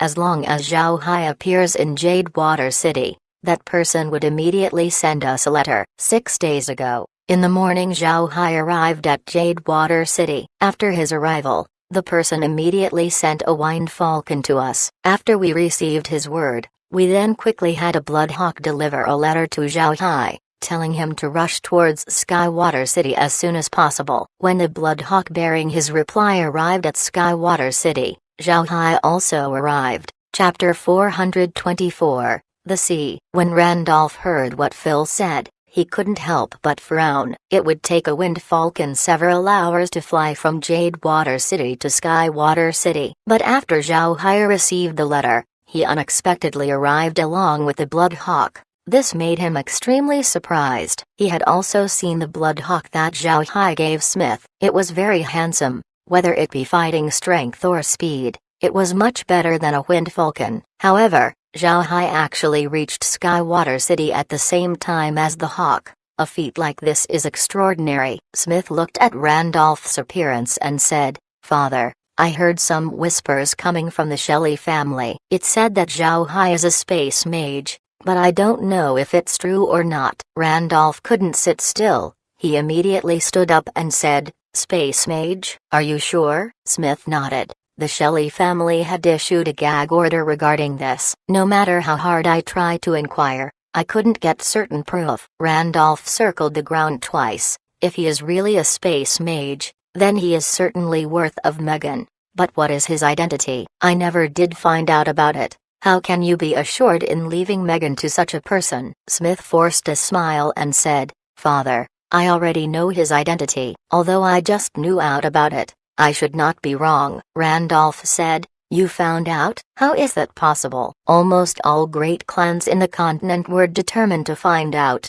but came back with nothing." "How did you manage to find out?" Smith smiled and said, "I didn't actually find it. Zhao Hai himself told us. Before he got engaged to Megan, I asked him for his background, and he agreed to tell us." Randolph looked at Smith and frowned. "So what is it? Is his identity special? Did he belong to a hidden family or a great power?" Smith shook his head. "None of those. From the beginning, we had been looking at the wrong direction. He didn't belong to a hidden family nor a great power. His surname is Buddha, formerly known as Adam Buddha, and now he changed his name to Zhao Hai Buddha." Randolph stared, then his eyes widened. "Buddha? Are you talking about the Lord of the Black Wasteland? That Buddha clan?" Smith nodded. "Right. Black Wasteland's Lord, the Buddha clan." This was the reason why he first appeared at Black Earth Fortress. This was why his first actions happened in Purcell Duchy. Randolph nodded, and then his complexion changed. "You bastard, if he really is from the Buddha clan, then didn't he drink the water of nothingness? How can you let him marry Megan? Are you insane?"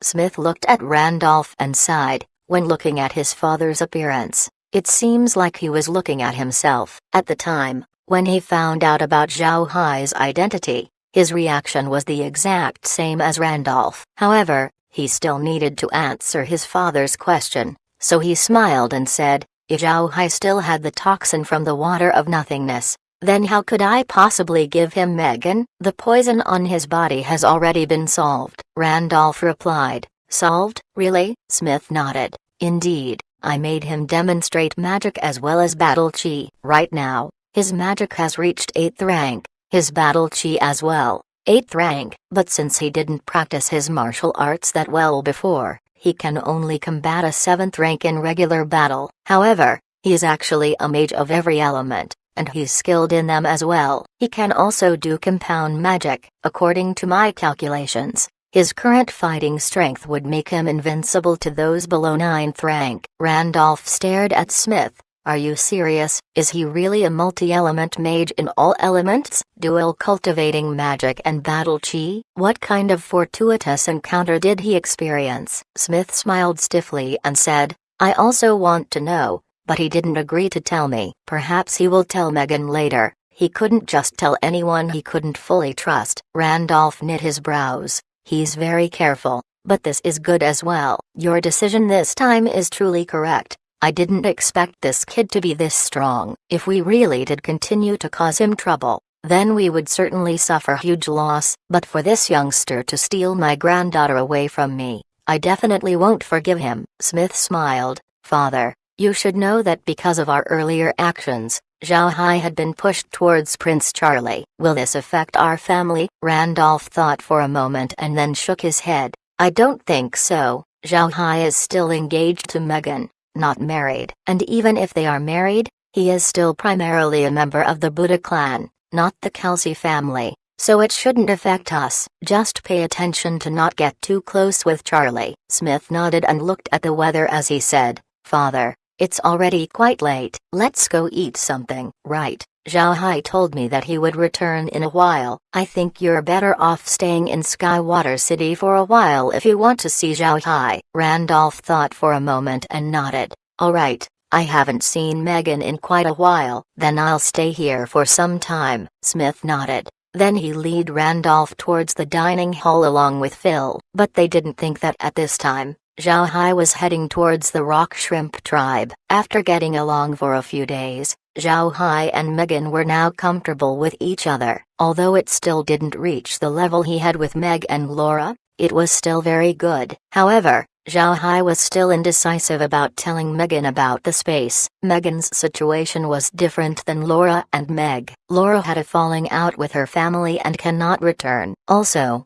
Meg had always been with him, so her loyalty was not an issue. Therefore, Zhao Hai can rest assured in telling them about the space. But Megan was different. Standing behind her was a great noble family, a family that ranked as one of the powerful families in the continent. Moreover, Megan still had a good relationship with her people. She was extremely favored by the family, so she still had deep sentiments towards it. If Zhao Hai tells Megan about the space, then he was afraid that Megan would tell Smith if ever he asks. Then Zhao Hai's biggest secret would be exposed to the outside world, and Zhao Hai didn't want this to happen. Megan didn't feel anything. She was just sitting on the deck of the Haven. The ships stolen from the Markey family were right next to it. Ever since she was young, this was the first time that she had gone out this far to sea. When Megan was still at the family, she mostly got along the river and rarely the sea. Additionally, the family didn't include her in their businesses,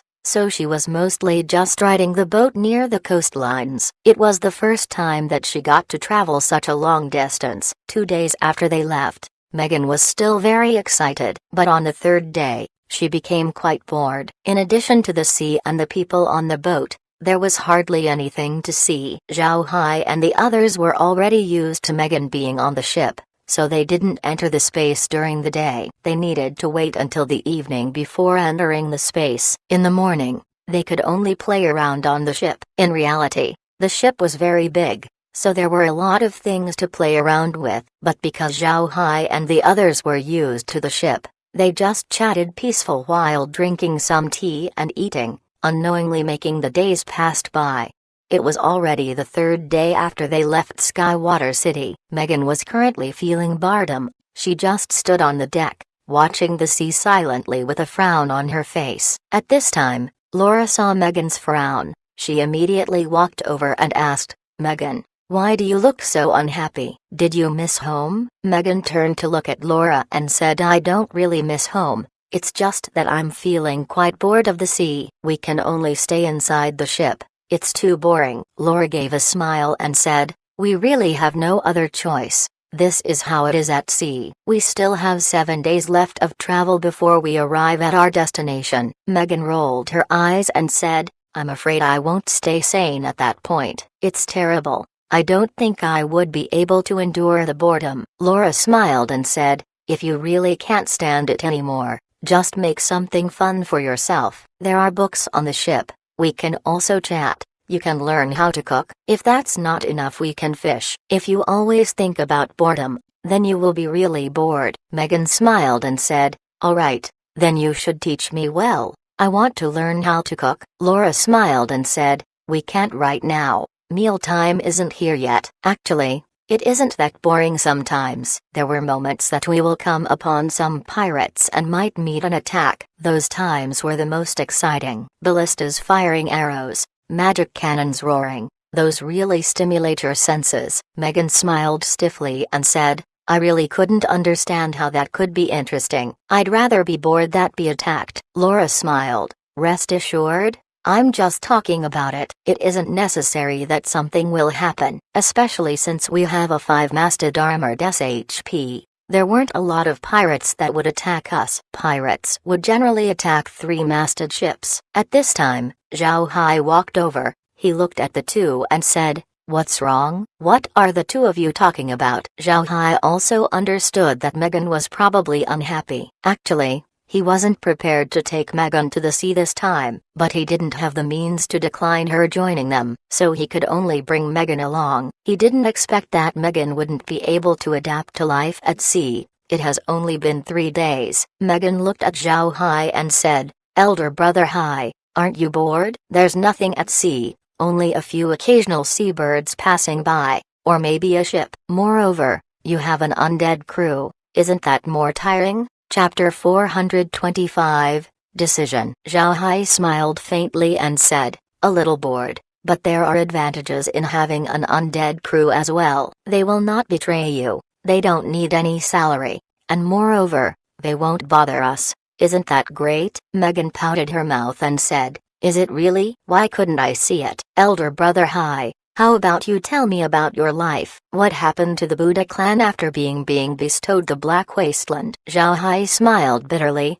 A lot happened after the Buddha clan got sent to the Black Wasteland, but most of those matter were related to the space. If he tells Megan about those experiences, then he could only expose the space, and Zhao Hai didn't want to deceive Megan, so he didn't know how to proceed from here. When Laura saw Zhao Hai fall into an embarrassing situation, she inserted, we can talk about those later. Megan, let's go cook. We'll have to let Brother Hai taste the meal that we create today. By the way, we need to call Meg, otherwise Brother Hai would be poisoned by us. Megan's interest was piqued when she heard Laura, so she smiled and followed along. Then the 4 women ran towards the kitchen. When Zhao Hai saw the backs of the 4, he talked to Blockhead, who was at his side. Blockhead, what do you think? Should I tell Megan about the space? Blockhead smiled and said, that depends on the young master. But if you think about it, even if the space were to be exposed, there were only a few powers in the continent that could still be a threat to us. With the numerous undead inside the space,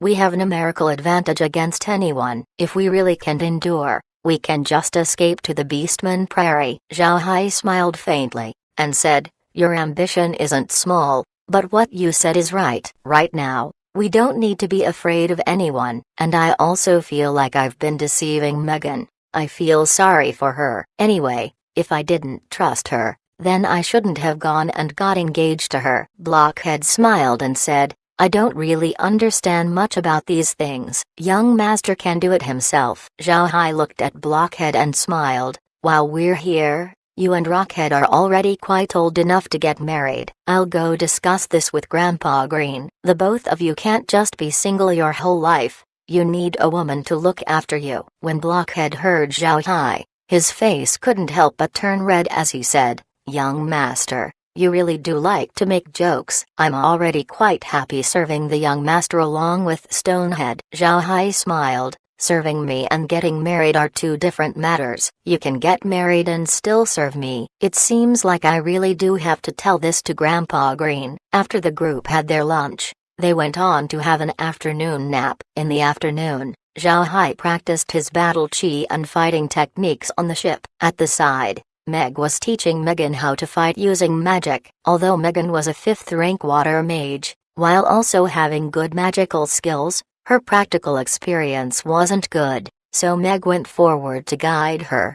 But Zhao Hai understands that this type of guidance can only take Megan so far. What she needed was actual combat experience. When comparing practice with actual combat, the atmosphere between the two was completely different. There were quite a lot of people who were very gifted in training but were complete dunces in the battlefield. They would get killed because they couldn't adapt to the environment of the battlefield. They would become scared of the enemy's charges, making their overall combat capability drop to about 20%, and this was fatal for a warrior. In the evening when Megan had gone to sleep, Zhao Hai and the others went to the space. Green and Kun were already waiting for them inside. After Zhao Hai practiced his martial arts, the group entered the living room to sit down. Then Zhao Hai turned to Green and said, "Grandpa Green, I want to tell Megan about the space." Green stared for a moment before he knit his brows. "Why did you suddenly mention this? In the past few days, you were sure that you wouldn't tell her your secret, in fear that Smith and the Kelsey family were to find out." Zhao Hai nodded. "It's true, if I tell Megan about the space then the Kelsey family might know. But if I don't tell her, then I would feel that I may have been unfair. If I wouldn't trust Megan, then I might as well have not agreed to the engagement. Upon thinking about it, I really do think that it is unfair to Megan." Green nodded, but didn't say anything. At this point, Kun frowned and said, "Is it okay if we do this? Then we need to think about what will happen if the continent were to know." Including the Kelsey family, there were also a lot of great powers in the continent who could take interest. "You must know that there are endless greed in this world." Zhao Hai nodded. "I also know that. But currently, we don't need to fear the Kelsey family's strength. If we really cannot endure, we can just end them." When Green heard Zhao Hai, he couldn't help but knit his brows as he said, "In that case, we may become the enemy of the entire continent, then we won't have any place inside it." Zhao Hai sighed. "I also know, but the continent places importance to strength. We are currently very strong, but now very known, making these small troubles arrive to us. But if we show off our strength, then wouldn't they naturally disappear?" Green knit his brows, obviously not in approval with Zhao Hai's proposition, but he thought that Zhao Hai's thinking was correct. If the Kelsey family knew that they had the strength to contend against a 9th rank expert, then they might have not treated Zhao Hai like what they just did. However, Green still thought that this wasn't a safe approach. The 9th ranks on their group were still very few. If they were to fight against all those people, then they can only be pushed back to the Black Wasteland. At this time Kun said, "Little Hai, how about you take those 9th ranks back at the Carrion Swamp? We already have Kair and Zhao Wen on our side, so getting those other 9th ranks shouldn't be too difficult. If we take them one by one, then we can slowly weaken their Flower Protection Alliance's power, and eventually, they will all be taken over by us. After all, they are magic beasts, and if Magic Beats enters the space, it will immediately take control over them. We wouldn't even have to worry about them betraying us. If we have them on our hands, we can be on the same level as the humans, beastmen, merfolk, elves and the dwarves. We would become a formidable existence on the continent."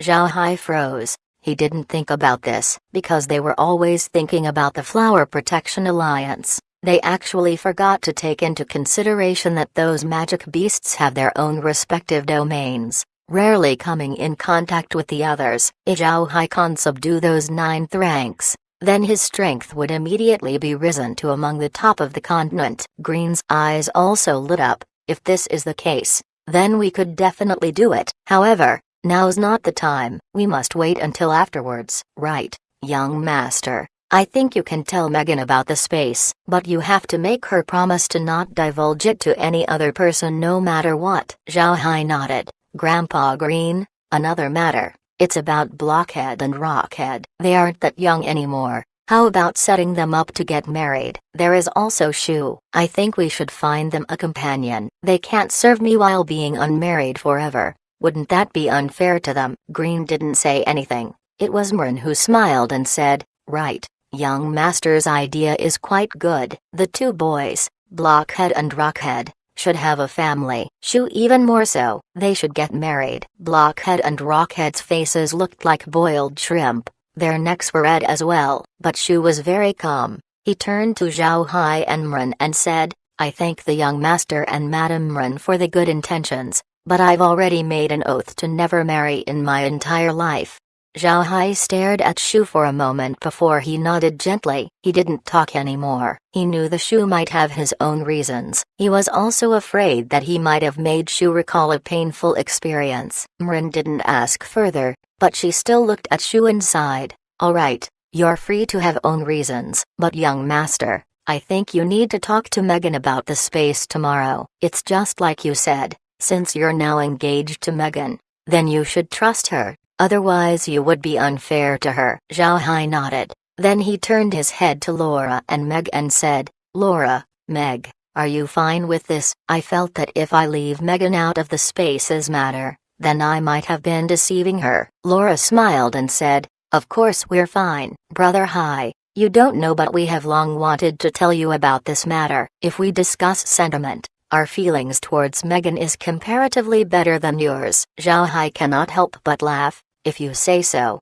then I'm relieved. Actually, I'm quite fortunate that I have the favor of you girls, and since you all were taking care of me, then I want all of you to see each other equally. I hope that all of you gets along with each other, otherwise my Buddha family wouldn't have a great future." Laura smiled and said, "Be relieved, we wouldn't struggle with each other. But if you prefer one of us, then all of us won't be happy. We are now one group." Zhao Hai couldn't help but laugh even louder. Green and the others also laughed. To be honest, with Megan's engagement to Zhao Hai, Green was afraid that Laura and Meg would have some misgivings. If Zhao Hai's backyard was on fire, then their Buddha family wouldn't fare very well. Kun sighed inside. He knew that Laura loved Zhao Hai very much. Otherwise, she wouldn't have such considerations for him. But Kun also knew that Zhao Hai is very happy with Laura. There's no decision that he wouldn't discuss with her. Kun could even say that Zhao Hai's feelings for Laura was the same as Laura's feelings for him.